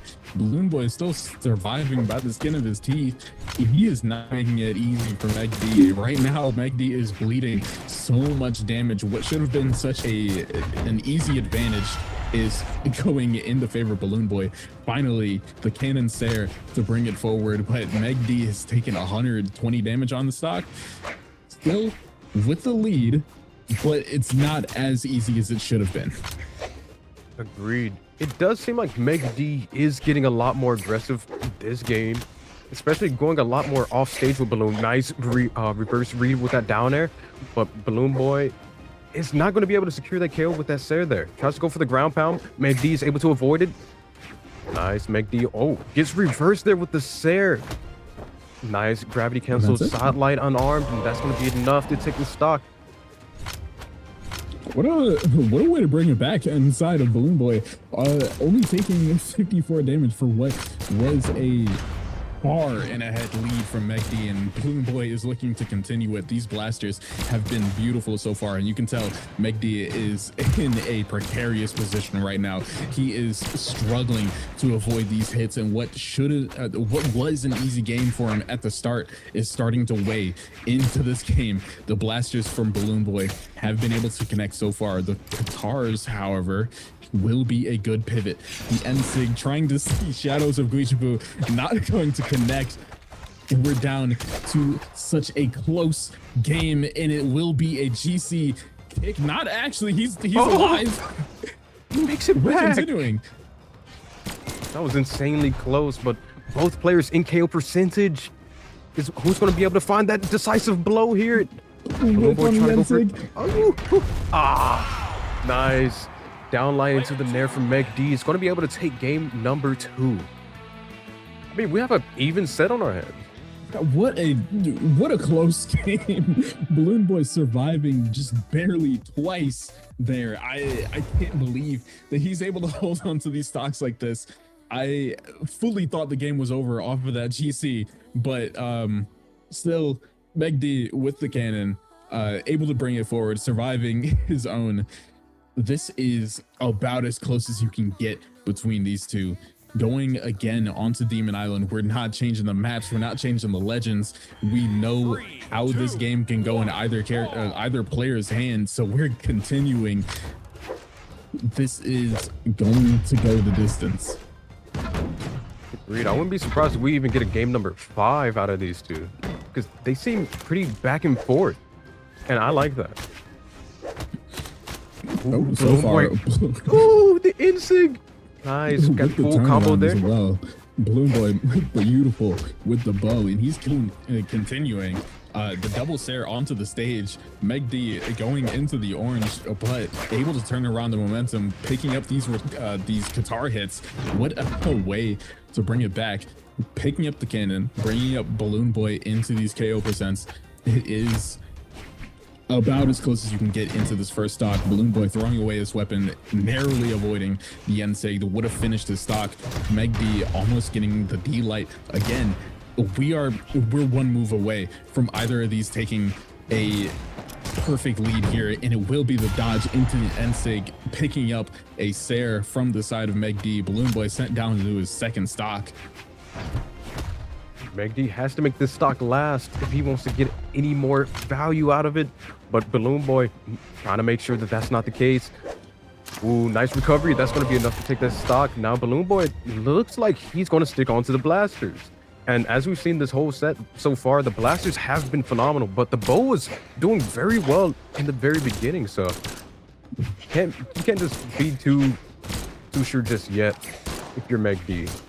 Right, and even with Meg D picking up the guitars and how he has been able to show that Balloon Boy is still human, being able to take these aggressive hits, take these aerial connections, the side sig a little bit of a Hail Mary option. I'm not too sure about that one, but he doesn't get punished too hard for it. Still going to lose out in the damage lead. Balloon Boy throwing out as many options as possible, trying to connect something onto Meg D. But Meg D is doing a great job of avoiding and picking up these recoveries. I swear, he is so accurate with these guitars recoveries.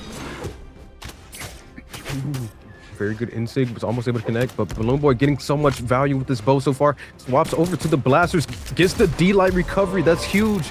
That's the kind of lead Balloon Boy needed in game number 3. Is he going to be able to extend this lead even further, or will Meg D be able to get a very fast KO here? Yeah, the name of the game is trying to avoid Meg D picking up this cannon, but getting kicked off the stage will give Meg D the opportunity to finish it off. It's still not going to be easy. These signatures have not been connecting on Meg D's side. The Sair able to bounce Balloon Boy off the wall and give Meg D the positional advantage, but Balloon Boy connecting still on the weapon throw into an end light, not going to convert super far off of it, but this is still a deep advantage for Balloon Boy. Meg D has taken so much onto this last stock. He's let this go fully, and Balloon Boy still survives. Balloon Boy's just running away with this lead. Just needs, yep, that's it. Nice gravity cancel downlight into the Sair. Able to take game number 3. Balloon Boy with a 2-1 lead so far. Will Meg D swap? What do you think? Apparently not. We're already going into the Whoa, map that dance. was He is not letting this time go at all.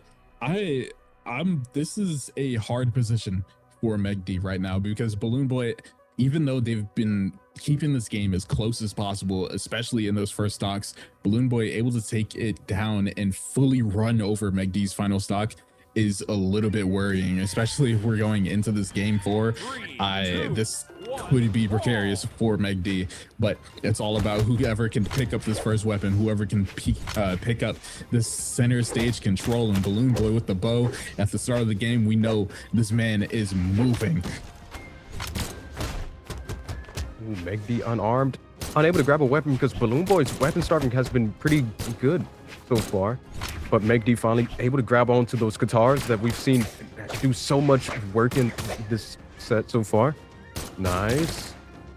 So far, game's not too far out of anybody's range here. So let's see if Meg D's going to be able to make that final adjustment to be able to take this one to a game 5.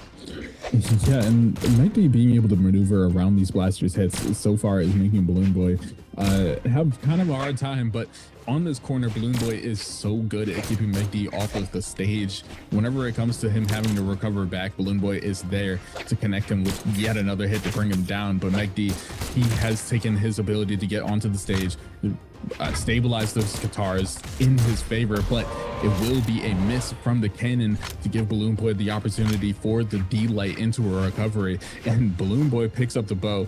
Even at this stock lead, he's picking it up. We know how good he is against the unarmed from McD. Right now, it's all up to Balloon Boy into bringing this stock lead as far as possible. And now Balloon Boy is able to grab the blasters. McD trying to get the stock with the guitars, tries to go for the recovery, unable to connect, loses his weapon. Balloon Boy with some great reads, going for the gravity cancel, downlight into the Sair. So much damage. Ooh, McD, you gotta find something. Try to go for the neutral signature to KO. Balloon Boy off the top, but was unable to connect. Balloon Boy on the wall, is able to make it back, tries to go for a reverse Sair. McD, you gotta find something. And chases him down with the downlight into the Nair. That is going to be enough to finally take that stock, but still decent hole to climb out of. But we've seen McD's reads with these guitars could bring this back. We're getting to a point where it's getting stressful on the side of McD. When you're at that point where any cannon hit can finish off and you're still not able to bring the stock forward, or at least having to take so many attempts at it, this is not looking good so far. Balloon Boy picking up the blast, just able to read the movement into the vertical dodge with the Sair, and he's just able to pick him up right off the edge of the stage with the D-Light into a Sair, and that is a nearly full stock lead in the favor of Balloon Boy. McD on his final stock of what could be the tournament if he's not able to dig deep and bring it back in his favor. So far, the bow versus the cannon has been going deeply in the favor of Balloon Boy. Balloon Boy able to bring him off the stage, but McD is not letting him go easy. Throwing him down, Balloon Boy using all of his options and still putting the pause on him. McD has bled so much damage without being able to secure it. Balloon Boy out with it. I didn't even know that was going to knock out. What? I didn't either. Whoa. Guess he caught it up at a decent height, decent damage. I mean, I guess that's just the way it goes. Balloon Boy moving forward in this tourney, sending McD home. That will be McD exiting in a 4th place finish at the Galaxy Cup Ignite. Balloon Boy with beautiful blasters work in this lower bracket. Look at this, the D-Light recovery connection into, like, he is so accurate with these D-Lights. The whiffs have been so far in between. It's been such a good performance from Balloon Boy so far. But we will be moving forward deeper into the bracket, down to find out whoever our 3rd place finish is going to be. It will be Balloon Boy moving on to fight Guishibu. Yet another Lin Fei, maybe. Yeah, that's interesting. Just going from Lin Fei to Lin Fei. Especially with how differing Balloon Boy, or McD and Guichibu can get in their playstyles. With Guichibu being sort of an aggressive, all-in kind of player, right? He's throwing out so many of these signatures, while McD is, we know him to be a little bit less aggressive, especially with the signatures that he was throwing out. He wasn't doing that well on connecting them. If there's anybody that is going to be able to do that, it is Guichibu. Pulling out the Lin Fei again. Balloon Boy is going to be practiced against the legend, but will he be practiced against the playstyle? We're going into the map bans already. Ooh. I don't know. I feel like this one could go either way. I think it might be a little bit favored in Guichibu's direction with the way that he's able to bring out the guitars and take that aggression that McD was showing and take those strings and damage leads that McD was able to pull out at times and do them frankly better is going to be difficult for Balloon Boy to be able to pivot that kind of adjustment. But we're going into our first game on to the Small World's End. Balloon Boy versus Guichibu. Yeah, I think something that's also interesting is that this, I believe, is the rematch between these two.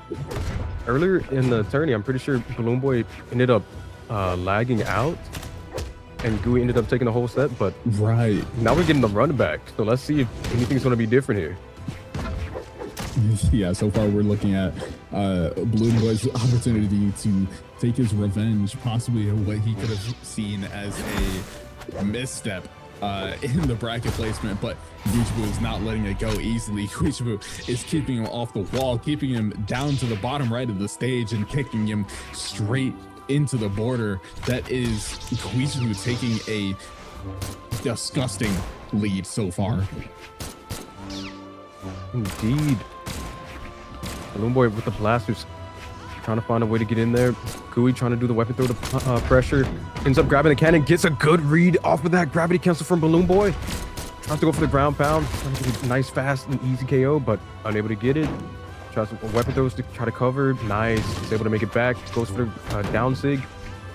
Balloon Boy unarmed, pressuring offstage still regardless. Goes for the down heavy gravity cancel, unarmed, and that is going to be able to take Gooey's first stock.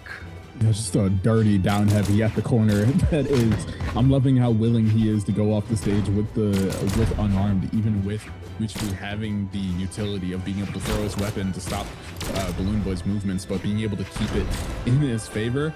I like seeing that from Balloon, but right now it is such a far damage lead in the favor of Guichibu. He's throwing out some of these signatures. He knows if one connects, it might be over, but the N-Sig, not quite enough. Picking up the Katars, giving him that opportunity to take it in a quick and precise fashion. Not going to catch a recovery quite yet. The N-Sig will go wide, going for a second. Not Balloon Boy's not letting it happen to him. So far, Megdi is trying his hardest to read the movement, and Balloon Boy is not letting him take any of these knockout moves. He's so deep into the red, but he is maneuvering every which way, but it will be a cannon down signature at the corner to bring Balloon Boy down to his final stock of the first game. But Guichibu is deep in the red right now. I wonder if this is exhausting for Balloon Boy. Having to fight Toodlin face back to back. I would not want to be in this position right now, especially having to play Katars with the blasters. It's not sound fun, but Balloon Boy clearly is not me, because he is connecting that recovery and bringing Guichibu down to his final stock. And right now it's about as equal as it can get. Ooh, looks like Balloon Boy's trying to change that. Going for yet another. I'm liking the reads that Balloon Boy is going now, but Guichibu is not letting it happen. A quick dodge turned into a GC to bring Balloon Boy off the stage. Guichibu is trying to take this momentum as far as possible. D-Light in there, not going to KO. Spot dodge into the GC with the side sig. It will be disarm. Both of these players are so close to the elimination, but it's going to be the cannon and sig to bring Balloon Boy down, and Guichibu taking this first game in his favor. That was insane how fast they played that final stock. It kind of reminded me a little bit of that Gooey versus Marky move set, where it felt like Marky move's game plan that could get him to take the W over Gooey was basically just like being as aggressive as possible and just trying to get as much like pressure as you can. And it seems like Balloon Boy was getting that going a little bit near the end there, but Gooey was able to get the final decisive hit there to take game number 1. Yeah, trying to use Guichibu's speed against him and trying to pivot that momentum like it's a judo flip or something like that. But we're playing these stocks fast. We're getting into the game fast, and it's a flurry of hits right now. Neither taking a full advantage, both trying to remain in control of the center of the stage. Guichibu has been so good on these late GCs into a hit, throwing away the cannon. He will pick it back up, but Balloon Boy swaps over to the blow. Yet again, with these late GC hits, he connects the side light into a nair. Balloon Boy is kind of getting juggled right now. Definitely has to find a way to stay away from that, but Balloon Boy was not able to get that Sarah, so Gooey's able to make it back to the stage unarmed, but Gooey does not care. He's just chasing him down and still getting some decent damage in, but Balloon Boy able to catch that dodge down, but was not able to go for anything more. More neutralize coming out from Balloon Boy. But Gooey, nice there, able to send Balloon Boy off stage. Tries to go for the gravity cancel neutral signature, but it does not hit. Now Balloon Boy is able to catch that downlight into the stair. Nice, able to take the first stock from Gooey. What a beautiful Blasphemous ground pound onto the platform there by Balloon Boy. Just throwing that out like, and he's going even further. Oh he's my trying to go all the goodness. way up to the top, the high ceiling, kind of punishing for Balloon Boy. Not going to be able to get the KO immediately, but that is such a far extension into the unarmed gameplay right now. Balloon Boy is moving gracefully here. Guichibu running out of options on the side of the stage. Balloon Boy is set up with a checkmate ground pound, and that is Guichibu down to his final stock. Balloon Boy saw him take that first game, was like, you know what, it's time for me to sit up, it's time for me to lock in, because he is not letting this game go easily at all. Surviving yet again by the skin of his teeth, but it will be an end light to stop Balloon Boy's reign of terror, but it may be too far gone for Guichibu to be able to bring it back. Reed, very sizable relief from Balloon Boy. Been playing very consistent this match too, but Gooey still not going down without a fight. Nice, goes for the ground pound, is not able to connect. Goes for the gravity cancel down signature there. Interesting, Balloon Boy able to slip past it, has the bow in hand. Gooey on the final stock for this match. Still the bow is coming out from Balloon Boy, just getting so much value, so much extra credit. Gooey has to find an answer if he wants to bring this game back. You know, we can see Guichibu is throwing out so many of these heavy hits. He is thrown off the side of the stage, and Balloon Boy connects a beautiful GCD light into a stair to finish him off, catching the movement, trying to get Guichibu back to the wall, and that is Balloon Boy taking a decisive game. I couldn't find the word, but what a great way to secure it from the side of Balloon Boy. The way that he was able to turn that first stock into a conversion of Guichibu's 2 stocks is exactly what you need, especially in a game that should be as close as possible. Going into game number 3. We got both players 1-1, pretty equal set so far. And I feel like Balloon Boy's definitely coming off of that last match is going to have a lot more momentum. Oh, nice. Got the full conversion there. Tried to go for the recovery to extend it, but Gooey able to avoid it. Double down signature. Second one did hit. Doubly give it to the next guy. Gooey going back over there with the weapon throw to like cover, and then did the Sair as well. Very smart way to make it back to stage, but super damaged. Balloon Boy just needs some decent hits in, and then he's going to be able to secure this stock, but Gooey not going down without a fight. Yeah, I love it from Guichibu. Anytime he misses the signature, he's so willing to throw out a second one, because who's doing that right now? Throwing out a signature, you miss it. Expecting a second one is hard to do, but right now Balloon Boy is getting to the point where he is so far into the lead, making that platform his own, catching the end sig, catching Guichibu's landing, and that is Balloon Boy taking the first stock. So much damage onto it though. Guichibu is in a good position to finish it off. Recovery not quite going to do it. He needs maybe even 2 to finish it, but we know how good he can be with these stock ends, with the Katars, but Balloon Boy is not letting this landing be easy, continuing the theme of the last stock. So far, Balloon Boy able to catch him, but it will be the side signature connecting in the side of Guichibu, able to bring it down to the second stock for both, not taking too much damage, but the Katars are coming out from him. If anything's a momentum shift, it will be whenever Guichibu picks up the Katars. You can tell the air of the lobby changes when this man is on this weapon. Agreed. Same with Balloon Boy when he swaps to the blasters. You just know something's about to happen, like Sair into Sair. Try to go, whoa. That ground pound just narrowly not able to connect because of the recovery from Balloon Boy. Very nice counter attack there. Ooh, tried to go for the downlight, but Gooey with a smart gravity cancel. But Gooey sent off stage. Is Gooey going to be able to make it? The exhausted recovery? What am I seeing? I don't think anybody was expecting that to happen. The exhaust recovery turned around. If he missed that, that was his stock. he didn't have anything to get back to the stage, but he was so confident in his ability to connect that and able to bring it forward, taking the stock off Balloon Boy. But Balloon Boy is so quick to trade himself out. We're down to a full health reset into this final stock, and Balloon Boy sees that and he's taking it all the way with the bow, doing almost even a cannon string with the bow, and he's going even further. The side sig connects and sending Guichbu off to the side. Almost the ability. Balloon Boy a little bit misguided onto the down, taking Guichbu, taking the momentum into his own hands. The recovery is good on the side of Balloon Boy. Both of these players are playing so stringy right now.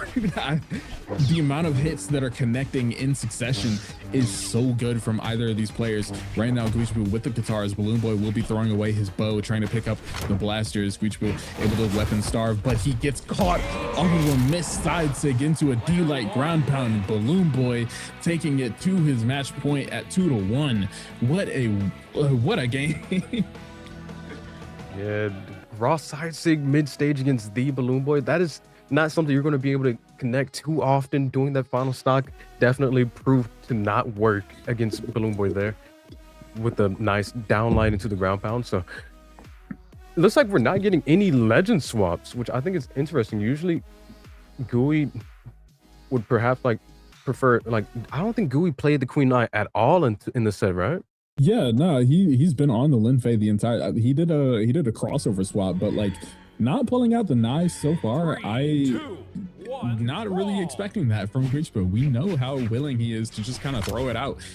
If he feels like he wants some more damage, some heavier hitting ability with the ability to retain the guitars, he's pulling out the knife. But I guess he feels like this is the legend that he wants to take it home with. But Balloon Boy, he's so confident on the Diana. His bow, his blasters are beautiful right now. So far in the damage lead will be Guichbu. He will pick up the guitars, getting into a spot where he can connect a string that could even be the end of Balloon Boy's stock. But Balloon Boy has been so good at avoiding Guichbu's landings, keeping him up into the air. But Guichbu catching him with the half pipe into a GC N-Sig. That is Balloon Boy's stock down quickly.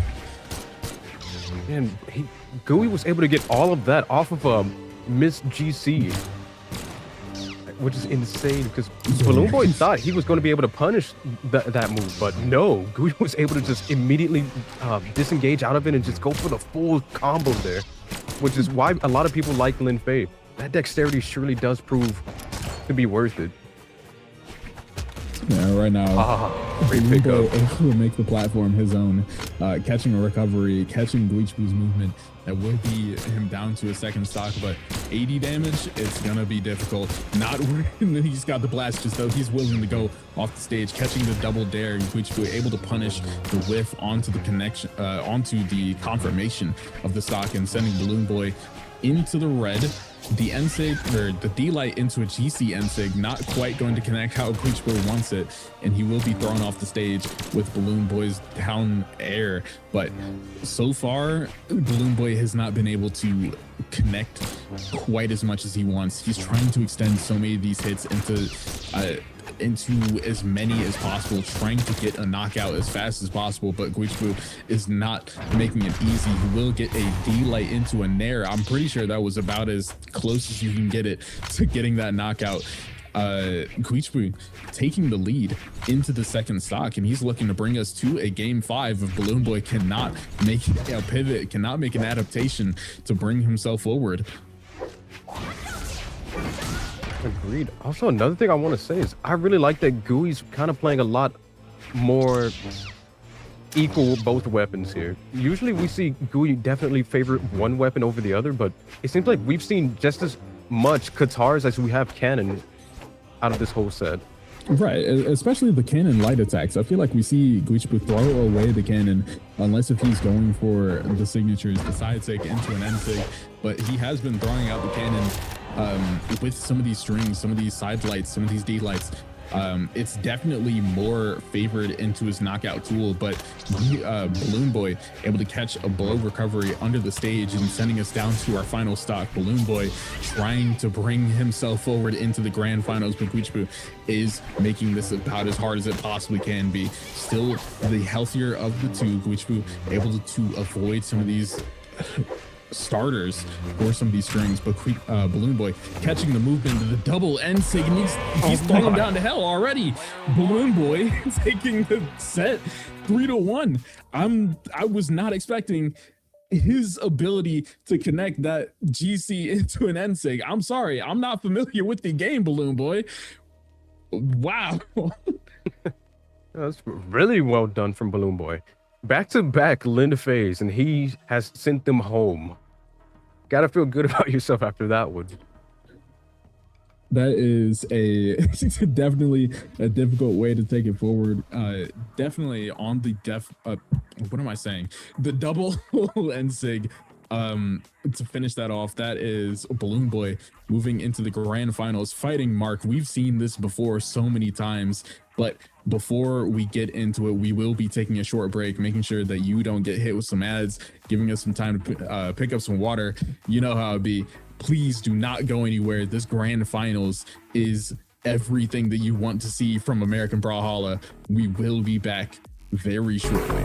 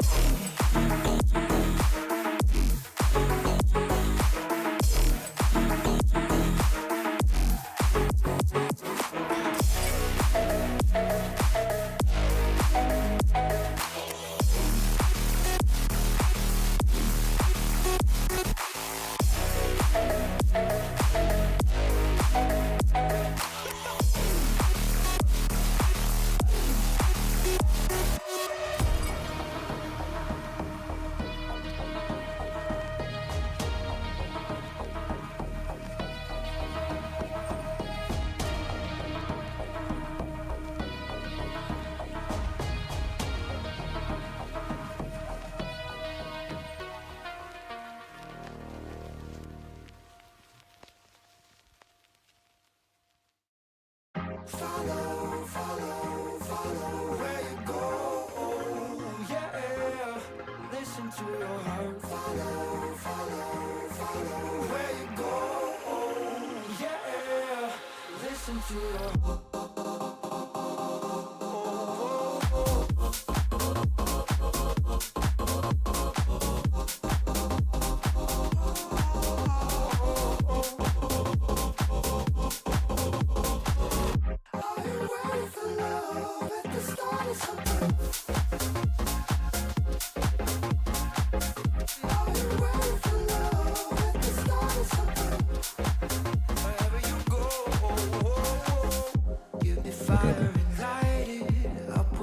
Hello, ladies and gentlemen. Welcome back to Galaxy Cup Ignite. We are here with the grand finals.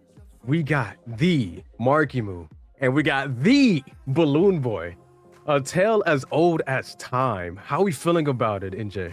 This is about as great of a grand finals as you can get when it comes to our American Brawlhalla talent. Marky Moo, the storied hero of current day Brawlhalla versus Balloon Boy, finally getting his mid-season win again. Like, these guys have been duking it out for ages at this point. So to see them into the grand finals today is poetic. But I really do not know what to expect right now. Both going on to their title picks, the Mordex and the Diana. We're going on to Small Worlds, and we're going fast too. We're going straight into it. 3, 2. Would like to see. I wonder, is Marky Moo going to be able to get his revenge for mid-season here today? Or will Balloon be able to continue the streak against Marky Moo? I guess we're going to have to see, but we got Balloon Boy with a bow. We got Marky Moo with the scythe. It's just very nostalgic at this point. We're seeing the Sandstorm Boomy set up here as well. So far, both have gone blow for blow in the center of the stage. The damage about as equal as you possibly can get, but Marky Moo taking his advantage all the way to the edge of the stage, catching Balloon Boy's movement. He did that in possibly the simplest way you can with the scythe. I love to see that from him. Balloon Boy, however, picking up the blasters, getting into, especially with these small borders, the knockout percents against Marky Moo. He's got to be able to find a good recovery. The second one will do it, but he's not finding it so far. And Marky Moo is so willing to go all the way off stage with the unarmed, and he kicks him into an N-sig as well. Balloon Boy is bleeding so much damage, and it's going to be the second stock in the favor of Marky Moo as well. He's looking to return the 3 stocks that Balloon Boy put on himself, but Balloon Boy, he's not making it easy, sliding into an unarmed down heavy. That will be his first stock taken. Marky Moo, he's still going though. Yeah, Marky Moo is one of those players that's just not afraid to be aggressive, even unarmed, which I think is very nice to see. Like, we saw him chasing Balloon Boy all the way off the map, unarmed, and was still just getting hits in. But Marky Moo now with the scythe, trying to go for the edge guard. Balloon Boy on the wall. Is he going to slip off? No, he's able to make it back. Tries to go for the GC downlight, but Marky Moo snuffing it out with the weapon throw. Now we got Marky Moo with the gauntlets. Balloon Boy trying to make it back. Is able to get the stage, but Marky Moo still just putting so much damage. Has the stock lead. Balloon Boy on the final stock for this match. You got to be able to do something here. Marky Moo with the missed ground pound. Balloon Boy stuffing himself out with the weapon throw, but Balloon Boy, he's so deep into it. The recovery from Marky Moo could do it. Another end light at the edge of the stage could finish it off, and Marky Moo catches the recovery onto the wall below the stage, and Marky Moo taking our first game. He's coming in hot, looking to keep this advantage of this upper side of the grand finals in his favor. Beautiful, beautiful. What a great start. Already going into the grand finals, and it looks like we're already just going straight to the map bans. No hesitation at all. No hesitation, no break. He wants all this, all gas right now. I'm really looking forward to what Balloon Boy can do when it comes to this pivot, because Marky Moo he looked like he was just all over him. So if Balloon Boy can change his movement, can change his positioning, can change his win condition, then we could see a very different game too. Indeed. Now we got Marky Moo with the gauntlets. Balloon with the bow, trying to go for the juggle, but unable to get it. Both players trying to find an opening, but unable to just yet. But now we got Balloon Boy holding the stage with the bow. Marky Moo is able to touch, make it back. But Balloon Boy trying to go for the side air read there. It seems like Marky Moo is playing a little bit on the back foot right now. It seems like Balloon Boy is just getting so much pressure right now. But Marky finally able to get some good hits in there. Now, so far, the balloon bow has been so good at picking up a bunch of these singular hits and just tossing Markimu down to and No! this is not what you want to see. That was the stock fully secured, but he misses the ground pound and gives Markimu the opportunity to equalize on the damage mark, throwing away his gauntlets. But it will be a pretty equal damage here. Markimu still so willing to go unarmed, especially in this situation. Balloon Boy burning his dodge in a GC. Markimu not going to fully punish it and will get thrown off the stage right now, but it will be a D-light into an N-light from Balloon Boy. Deep into the red, though. It's got to be painful to throw away such an guaranteed stock finish on the side of Balloon Boy into what is now him being one hit away from certain elimination of the stock. Balloon Boy gets caught by Markimu's recovery, and it will be a full health reset as we both go into our second. Now we got Balloon Boy unarmed. Balloon Boy putting pressure on arm still, but now grabs the bow. Nice wake up there, able to catch Markimu, also trying to go for a gravity cancel. But Markimu going for all of it with the gravity cancel side signature there, but Balloon Boy, nice hesitation with that down air and is able to get the stock, putting Balloon Boy in the lead now all of a sudden. That entire stock was both people taking each other, carrying each other over to the right side. It was so many shifts of momentum. It's hard to keep track of who was in control of who, but Balloon Boy comes out on top as Markimu gets back to the wall. But so far, Markimu has been good on this final stock, trying to avoid the blaster's damage. GC into an N-light, avoiding that nair from Balloon Boy. He is getting to the point where an elimination is on the sunrise, but Balloon Boy connecting the full blaster's string. This is exactly what you want to see. The GC D-light into a recovery off of the chase dodge as well. It's catching Balloon Boy's dodge, not going to get the elimination, but it's deep in the favor of Balloon Boy right now. He's surviving so much. Not going to be able to survive even the gauntlets there. Markimu doesn't care. He goes for another hit just because this man's got the sauce, but he's got 102 damage to deal with as well. Balloon Boy is in the lead for this final stock. If anybody could bring it back, it is Markimu, but Balloon Boy just amazing confirmed there. Had the neutral signature, knew Markimu didn't have anything left, so pressured him with the side air, boom, was able to connect it, and there we go. We got Balloon Boy taking the win there. Yeah, that was a damn near perfect angle from that N-sig as well. Throwing Markimu so far over to the left. I thought he was going to go more up, but that set Balloon Boy up perfectly for that Sarah. We are going 1-1, keeping it as close as possible. Every game we're playing today is going to be the closest you've ever seen, but we're going into a map change. This I believe is the third map we're seeing this series, onto the Small Forces of Wolves. So far, this is anybody's game right now. 1-1. Balloon Boy is playing from loser side, so does need to take Markimu out twice in the best of 5. So definitely a big hill for Balloon Boy to come from, but Markimu just has to win this set one time. Yeah, this is certainly victor. Certainly a test of endurance. Having to play against 2 Lin Feis and then taking a short break and then having to fully play against Markimu, where in order to win, you have to win 2 full sets against him. This is a titanic game for Balloon Boy for him to be able to continue, but right now we're taking it game by game because Balloon Boy is able to bring the lead into his own, tossing Markimu off the side of the stage. Markimu is beautiful with his option selection to bring himself back, but Balloon Boy catching him off the corner. He is so accurate with these D-lights. That will be a good lead for Balloon Boy as well, given that Markimu needs to work harder to finish him off because he's not too close to these stock ends, but anything is possible when you're Markimu. He throws him off the stage and he goes even further. 2 right hand jabs, and that is Balloon Boy's stock off the side of the stage. It's insane how confident he just feels like doing that when he's unarmed. He has no fear whatsoever, and I like that about Markimu. But Markimu just overwhelming pressure right now with these gauntlets, trying to get a gimp right there. Goes for the ground pound. Balloon Boy's able to touch. Nice weapon though from Balloon Boy, but Markimu just waking up and just making it right back to the stage. Balloon Boy, great damage with these blasters. But Markimu still retaliating, not going down without a fight. Nice there from Balloon Boy. Ooh, could be anybody's stock here, but more so Balloon Boy's in the lead.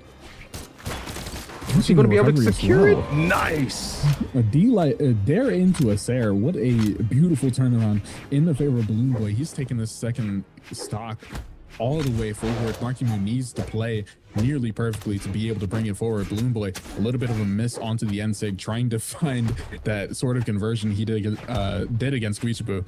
But Markimu is not the same.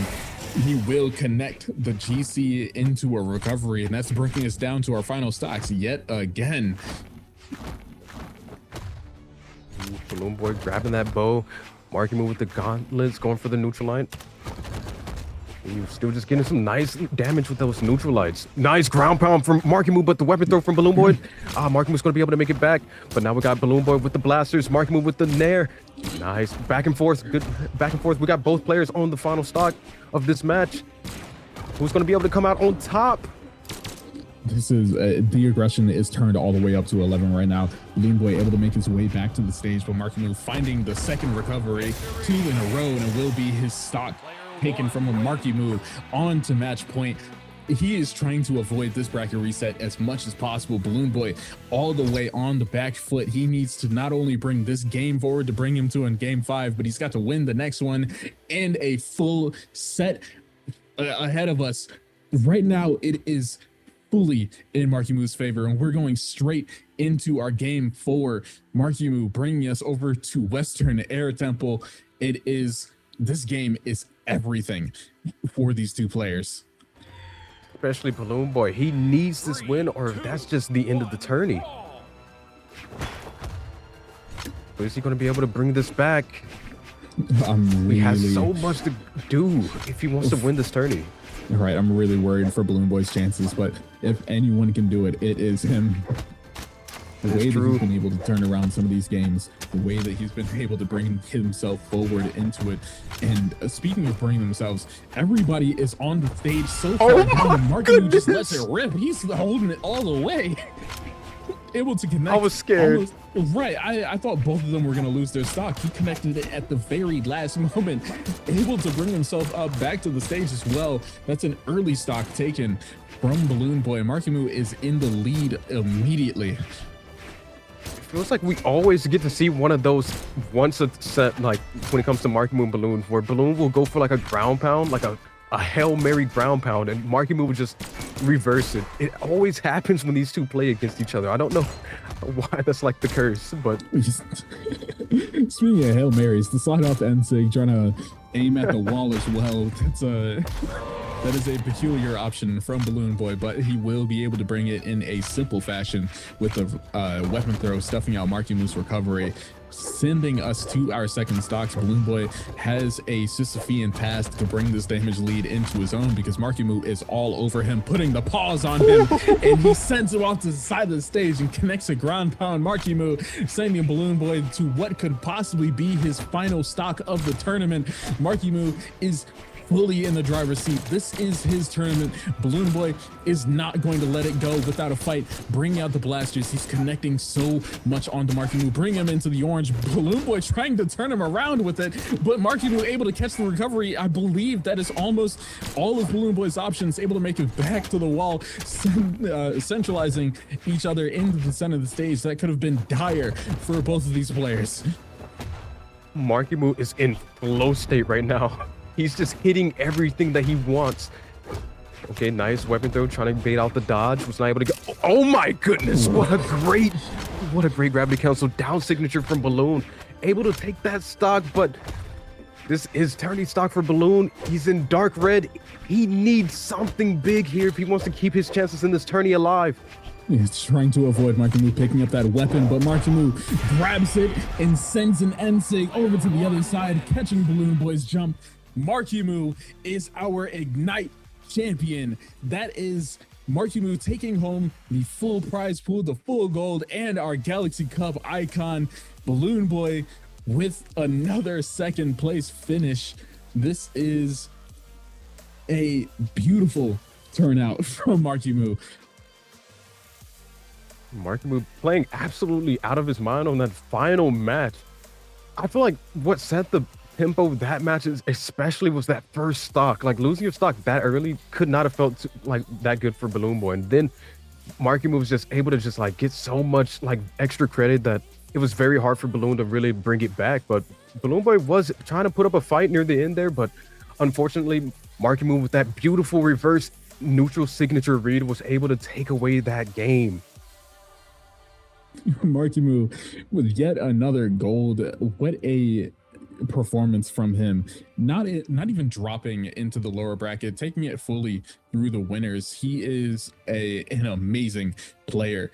Especially avoiding a game 5 against Balloon Boy, who has been playing so lights out, especially in the lower bracket. But after so much, you kind of lose a lot of energy. You have to sort of pace yourself because it was looking like he was a little gassed out. And when it comes to playing against the aggression from Markimu, it is so hard to bring it forward. But that is Markimu, our champion of the Galaxy Cup Ignite, and we will be ending it off. This has been a long stream, especially on the front page of Twitch. I'm glad everybody is coming out. We had like 4,000 viewers constantly. It's beautiful today. Immaculate even. Well, that will be it from all of us.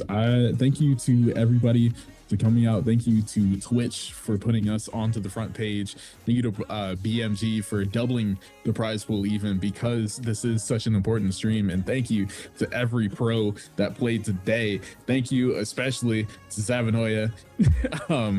This is an unexpected turn, so amazing that you're able to keep yourself going after so many sets. Hey, no problem. It's a pleasure. And also, big thanks to you as well for standing in also. Yeah, we're missing our 2 grand finals casters, so we had to come in, show some representation, you feel me? But that will be the end of the tournament. Hey everybody for coming out, and thank you to Markimu, our gold. But that will be us sending off. I've been NJ. Follow me on Twitter. You know Zavanoya. You probably already following him, but if you're not, you better be. That's a beautiful man over there. Coming from the beautiful man himself. But yeah, I guess without any further ado, I mean, hey, thank you all for watching. I hope y'all had a great time. And hey, stay tuned for more tournaments in the future. Before we closed out, I wanted to quickly take a moment to give a couple thanks to a lot of the people that were behind the scenes for this. For those of you guys who don't know, hi, I'm Space. I was the guy that's sitting behind the screen organizing this tournament and doing all this production. But I wanted to give a thank you to everyone who came out to watch today. I wanted to give a thank you to, first of all, a huge congratulations to Markimu for taking that grand finals and becoming a Galaxy Cup champion finally, which I'm super excited for. And obviously a huge congrats to all of the players that placed in this top 8 and this top 12, because all of you guys have now earned yourself Galaxy Cup avatars, which is kind of fire. But while we're here, I want to give a shout out to all the people behind the scenes who made this work, because you guys got to realize without my tournament team, none of this is able to happen. So I want to give a shout out to my commentators, Zavanoya, NJ, as well as Flaming. Zavanoya, again, I forgot that was last block too. And then also Keg and Tripped Up. I want to give a shout out to my mods, Danny, Hockey, and I think that was it. Yeah, Danny and Hockey for their help. And Tony. And I want to give a thank you to Defensive and Left Stick and all of the team at Brawlhalla for letting me host this tournament. And thank you all for watching. I know it's the crazy amount of viewers that we had, 4,000 viewers throughout the entire stream because of the Twitch front page. I'm gonna give a thank you to all the people that rated me throughout the stream. This was a fantastic tournament, and I will see you guys for the next Galaxy Cup whenever we announce that soon. So thank you all for being here. You guys are amazing people, and hope you enjoyed Galaxy Cup Ignite. Sometimes it's never cold. There's a fire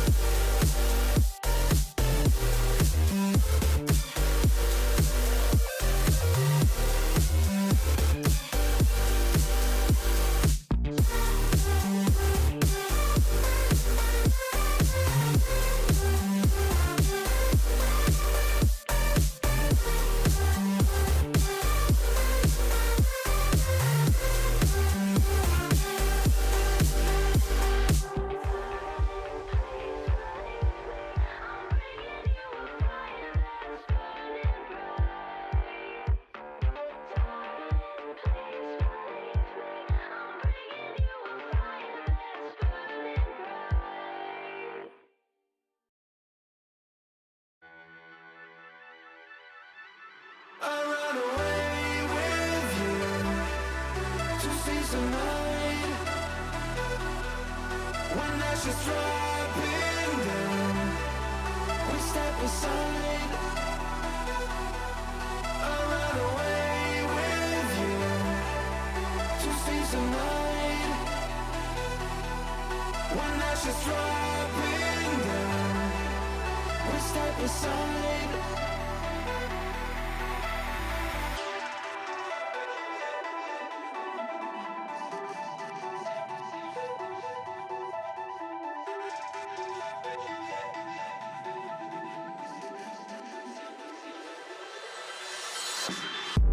Smoke is scanning to the sky. You can't believe your senses.